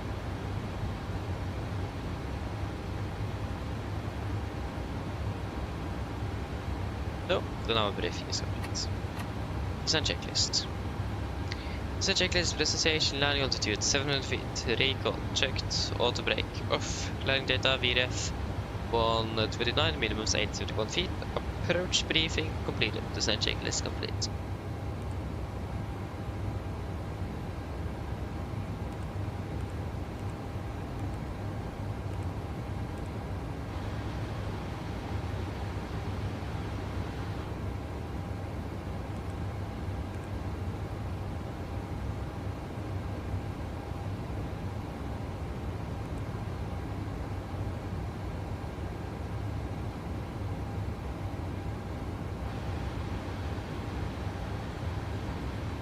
Yeah, expect to be landing in about 30 minutes then.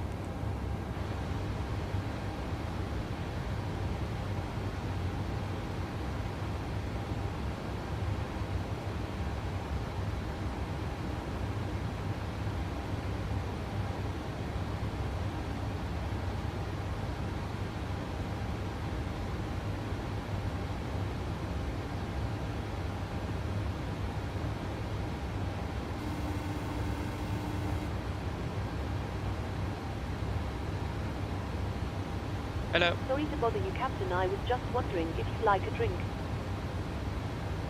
Do you guys want anything to drink?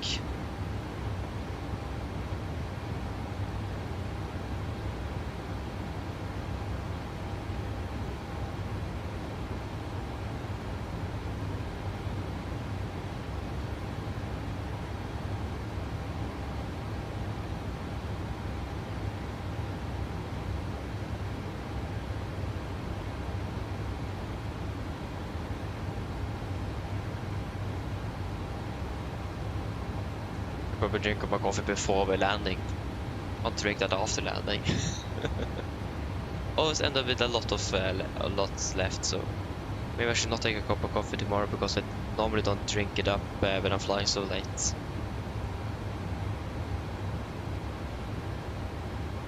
I'm not flying enough.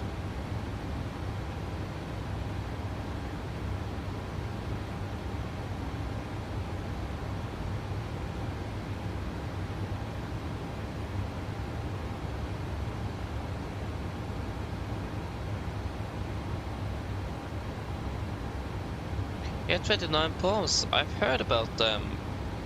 I have not really flown into any of their airports, so I don't think I own any other. I actually don't know. I'm not sure how many airports they probably have made in Europe. I think they're more into the States side there. But also they have stopped making airports to MSFS. Oh, I think, yeah, actually when I think about it, I've probably heard about that. Interesting. That's unfortunate though. Yeah, a cup of tea. Nothing else. Yeah, could you please get a cup of tea? Get it for you now. Just give me a few minutes. Yeah, thank you. Just look at this. It's still sunset.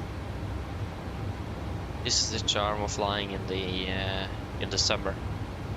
It's pretty much sunset all the time.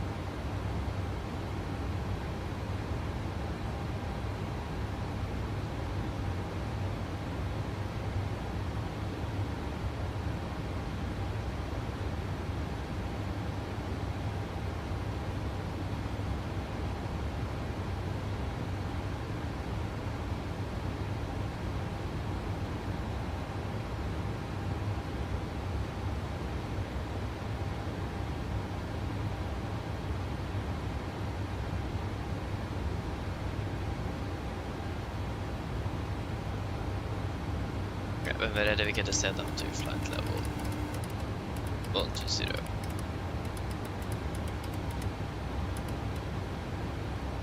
Want to see the set. Hello. Hello. Hello. Hello. Hi, Captain. I've made your drink. There you go. They're waiting for you in the galley area. No Thank problem. you. Okay, a drink is ready. Yeah, we go altitude into vent, start over descent a bit early.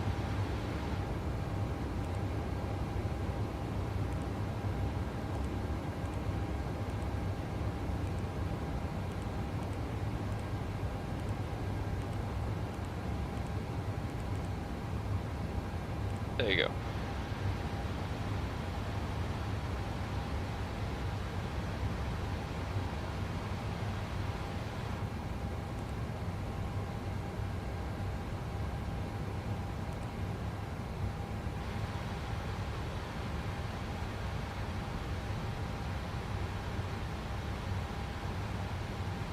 Just look at the amount of traffic coming into Oslo.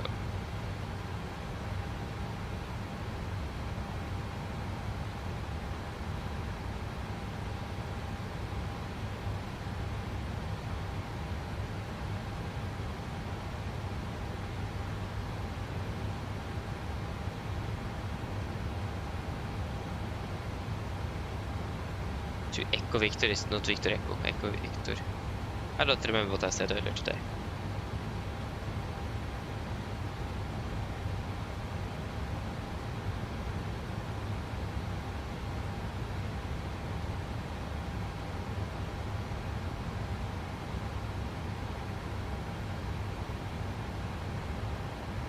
Yeah, we do have a company aircraft coming from Amsterdam as well, so we just need to be a little bit careful with that guy.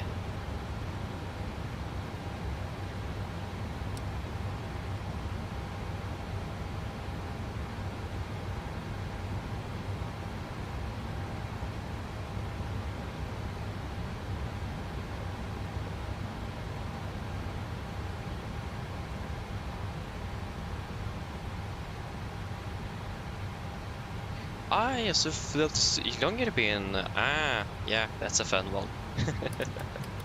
It's a very fun one indeed. And really enjoy flying into Longyearbyen.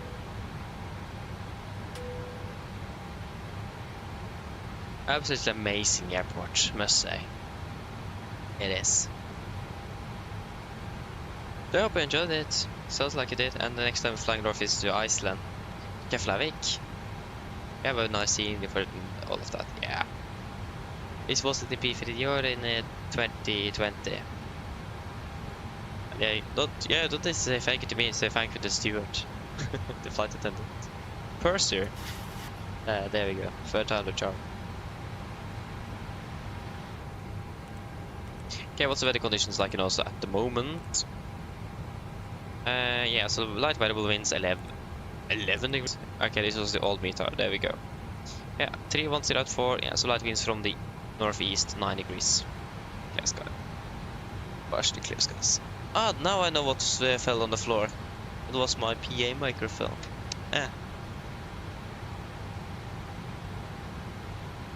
Mine damer og herrer, dette er kaptein snakker. En liten avdeling fremme fra cockpit. Som dere kanskje har merket, så begynte nedstigning vår sted mot Oslo lufthavn Gardermoen, og vi har for øyeblikket ventet å lande om rundt ca. 25 minutter. Værforholdet Oslo for øyeblikket ser rimelig bra ut, med noe svakere vind kommende fra nordøst, rundt 9 grader og delvis overskyet. Ellers, vi forventer for øyeblikket å parkere ved gaten rundt ca. 5-10 minutter foran skjema, og forventer ikke noen videre forsinkelser innover mot Oslo. Utenom det, så takk for alt å fly med Norwegian i dag, og vi håper at du har hatt en fin flytur. Vi håper vi ser deg på neste flytur, og så ønsker deg en fin kveld videre.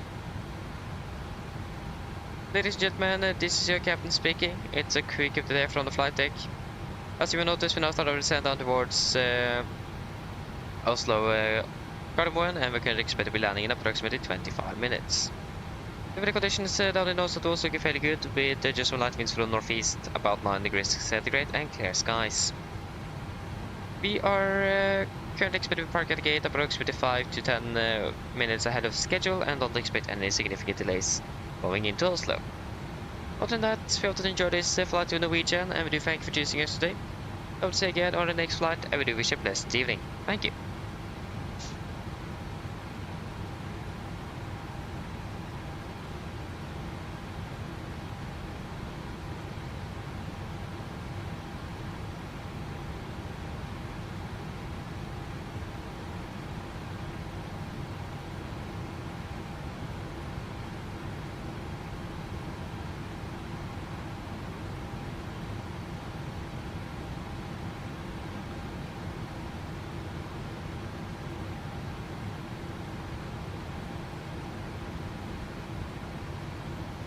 Yeah, so we finished for today then. We are flying up to Evenes tomorrow, aren't we?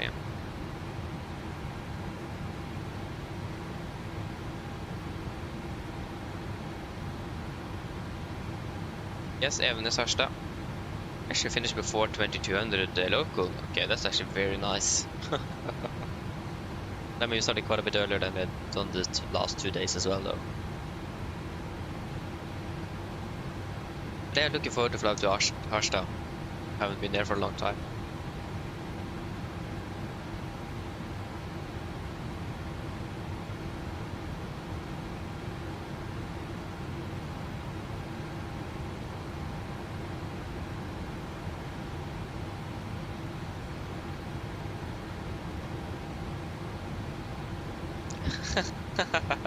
Yeah, I mean, isn't there a free add-on out there for the shared cockpit thing? I've tried that once with a friend of mine, and he tried to hand over the controls to me on the ground, and we in Stockholm, and he teleported us all the way over to the North Sea for whatever reason.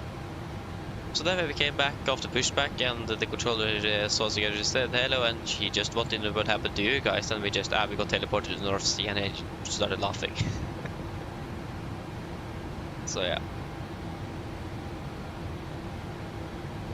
Yeah, but you're greetings from Switzerland. Okay, that's very, very cool. Nice. Switzerland as well. Nice. Up in the Alps. I heard it's very expensive down in Switzerland, but I'm not sure what country will be most expensive, Norway or Switzerland. I actually don't know.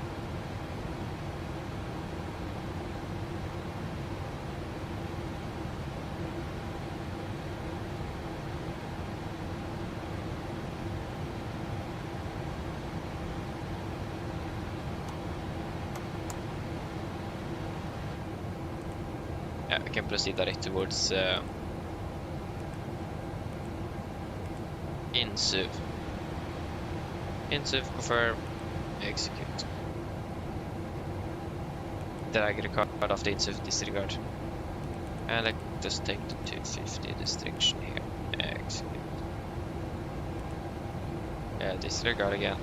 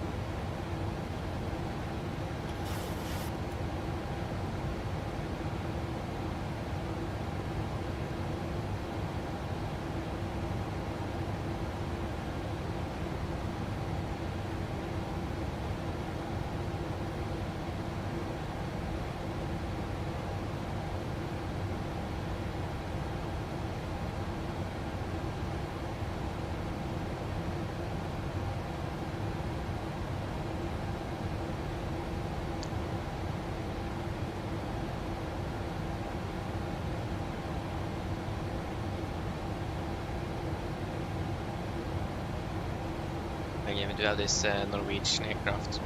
From what I've seen, this guy looks like he's from... He's not from Norway at least. So I'm not sure how much experience he has into Norway and how the Oslo arrival system works, but wait and see.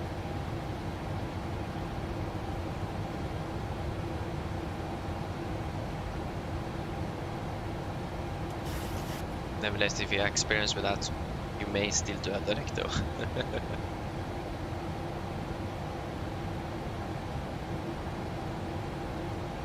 Mountain cheese and chocolate, that is Switzerland.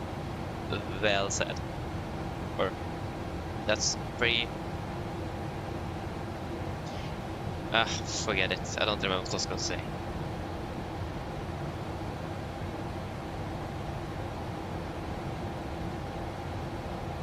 I mean, if you say those three keywords and ask for one country, I think everyone would pretty much guess Switzerland from those three words.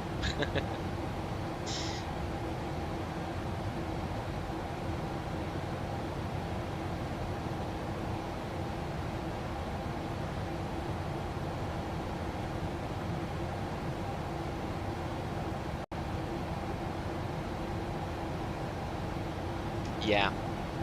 Exactly so. Because I remember they talked about something like that for Eurovision last year when that was hosted in Switzerland. So I remember reporters went to the normal store and bought like basic grocery goods and how expensive that will be compared to Norway. Or for us than in Norway. But you have a point, the salaries are in that country more relevant to those prices than visible here in Norway. Hello? Hi, Captain. Everything Hello. is secured ready for landing. No problem. Thank you. Cabin secure. So yeah, but I heard at least that it's a bit expensive for us, even for us Norwegians, to get down there. That says something. When Norway, I think it's expensive to go down to Switzerland. We'll say that says a lot.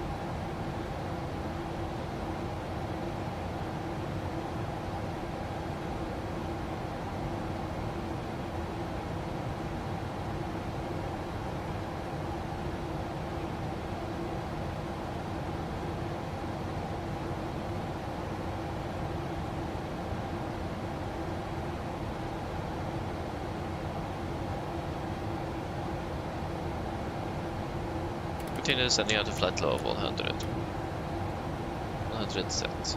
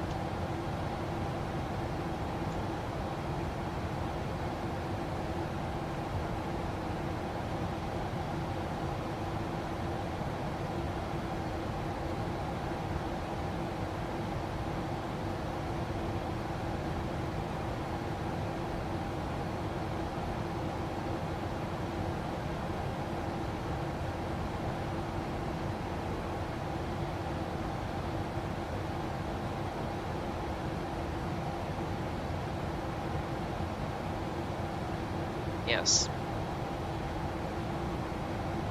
Piece of chocolate hopefully should help me stay awake. I remember that I heard from Paula that eat something sweet before, like 20 minutes, 15 minutes before landing, so that your blood sugar will be on top in that phase of flights.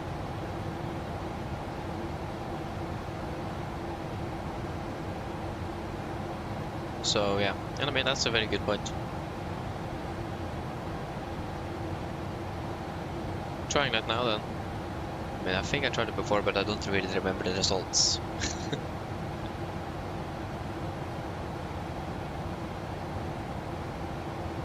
Need a bit of wind.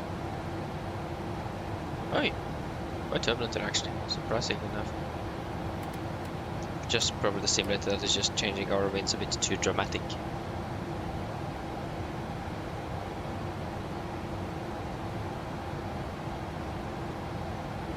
I think that the Norwegian went just straight direct into the runway. Oh my days, it was very turbulent here.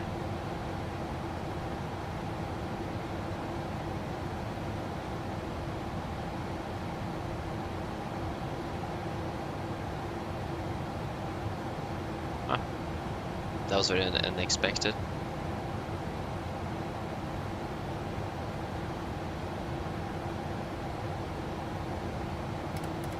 Okay, continue descending down to 5,000 feet.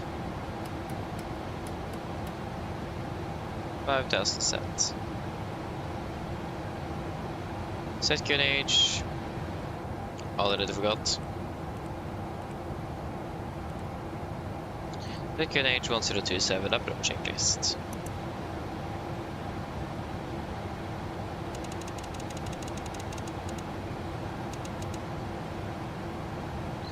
And 1027.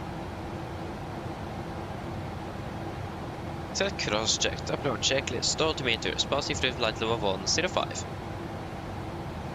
Now, let's want to set approach checklist complete. Maybe have the company in sight. Shall we probably call him up? Nordic 9 Juliet Lima.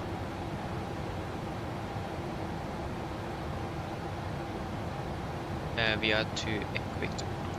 Nordic 9 Juliet Lima, this is Nordic to Echo Victor. Just wondering, are you going in for runway 01 left or 01 right?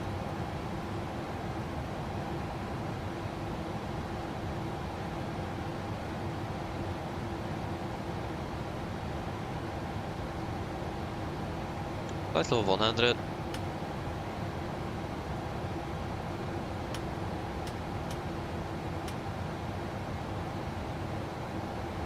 I don't think he wants to answer.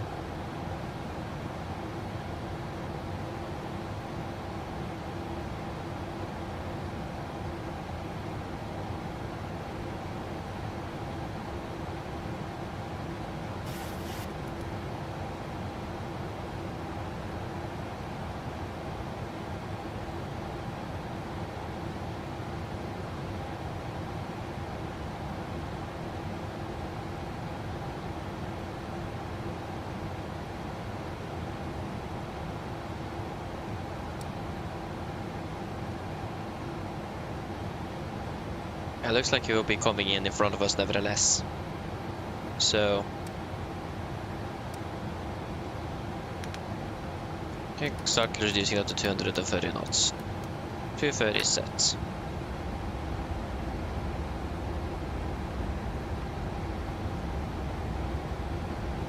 Yes, and we got Oslo Norwegian Echo identified 19.7 miles for both waterfall.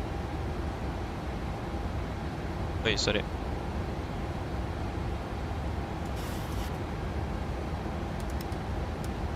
We're down to 220 knots, 220 set. Landing ahead of schedule nevertheless, so if you need to slow down for this guy then. He didn't really want to respond, so... yeah.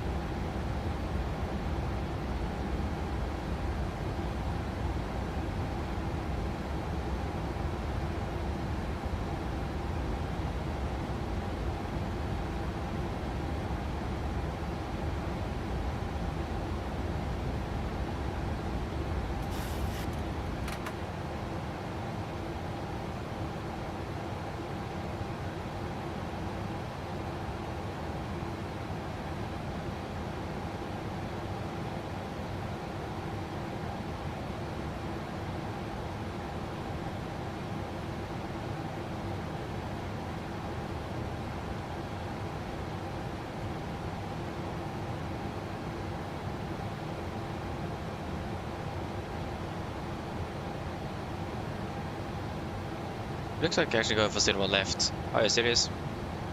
Or maybe not, I don't know.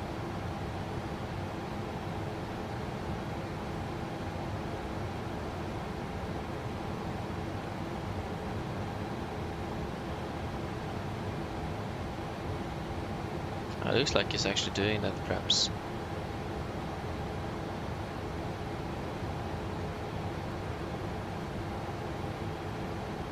Again, I'm not sure.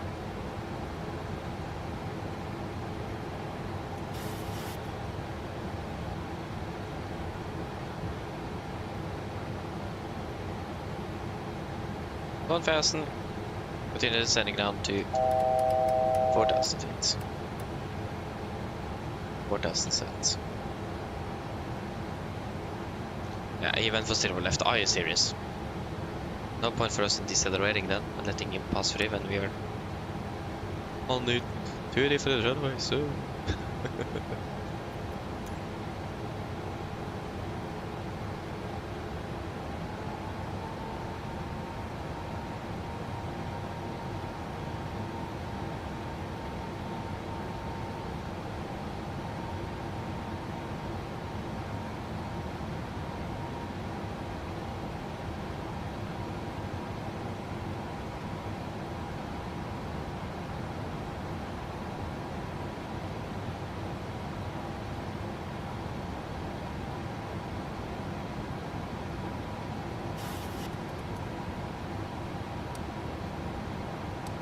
Yeah, why does Scheller have runway lights? That airport doesn't have runway lights in real life. I need to remove that. Forgot that. Okay, he got for... okay, he went for zero right, but he still didn't respond to me though. yeah, okay. Laps 1, speed checked. Speed 200. 100 set.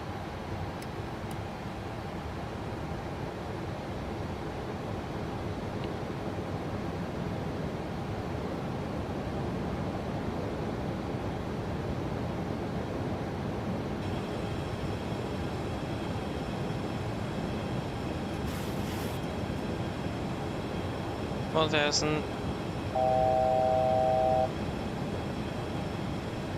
Laps 5, speed checked. Warlock arm. Laps 5 sets.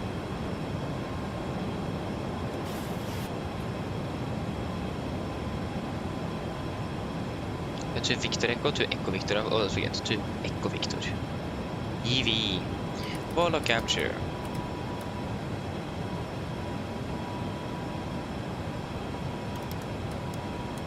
Speed 190. 190 set. Approach arm.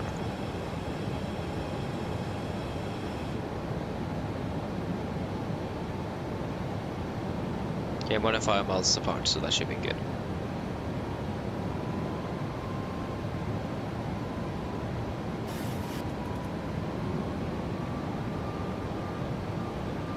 Glass or capture missed approach altitude 40,000 set. Weather traffic, Nordic to Echo Victor, establish RS 01 right, 10 miles out, Cardamom. And speed 180. 180 set.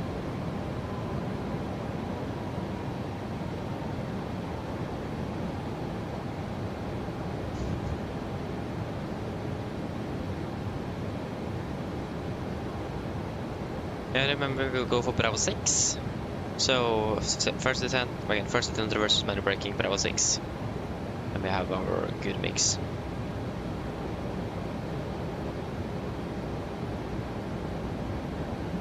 You can see the other aircraft in front.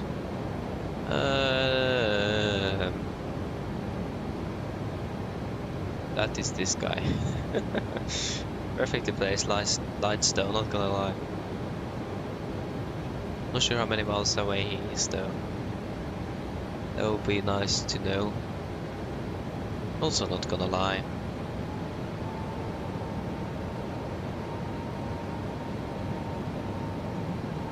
RALI QNH 1027, checked.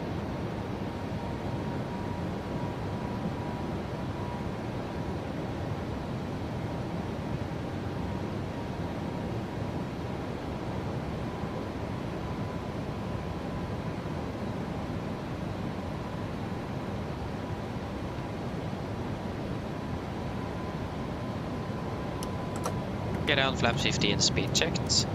Land checklist down to flaps. Speed 160, set.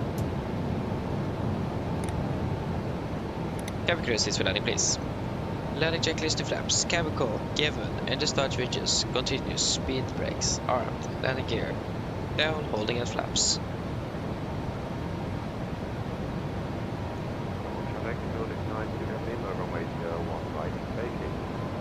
Hey, nice, yeah, you can see it's vacating now.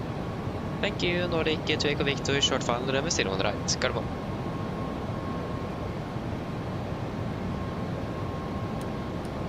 Flaps 30, speed checked.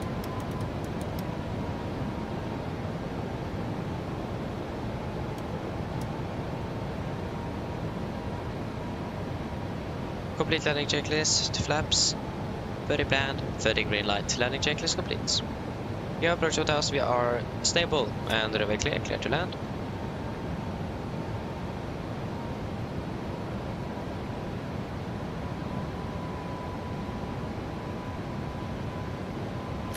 DC getting on front of autopilot.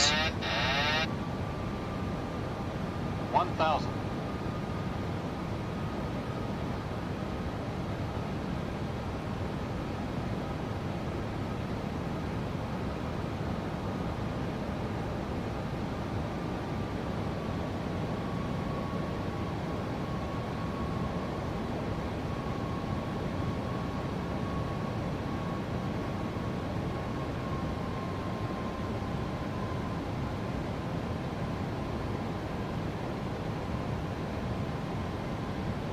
$500.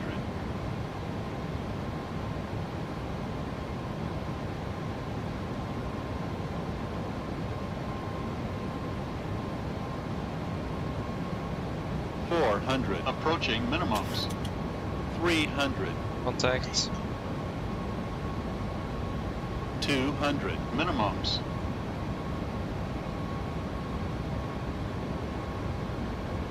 100. 50, 40, 30, 20, 10.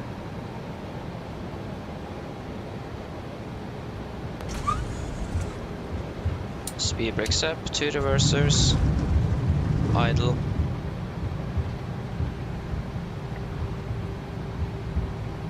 $100 knots. 80 knots.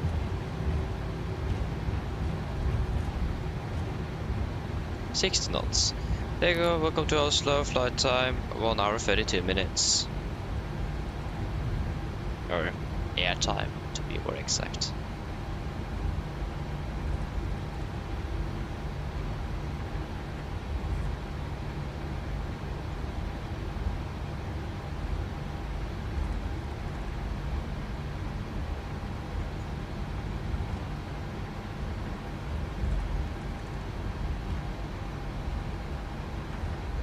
Right clear. Left clear. Code traffic, Nordic to Echo Victor, runway 01 right, vacated, Carnival.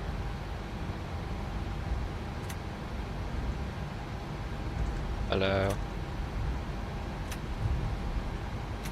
I can't get rid of the lines. Gotta take it the old-fashioned way then.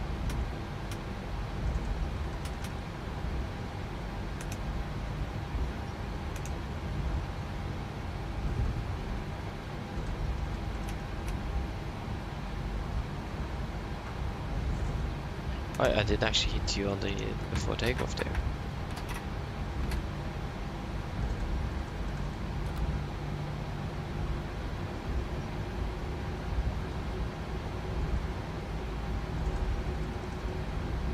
Mulla traffic on tämän whisky ystävystä Romaan laittamaan. Wait, what? Where did he come from?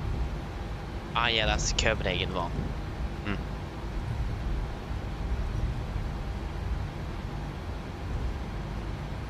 Right, I saw there was an acre coming after us as well. Right is clear, left is clear. So that's gonna be pretty much straight into stand 65, and looks like they are ready to take us.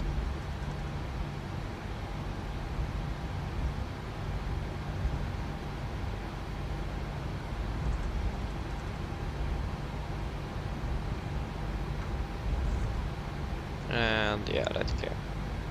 Left clear.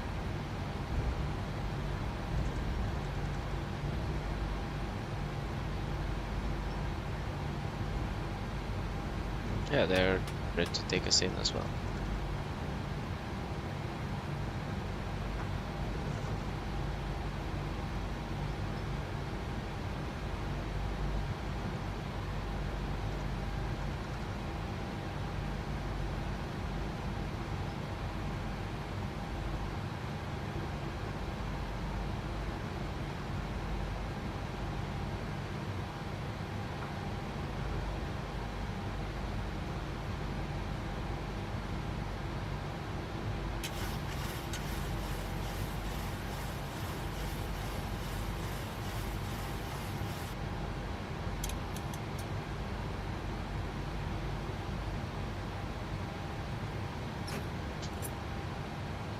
Park brake set, shutdown number 2.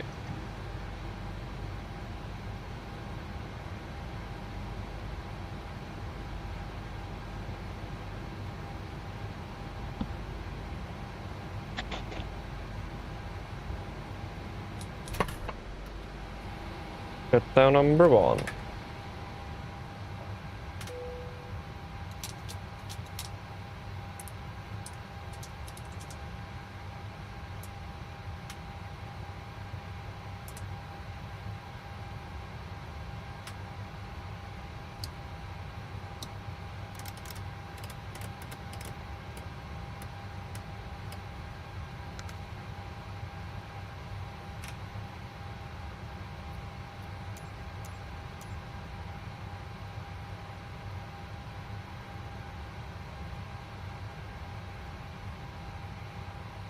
Okay, show the checklist to the line.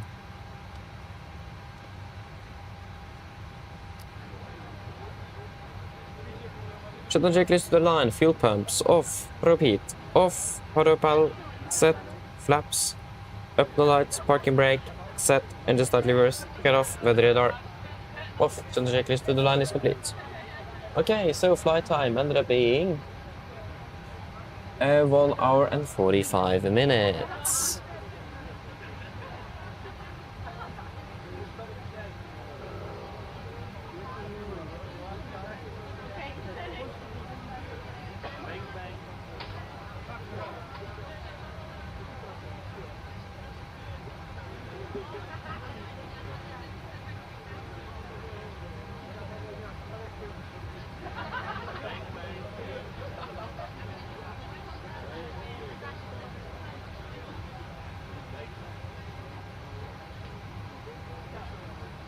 Okay, so we were pushing from the gate at 1947.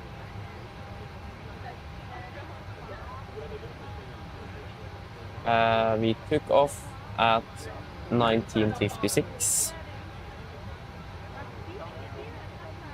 we landed at 21:27.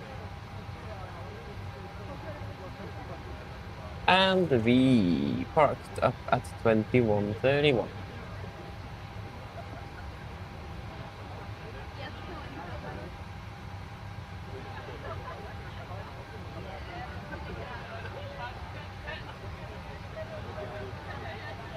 $2.43 is what we have left, and then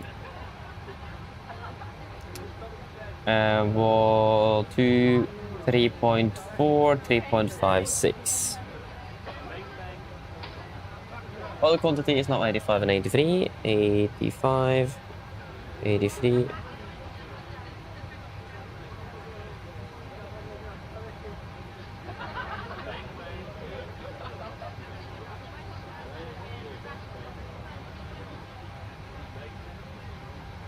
Is there anything you guys want to add in the technical log?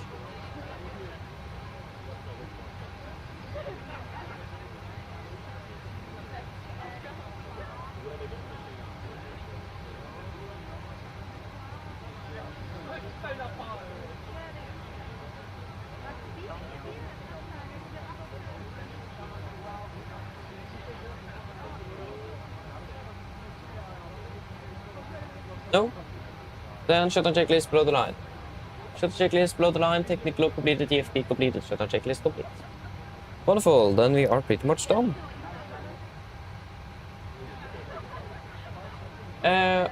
Oliver, hello, welcome, opening well, good evening.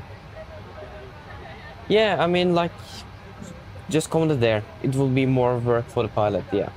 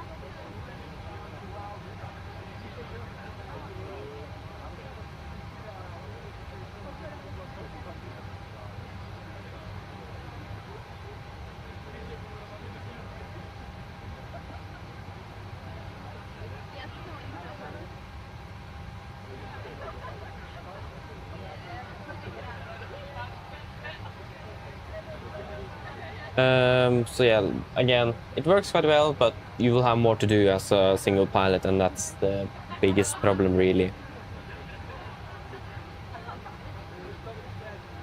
It is a lot sometimes, it is.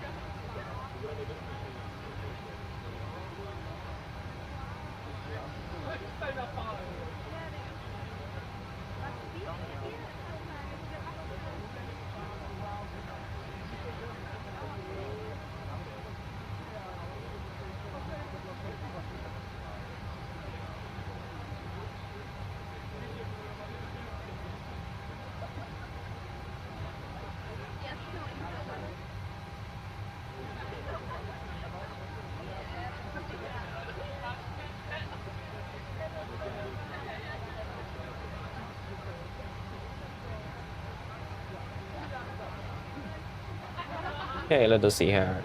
Just need to fix up some things.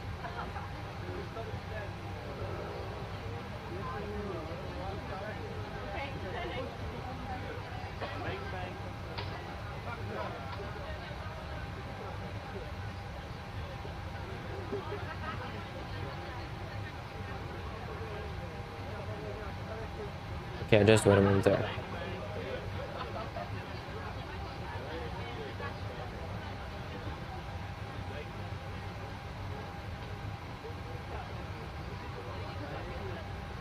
What?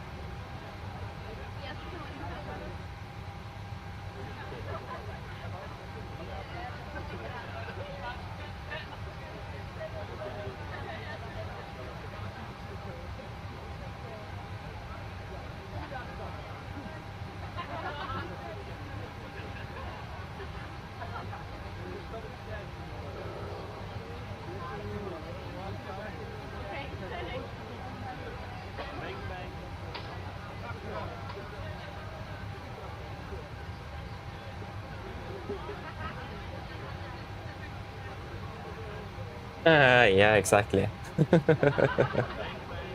I mean, the actual, what's the minimum again? The minimum oil quantity before a flight is 60% though, so you are good. And if it's less than 70, then the contacts, yeah.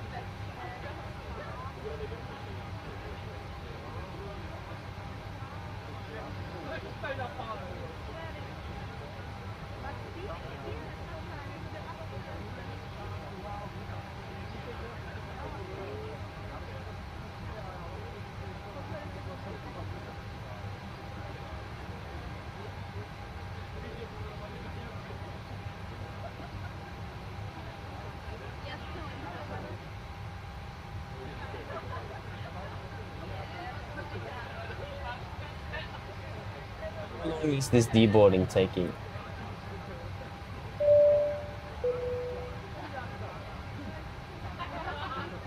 They haven't even started deboarding. Are you serious with me? I've been sitting here and waiting. Hello.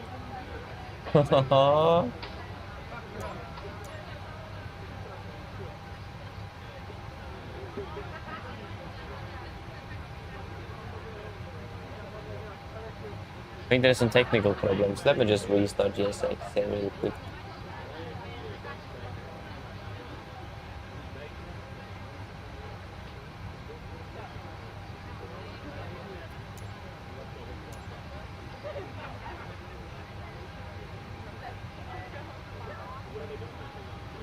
Wait. This was new. I've never seen that before. That was a lot more information than again before. I mean, on my days.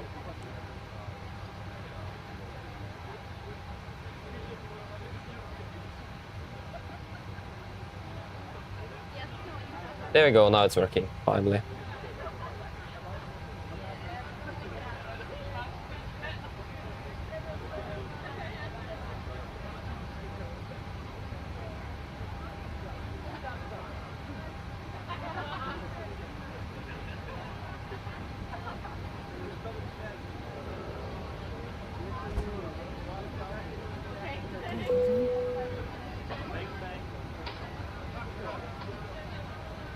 Yeah, you have a point indeed.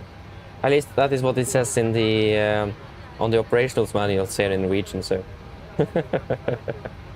I actually don't have about engines before next school year. So I think we have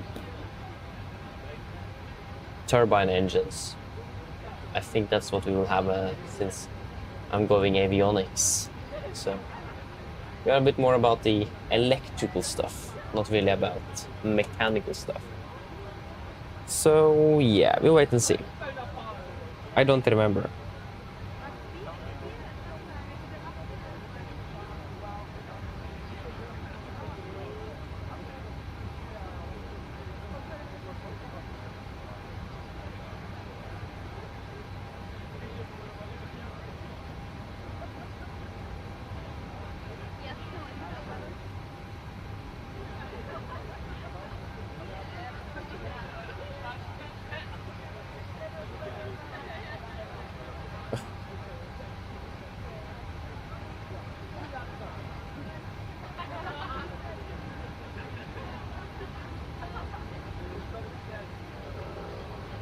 Yeah.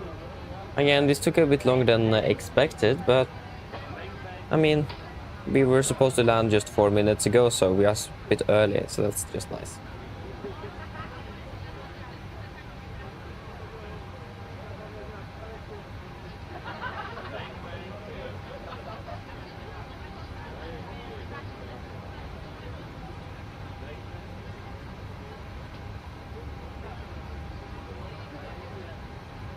Yeah, right. I'm not really often using the maintenance side of things here. Yeah, it's yellow. At least it says here also that if you are going to be doing a flight for more than 4 hours, you need the minimum of 80%, otherwise you may risk refuel at an airport where you don't have maintenance. For example, let's say Gran Canaria. If you do Granca, then yeah, you are a bit stuck there. Can't get engine oil. Oof.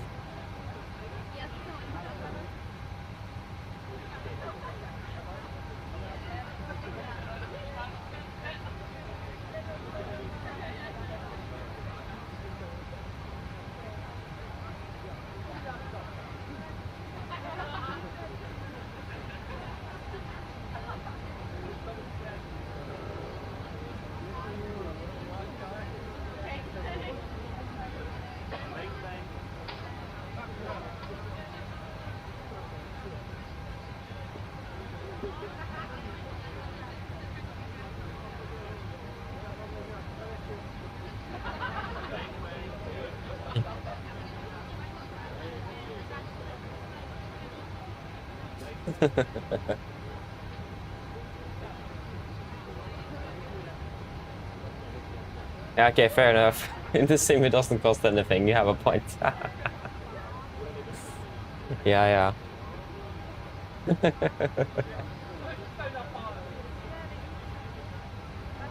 That's absolutely right.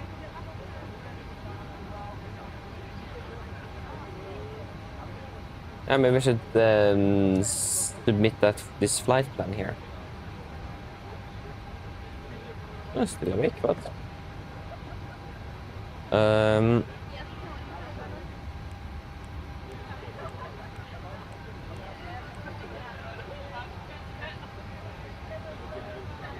Wait.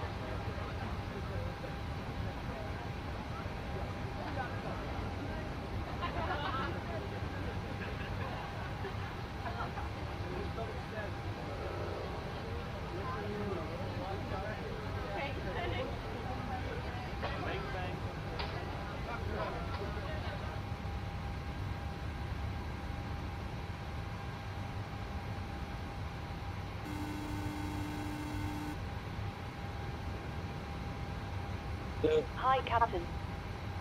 All passengers have left the aircraft. British landing, by the way. We barely felt anything. Yeah, thank you. Call me if you need anything. Of course.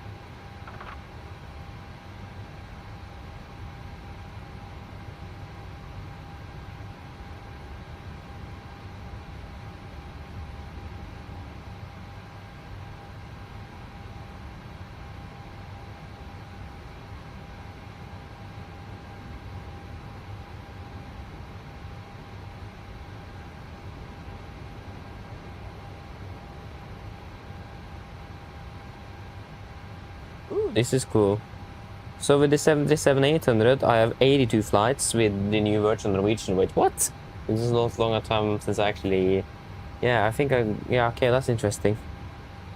I've been flying 10,690 passengers. Whew. Great. Just 3 tons. Okay. Airtime 120 hours.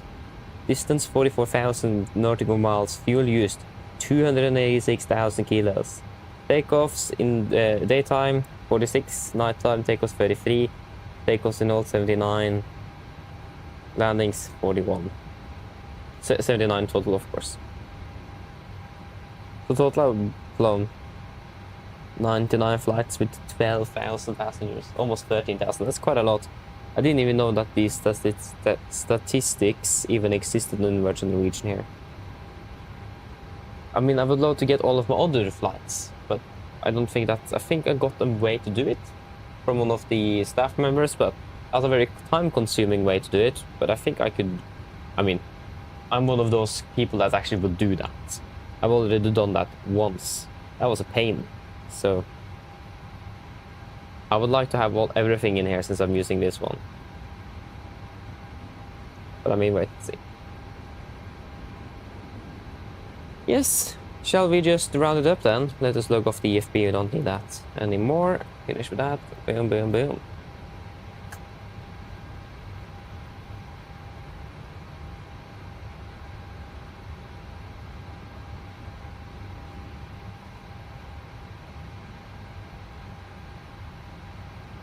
Yes, shall we shut down the aircraft then?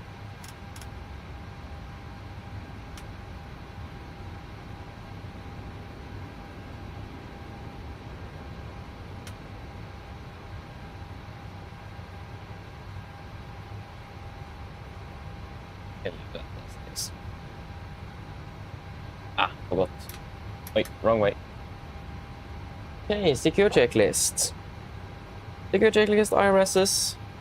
Off emergency exit lights. Off window heat.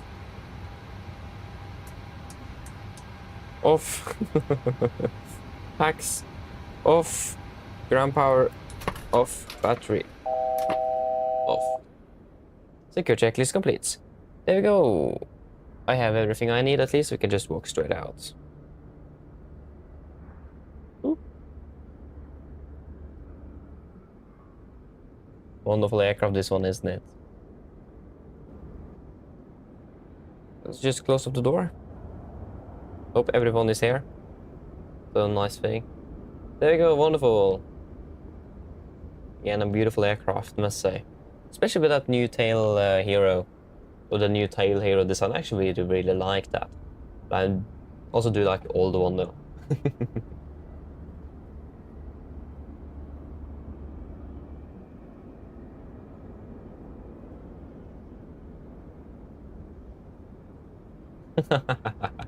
Yeah, exactly, yeah.